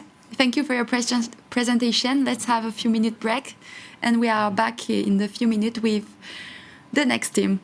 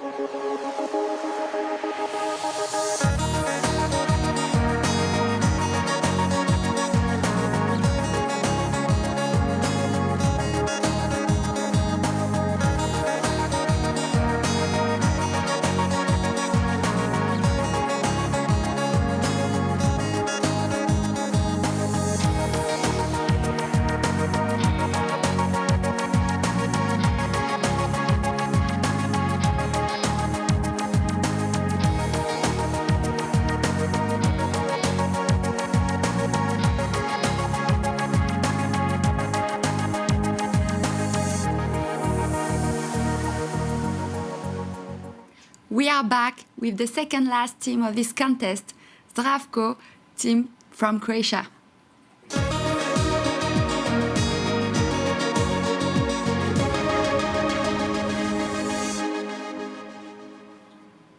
Welcome, Zdravko team. You have the floor. Thank you. Hello, Ecotrophelia Europe. We are Natural Organic Cookie, and we represent Croatia today with our product, Zdravko Cake. In the next few minutes, we will show you how we managed to incorporate sustainability and functionality into bakery products. Next, please. To begin with, we want to tell you a story behind our product name. Name Zdravko is an old traditional Croatian name, derived from the words of the root healthy or zdrav in Croatian. It has a cheerful connotation and resembles our product in means of tradition and nutritional value. Next, please. Our main focus was to find solution for two major problems regarding food production and nutrition. First of them is insufficient dietary fiber intake among EU citizens, and another one is an increasing need for zero waste production. So, we've decided to use an waste in the processing of one of the most processed vegetables in most of the European countries, the potato. And that ingredient is potato skin. Up until now, especially in Croatia, potato skin was used mainly as forage. But by processing it into a powder and combining it with another ingredients in the Zdravko cake, we get a highly nutritional product abundant in fiber. That way, we do not only expand agro-waste usage in the food industry, but we also tailor a delicious snack that fits all the needs of a modern consumer. Next, please. Our mission is to provide consumers with a functional dessert rich in fiber, but also to educate them about all the potential benefits of agro-waste use in the food production, thus creating a thriving community. Apart from the customers themselves, the benefit is also realized from an ecological and waste management aspect. Our vision is to become competitive, primarily on the Croatian market, but also to expand beyond the borders in the upcoming years, becoming a recognizable brand in the production of functional bakery products. Next, please. The biscuit part of our cake consists of whole grain flour, hemp seeds flour, and of course potato peel powder with a dash of ground carob and other spices. Main players in our filling are dried figs and carob again, both of them being traditional Croatian but also Mediterranean ingredients. Instead of eggs, we use water-soaked chia seeds as our dough emulsifier. Next, please. That way, we get a vegan cake with 0 trans fat due to usage of coconut oil. Zdravko is an entirely plant-based product without any added preservatives or sugars. Instead, we use stevia glycosides. One serving meets 15% of the recommended daily fiber intake, and the estimated shelf life is 30 days. Next, please. So, our production plant would be situated near our potato skin supplier because potato skin demands as quick manipulation and processing as possible. Here, you can see the idea of our future production plant. The production process consists of auxiliary raw material preparation, biscuit production, filling production, its packaging, and storing. So here you can see all the parts needed for the production of our cake. And secondly, notice how the plant is constructed in accordance with all the hygienic requirements. Careful arrangement of the premises ensured a minimum raw material movement path, but it also avoids contact between production and non-production personnel. Moreover, as we're using exclusively plant-based ingredients, we have eliminated the majority of potential hazards, with gluten being the only allergen. Our control points include reception of all raw as well as packaging materials, thermal treatment, product packaging, its storage, and product transport. Next, please. So one serving of Zdravko, in which you get 2 cakes, is stored in a metallized polypropylene foil, and the box contains 4 such servings. Although we wanted to turn to greener alternatives in form of packaging materials, our product does not contain any artificial preservatives and is therefore a bit more sensitive. In the future, of course, we want to develop and use a fully biodegradable packaging, but for now, product protection was our priority. Our product would be distributed to the retail stores, but also directly to our consumers' homes. That would be achieved by online orders through our web shop, which would actually reduce the need for resellers and increase profits. Next, please. Our marketing plan was developed through preliminary market analysis, product positioning, competition analysis, and of course, ad campaign design. So preliminary market analysis helped us identify our potential consumers through the collection of participants' data on their eating habits, lifestyle, and knowledge of certain foods. We aim at a group of people aged 15 to 45, leading fast-paced lifestyle and wanting to increase their daily fiber intake. What was encouraging was the fact that 67% of our participants deem Zdravko an innovative product, and even 58% of them would probably and certainly buy the product. That was a clear indicator of correct product positioning towards our target group. Next, please. We've used SWOT analysis to describe our strengths, weaknesses, threats, and opportunities. Some of our strengths include being an innovative cake that is a response to modern consumer demands. Our weaknesses are short shelf life and stereotyping healthy foods. Our opportunities are to penetrate to the lateral markets and to cooperate with different industries in means of their agro-waste. And what we see as our biggest threat is competition ready to copy and improve ideas. Next, please. So market analysis gave us an insight of what our potential consumers think that are competitive products. So there is no directly competing product in means of composition and filling. So the focus was on nutritional values of the products. Above all the shown products here, they visibly lead in the amount of contained digestive fiber, but we also offer an affordable price, especially when considering the quantity, composition, and nutritional qualities of the product. Next, please. Market analysis also gave us an insight into the most profitable form of advertising activities and enabled us to create an effective marketing strategy. There will be a print ad campaign, radio ads through different airtimes on popular radio stations. And there will be improvement of sales through shop sales promotions and rewarding loyalty. However, our main focus will be on digital marketing, especially through Facebook, Instagram, and YouTube platforms. Next, please. When designing a financial plan, it entailed gathering all the potential ways to finance and, of course, creating a financial budget. Financial support could be requested at several agencies, at EU funds. We could take out a loan at specific banks as a startup company, but there is also a possibility for larger corporations to see our potential and invest in us. Designing a financial plan, we've decided to launch on the market with a penetration price of 0.84, which would actually allow us the acquisition of a larger customer base. When forecasting earnings, we took into account that for a while, we will still gain trust and goodwill of our consumers.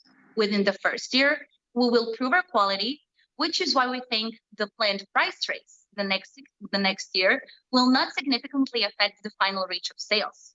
In the third year, we plan to expand our production capacity, which of course allows for higher sales. Next, please. The previously mentioned also directly refers to our future plans. The first one is penetration to the external market, which facilitates the existence of buying products to our web shop. Accordingly, we want to expand our production capacity through duplication of shifts in operation and the sole plant expansion. Also, we want to expand our assortment through the presentation of a limited edition product, Bourgeois cake, which would be like a Christmas edition with typical Christmas spices and apple and cinnamon flavors. 1 minute. Ultimately, we'll work towards greater sustainability and even more environmentally friendly approach. In addition to the aforementioned development and usage of biodegradable packaging, we have an opportunity to carefully dispose our generated biowaste in an automated composter to carry out its hygienization, sanitation, determination of the compost values, and as such provided to our consumers, actually to our suppliers, for the lower purchase price of the raw materials. Next, please. And to conclude, Zdravko is more than a product. Zdravko is a story, and you're extraordinarily good choice. Thank you for your time and attention, and we are ready for your questions. Thank you for your presentation. Unfortunately, we had a technical issue with the YouTube Live, but do not worry, the judging panel saw your presentation, so we can continue with the questions and answers.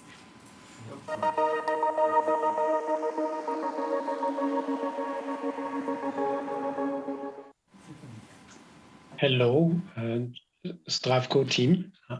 Nice to meet you. Welcome to the Q&A session. Thanks very much for your very appealing presentation. And yeah, we would all like to taste your product, but hopefully next year we will have more opportunities to taste, but this year it's not possible. So we have questions. My jury members already line up, and I would like to start with Kees now, and then followed by Bertrand, and then I take back control. Thank you. Okay, thank you, Christophe. First of all, my compliments for the most extended technical description of the process and the safety analysis. My question is basically, did you actually go on the streets and ask people, would you want to eat bio waste? And coupled to that, my recommendation, don't use the word waste anymore, call it a side stream. Okay, thank you. We actually made a preliminary market analysis with different kinds of questions in which we asked our participants would they mind having agro waste, we use that term, in bakery products. And their answer was in 80+% they wouldn't mind. So we didn't actually go from people to people on the street, but we shared online our questionnaire, let's say so. Thank you. Bertrand? Thank you for your presentation and great looking product. I just want to check whether you looked at producing a gluten-free version of your product. I'm sorry, I haven't heard well. Something Gluten-free, because at the moment you've got gluten in there, and then you could not have gluten and make it allergen-free. We have considered that, but for now, while developing our recipe, whole grain flour was our best option for the texture and the mouthfeel. Actually, we would like to produce a gluten-free recipe, but that would entail us to use, for example, oat flour. Yes, oat flour. Chickpea flour. Or chickpea flour, yeah. But for now, we wanted to stick to what we knew would work for sure and provide us with what we need. Eventually, like we said, we wanted to make limited edition for Christmas, Bojo edition, Bojo cake edition, and that would maybe incorporate it like chickpea flour or something like that without gluten. Thank you. Thank you. Then we have a question from Helen, please. Hi, thanks for your presentation. One of your main reasons for the eco credentials is the potato fibre.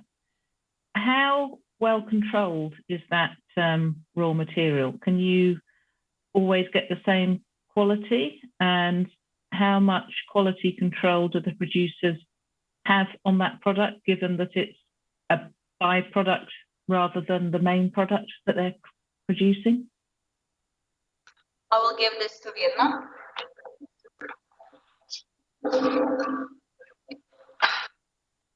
So thank you for your question. Our main supplier of our potato skin is the biggest crisps or chips maker in Croatia, and they have all the certificates for great potato peel without any pesticide. They don't treat with any pesticide the potato, so they are completely safe. But in our HACCP plan, we also said in first control point that we are going to make some microbiological analysis, and there we include pesticide analysis as well. Okay, I mean, I'm interested also in the carbohydrate content, the moisture content, and the fiber content, because the fiber is what's really giving you the claim. So it's the positive nutrients as well as the negative aspects. Okay. What's interesting about potato peel, or I mean about potato skin, is that there is zero. There are just dietary fibers in it. There is no starch or something like that. There is only dietary fibers. So it's a great thing that we add to our mix. So it has greater nutritional value. Okay, thank you. And of course we use only 7% of potato peel in our mix, because that's the best percentage that we had concluded that that's the best percentage for organoleptacy and the taste of our cake. Okay, good, thank you. We have a question from Georg and then Benita, please. Benita. Yeah, okay, make it short. High fiber fillings means perhaps also high water content. So I asked for the water activity of the product. And the second question is, why do you take coconut oil? Cannot go without it? Thank you. First, for the water activity, of course, we checked it and it's high, but we had to make our product safe. So we put it in polypropylene metallic foil. So it's safe because we checked the migration from the fill to the biscuit part of our cake. And we estimated the shelf life 31 days. So everything is fine on microbiological side and as well on the taste side. And the second question was, sorry? The coconut oil. Oh yeah, you cannot go without it. We haven't tried without coconut oil, but we in our questionnaire we asked our consumers which type of oil do they prefer in healthy nutritional products, and they all said coconut oil. So that's the way why we decided to use coconut oil. Okay. We have a question from Bennett then, please. And there is no trans fat in it as well. Yes, it's a quick one. It's in regards of this technique for selling in the first year. You say a penetration price technique, which I guess it is you start in a reduced price, and then the second year you just jump up to. Do you think that it's easy to manage facing the customer and the consumer to increase the price all of a sudden without any reason? Which is your strategy there?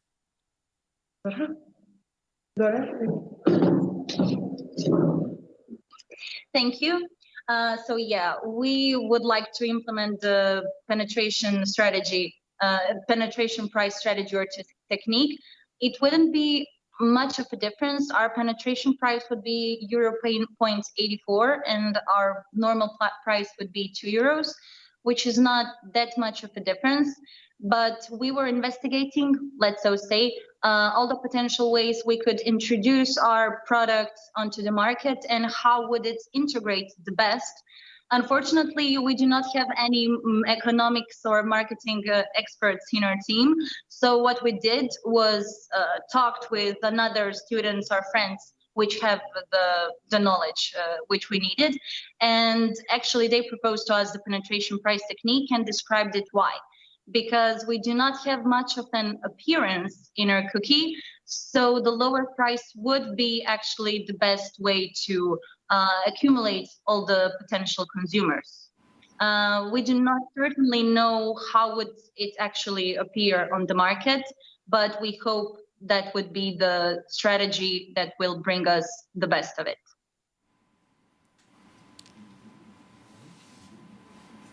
Okay, thank you. One last question, please. Yes, last question. Martin, would you like to go? Yes, thank you. And that actually follows up on the previous question, because looking through the dossier, it felt to me that you were really having a premium product. I think the idea of having a Christmas version also supports that, and yet there is the low price. So for me, I think there still is, I think, an opportunity to move into a higher market segment altogether. So I would be keen to hear your thoughts on kind of what would need to change in order for you to allow that. Well, actually, there is a little that has to change because, as we already mentioned, we have developed it with a preliminary market analysis. We needed to know what our potential consumers would like to buy. And unfortunately, in Croatia, our price of the Zdravko cake, the same price as mentioned in euros but in kunas, is already pretty high. And we are not really sure how would they react on even higher price. We could move to the premium product category, let's so say, because we really do use not best, but really nutritional, really quality products. However, we are not sure that for start here in Croatia, it would have such a good answer from our potential consumers. Of course, when penetrating to Europe, we would consider making a price a little bit higher because, of course, we think all the procedures necessary for its production would also have a higher price. Okay, all clear. Thank you very much. Thank you very much, Zdravko team. Now the jury will vote, and I hand back to Marine at the set. Thank you, Croatia team. Let's have a short break for jury discussion. We'll be back in a few minutes with the last team of this competition.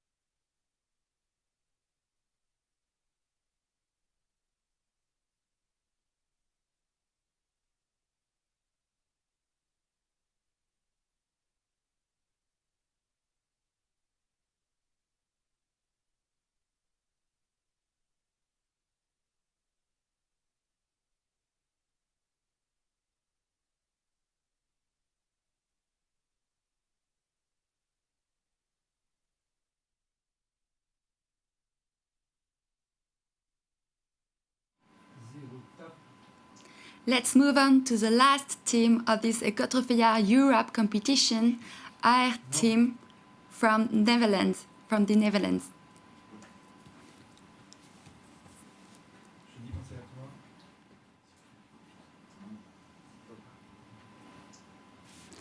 Welcome. Thank you for having us. Are you ready? Yes, let's go. You have the floor. Sorry.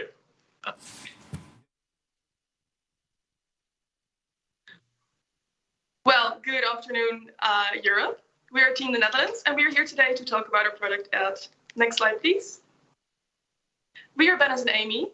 We're currently third-year international food business students, and we're here representing Average University of the Netherlands, who are currently studying here in Canada. Next slide, please. Next slide, please.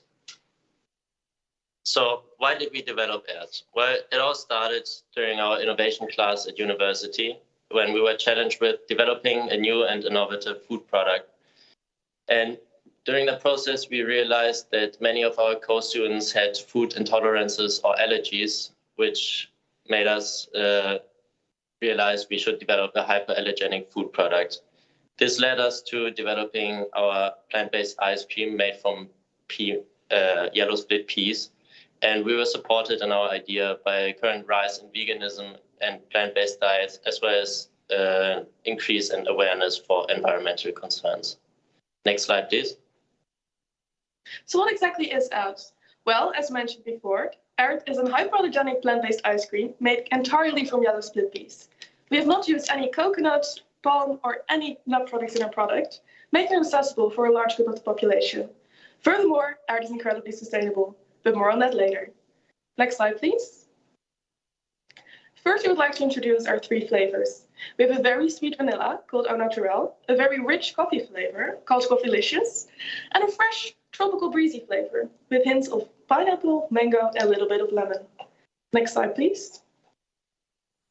And to prove that our product is not just only very sustainable, and it's not just good, but very delicious, we went around out on campus, and we asked random students to test our product. Please run the video.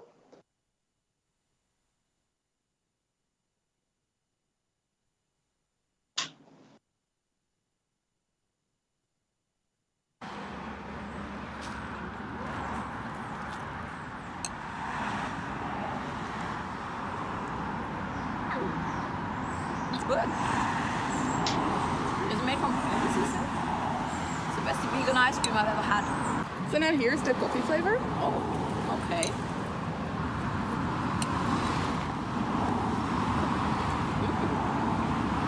It's so good.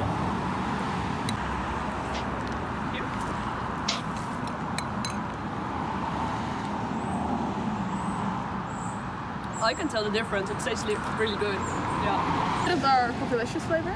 Thank you. I usually don't like really coffee flavors, but maybe this one.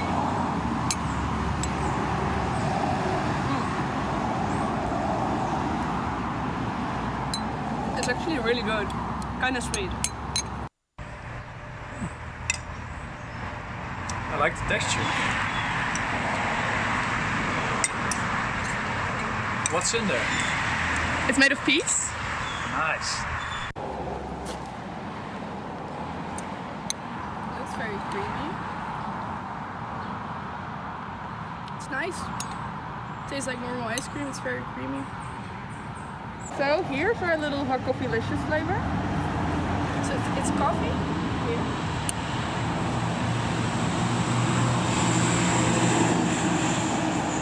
That's really good. I like it more than the vanilla even. Because of time? Thank you. Oh wow, it's actually good. Tastes like coffee. So this video showed some students testing our ice cream, and unfortunately due to the timing, we can't show the full video. Next, how do we produce air? Here you can see our production plan. And first of all, after the ingredients enter the slide before, please. After the ingredients enter the facility, the peas are first cleaned and then soaked and cooked until they are soft. Afterwards, the peas are blended and the ingredients are added depending on the flavor we produce. The mixture is then pasteurized, hydrated and homogenized before it enters the ice cream machine. Afterwards, the product is frozen and packaged, and a final quality check is performed before the finished product is shipped to the customer. Next slide, please. To ensure the quality of the product and to prevent any foreign objects from entering the final product, several critical control points were implemented in the production process. First of all, quality checks before and after the peas enter the facility are performed, as well as temperature controls during the pasteurization and the freezing process. In the end, a metal detector ensures that no metal objects enter the packaging, and a final quality check is performed on random samples to ensure the quality of the currently produced batch. Next slide, please. So now we know how to make ads, and we know that it tastes good. So, but what makes ads so special? Well, as mentioned before, it's completely hypoallergenic. And by not using any coconut products, any palm products, or any nut products, we're actually completely different than any potential competitor within the market. Yellow peas are actually a CO2 negative product when they're being cultivated, making them much more environmentally friendly than the other vegan and non-vegan options. Furthermore, the cultivation and the production of our ice cream is way lower in water usage than, for example, almond production. And the production of yellow peas does not contain or cause any biodiversity threats that, for example, coconuts do. Next slide, please. Furthermore, AIRT has a massive market potential. With having reached almost 330 million euros in plant-based sales in 2020 within the European Union, and a forecasted amount of sales of over 500 million euros in 2026, there's a large market potential there for vegan ice cream within the European market. Furthermore, the vegan population share has doubled in the last 4 years, and common food allergy prevalence is up to 6% in Europe. All these factors play into our potential market consumers and help with the potential success of ads. Next slide, please. So who are our competitors? Well, our main competitors are other brands that produce plant-based ice cream. However, there's no competitor producing the same product as AIRT, neither from established brands nor from any indie brands. We compared our product with the Alpro vanille flavor, and as you can see, even though AIRT Au Naturel has more calories than Alpro, it includes less carbohydrates and less sugars, as well as more unsaturated fats than Alpro vanille. Next slide, please. For the packaging of ads, we wanted to do something surprising and something that you don't see every day within the ice cream shelves. We wanted to keep it minimalistic and very close to the brand instead of using very bold, screaming colors. Our main target group will most likely be the millennials and the upper generation of Gen Z. They resonate best with pastel colors. Therefore, we decided to go with a soft pastel coloring that corresponds with the flavor that's inside the product. We used almost only recycled materials, and we tried to use as little plastic as possible for our product to make it as environmentally friendly as possible. We still have to use a little to ensure food safety, but we're still working on completely eliminating the plastic component. Next slide, please. So in short, AIRT plant-based ice cream is ice cream made from yellow split peas, which is more environmentally friendly than dairy or any of the most commonly used dairy alternatives. As for now, we have 3 flavors. However, in the future, it is possible to develop more flavors if necessary. And furthermore, AIRT is not just good, it's delicious. Next slide, please. Thank you for paying attention and have a good afternoon. Thank you for your presentation. It was... let's go to the questions and answers.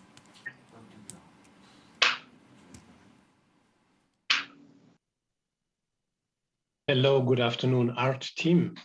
Thank you very much for your presentation and for also your very interesting demonstration on how your consumer react to your products. That was quite intriguing, and I think we all would love also to be in the tasting panel right now.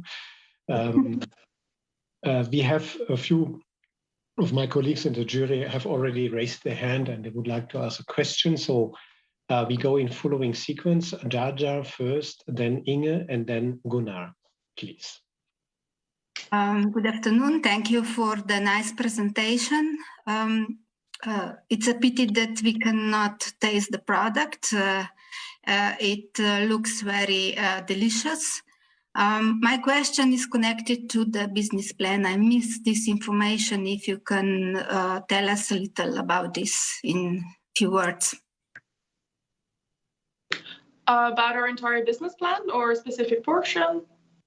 I miss also in the the business plan more detailed. So just maybe in few words, how you would like to launch business-wise the product. We have actually, we've been talking to several manufacturers and we've found a potential manufacturer of the ice cream component of our product. There are actually two separate processes, the pea milk making, because we make it completely from scratch, so we know exactly what goes in there, and the actual ice cream making. We have found a potential manufacturer for the ice cream making, so we're going to outsource that process, but we're going to keep creating our own pea milk because it's a fairly simple process that we can easily control ourselves. So we're now currently working on that. I don't have any exact numbers yet, but that's how we plan on producing the product in the near future. Mm-hmm. I thought that there would be more financial business figures on this, but okay, thank you. Yeah. Perhaps my question is in that direction. Again, to make it more precisely, it's Georg Böcker speaking.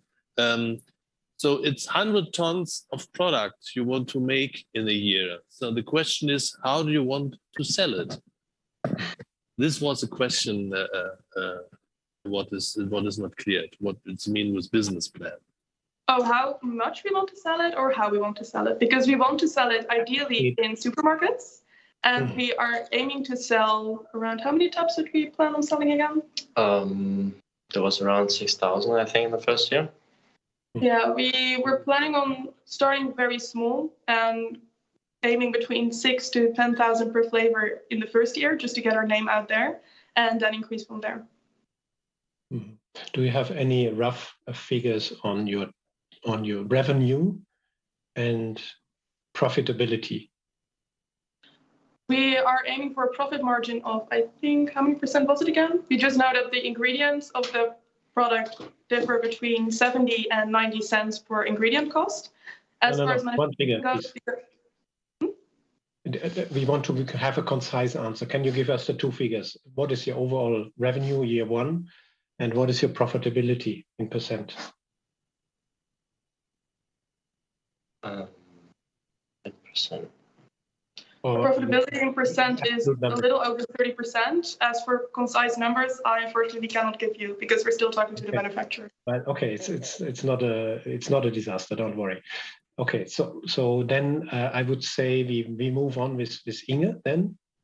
Inge, please. Yes, thank you for the presentation. I have a question on the flavor of your product. You use the peas. With soy milk ice cream, you often have the beanie of flavor. Do you have the same with your with your ingredients, with your milk? We had the struggle initially during our first production process. However, that's why we switched from green peas to yellow peas, because the flavor is a lot sweeter and a lot more less present in the final product. Therefore, our flavors we selected are so strong that they completely mask the pea flavor, making it much more enjoyable to consume. Okay, thank you. Okay, then next would be Gunnar, please. Thank you, and thank you for a lovely presentation for the Dutch team. It's lovely to see how you, the Dutch people always try to reach out for us in the Nordic countries. That's why I want to ask you precisely, because for me the letter I is very strong for us here in the north, and some people that have been visiting in Iceland freak out about our letters, of course. And Ært in Danish is a P. So I'm wondering, is it a strong label, Ært, for people? Is it the myth that you're seeking for, or is it because people in Europe don't know what it is? It's like, what is it? Well, do you want to take that or? Yeah. So I have to stop you. I definitely love the word Ært, so keep that in mind. Well, yeah. So as you already mentioned, it means pea in Danish. And as for people that understand it, it's pretty obvious. Then it is pea ice cream, basically.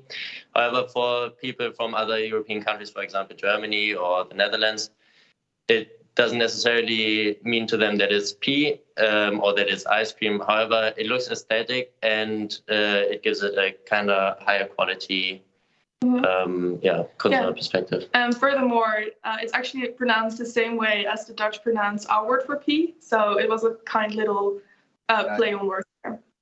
Okay, thank you. Thank you. Then let me take Rajenka first. Rajenka, please.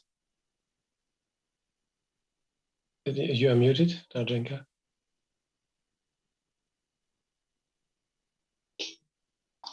Thank you for a nice presentation. Why did you use grapeseed oil? Is there a specific reason? Because it's a more expensive thing compared to the other oils. Is there some sensory issue, or why did you use it? Well, we decided to settle on grapeseed oil because we achieved the best results with it. It incorporated best in the product and it gave the best taste-wise flavor. We decided to use sunflower for the pea milk component because it made for a creamier product and cost-wise it was a better selection. But it was mainly out of taste reasons that we decided to go with grapeseed oil. Okay, thank you. Okay, and then we have more questions. Sorry, now it would be Georg. Georg, is this a new question or? Only a short question. Why did you take pea and not oat? Because oat milk already exists since a long time and it would be a nice substitute against soy milk. Actually, I think oat ice cream is already being developed by Oatly. And furthermore, we wanted to expand the already existing market. We wanted to look into new products. And pea being a CO2 negative product was already also a very important factor for us because sustainability is the most important factor of our product. Thank you. And then we go on. There are more questions. Then we have Tim and Helen. Yeah, so Tim first, please. Thanks very much. Yeah, very nice presentation. Very curious about the product. In your dossier on page 12, you have the table where you're looking at the revenues and the cost structure you have. And then you have the total profit, which you've got from a subtraction of the revenue from, for the costs from the revenue. And this is based on a $5.99 price. Are you happy with the way this is calculated out? Because surely you can't really consider that $5.99 will all be your revenue if this was the price to the end consumer, unless you're telling me this is the price that you're selling from the factory at.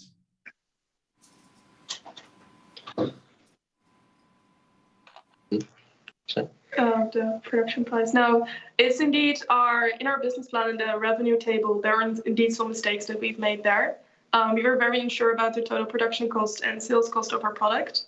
The mistake that we made is that we want to achieve a sales price of $5.99, and we made indeed the mistake there in the table to set it as the sales price from the factory. Okay, great. So your profit will be considerably less. Okay, no problem. Yeah, the profit will be considerably less, but still profitable.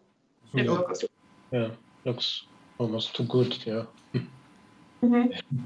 Yeah, good. One last question. Please. Yes, to have Helen, please then. Yeah. Yes. So it's a question on the ingredient declaration. So in the dossier, in the production costs bit, it has about the cost of the ingredients, and it shows that you have to make the pea milk, which includes the sunflower oil. But there's no sunflower oil declared on the ingredients panel. Can you tell me how that works? Excuse me, could you maybe repeat the question? Because I could not completely understand you. Yeah, so in section 3, production costs, it says that you have to make a litre of pea milk. And one of the ingredients in the pea milk is sunflower oil. But sunflower oil does not appear on the ingredient panel. It did not. It was No, it just supposed says to be on the grapeseed oil. Yeah, it was supposed to be on the ingredient list. We have tried both grapeseed and sunflower. We achieved for the milk both the same results. That's why we resorted to using sunflower for the cost reasons, but it should have appeared on there as well. Apologies. Okay, so it's an omission. And just to follow up, to me, pea will have a kind of slightly mealy texture, a rough texture. How silky smooth is the product? I'd love to taste it, but you're going to have to tell me. Well, as the tasting panel showed, it's actually really, really smooth. We achieved a really smooth texture by the process of which we made the pea milk, which I can't tell too much about. But we completely achieved like a very smooth texture in our ice cream. As the tasting videos also Okay, showed. thank you. Okay, thank you very much. I think with this we can close the Q&A session. The panel will now vote on your proposal. I thank you again for this very nice presentation and this good product idea, which you all would like to taste, of course. And I hand back to Marine. Thank you for your presentation. It was the last presentation of the day. Thank you to each team and well done for your innovative product and your work. After this whole day of presentation, it is now time for the judging panel to deliberate. We are back at 6 p.m. French time for the award ceremony. I just remind the teams to stay connected on Skype because we will call the winners at the end of the deliberation. Thank you again and see you soon for the award ceremonies.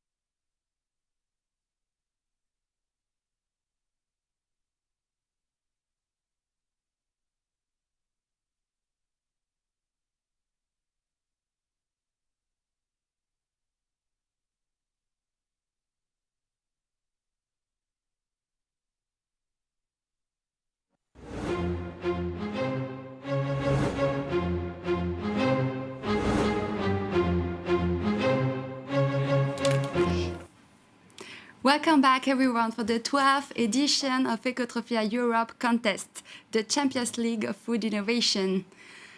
13 teams from 13 different countries have competing all the day long to present their eco-innovative product to you and to the judging panel composed of food industry professionals. During the day, we had some technical issues with the YouTube live, but I just want to say that the judging panel saw every presentation during that day. I would like to congratulate the teams for their work and presentation. I would also like to thank the judging panel for their availability and participation to this edition of Ecotrophelia Europe. To conclude this event, we are with Françoise Gorga, Administrator Delegate of the EEIG Ecotrophelia Europe, which is organizing this contest. She is also represents the European food industries. Welcome, Françoise.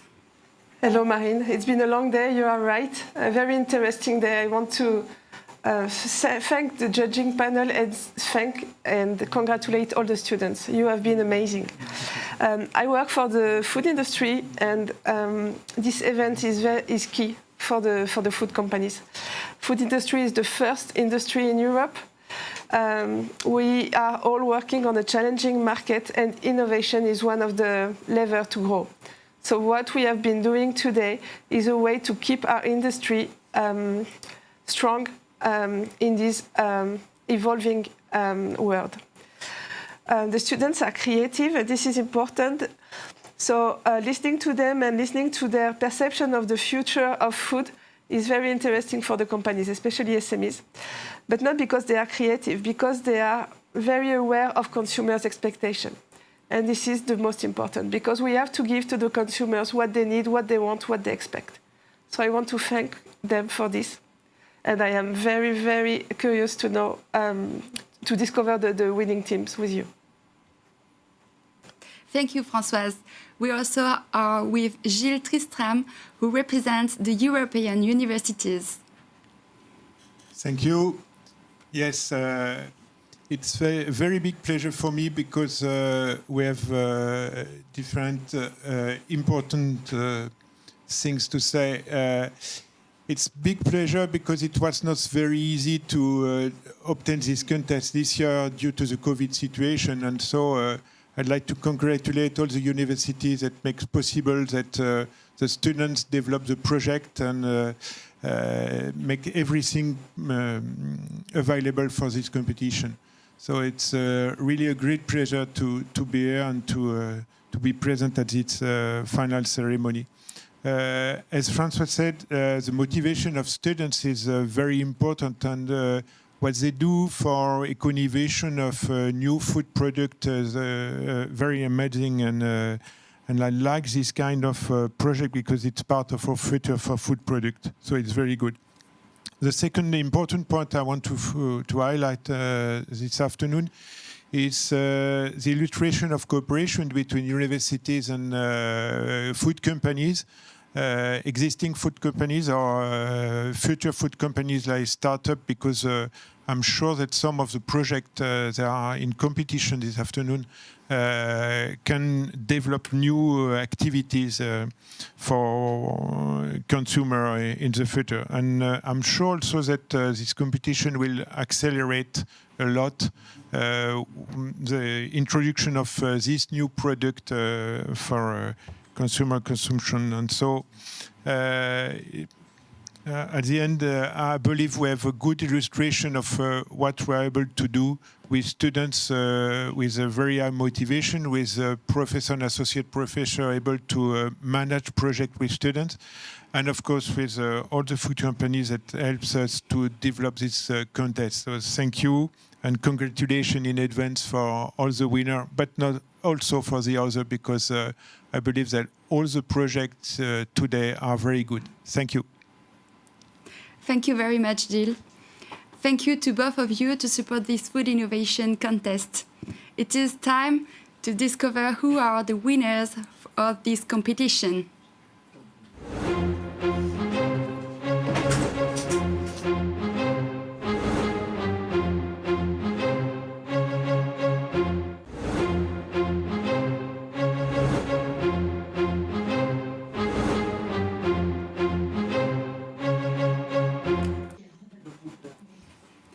let's start with the first prize, the Communication Strategy Award.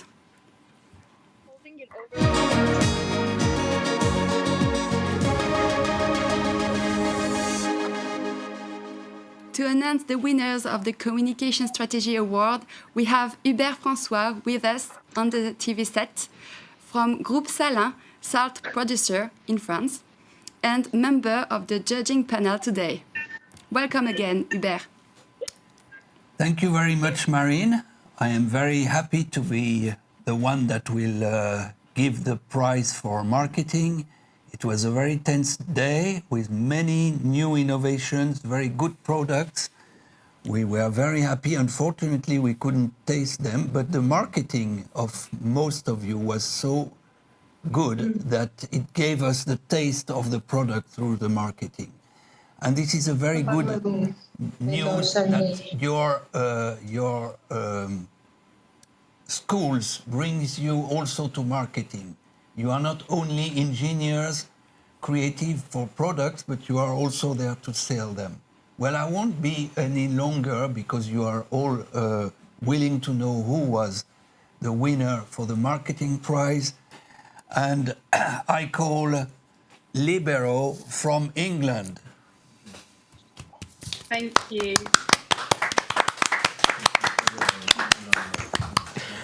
Congratulations, you win 500 euros. Would you like to explain what is your product? Yeah, our product is a non-alcoholic coffee liqueur in which we incorporate all of our spent coffee grounds back into the product, and we use them in the packaging, and then we have trigeminal sensations, bringing an extra sort of level to the product, which I hope you could see in our marketing. Okay, thank you. And now that you won this Communication Strategy Award, what are your next plans? We're not sure. We're still working out where we can go with Libero, but we're really excited about the future of it and where we can take it. And yeah, we're really looking forward to sort of carrying on with the challenges and the opportunities that are presented to us with the product. Okay, thank you very much and good luck for your future projects. Congratulations again. Thanks. Let's continue with the bronze. No, sorry. This year, it's a special year because we will not have a bronze award. We will have 2 silver awards because we were not able to discriminate who will win the bronze award. So both of the teams will win the silver award prize and will receive 2,500 euros.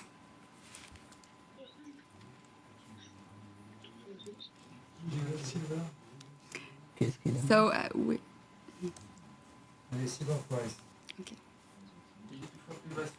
Oui.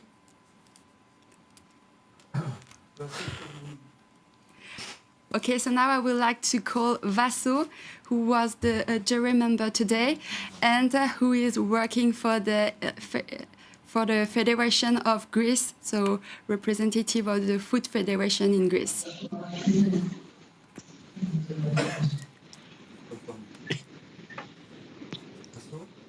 Oh, hello. Good afternoon, dear students, ladies and gentlemen. Good afternoon. It's my pleasure that I have the chance to announce the first winner of the Silver Award today. But before this, I would like to congratulate all the participating teams for the work done, for their enthusiasm, their nice presentation, and their creative spirit. As we all know, Ecotrophelia acts for all this year as an incubator and is a major meeting point of innovation and competitiveness for the food industry. And this is very important. Also, Ecotrophelia, I believe, that enables all students to be confronted with the real situation and help the food industry to reveal and retain the new talents that designate the food of our future. In other words, Ecotrophelia is a unique experience, is an adventure providing new business opportunity for students, for teachers, researchers, for the benefit of food industries and the academia. So I will now move on to the most important moment. I will announce the first winner, and I'm gonna straight this, the first winner of the Silver Award. And the winner is the French team with the product Butternut. Congratulations, team.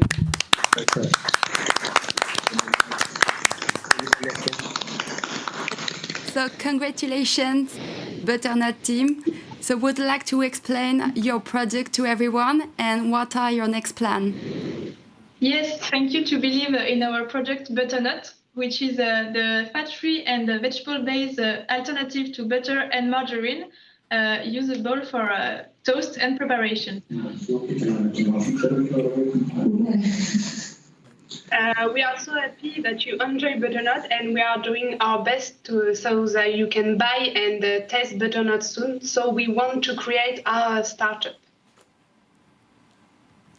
Okay, so good luck and congratulations for the next. Now we will announce the second winners of the Silver Award.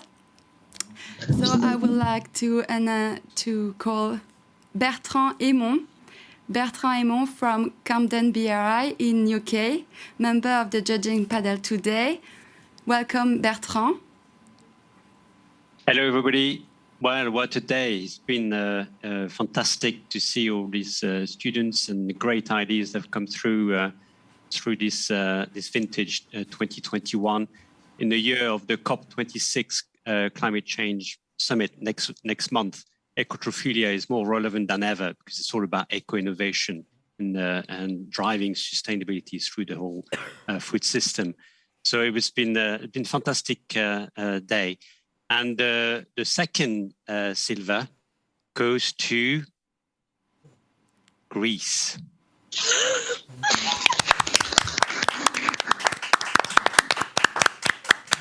Well done. Congratulations, Greece.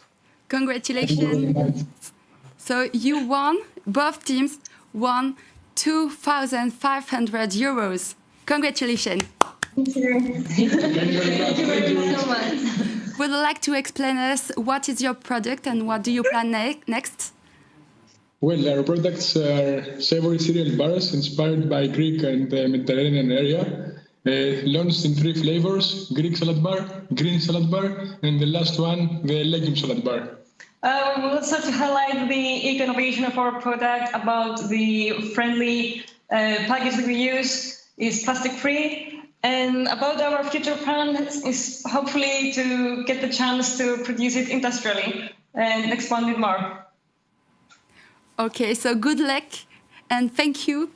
Congratulations again. Good luck for your future plans. And thank you. Thank you very much. Now, last but not least, the golden prize.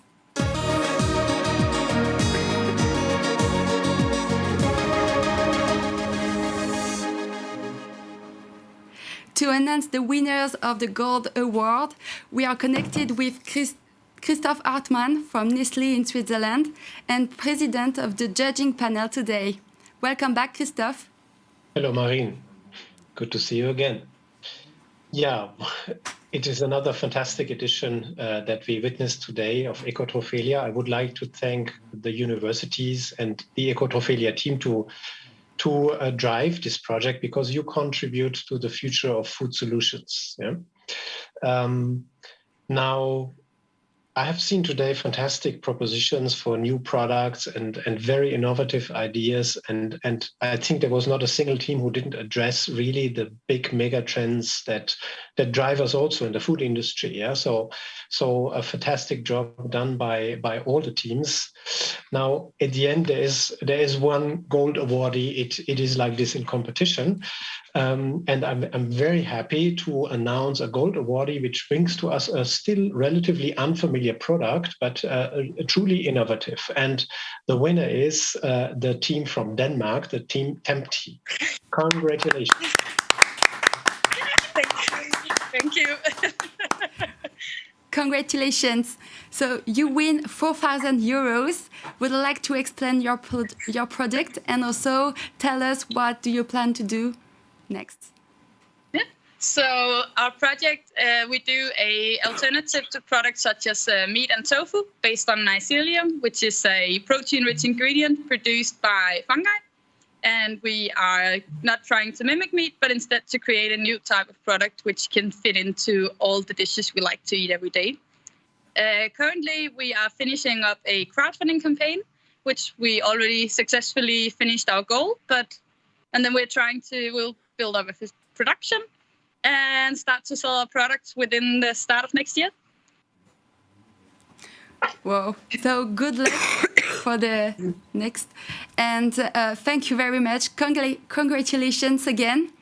Thank you. We wish you all the best for the future. Thank you. Bye. Tell us where you are. We're outside. Okay. We are we were supposed to be participating in another event, and we just had to run out and find a space where we can call in. Yeah, already so we're very sorry. Congratulations. Thank you. Congratulations and goodbye. Bye. Bye.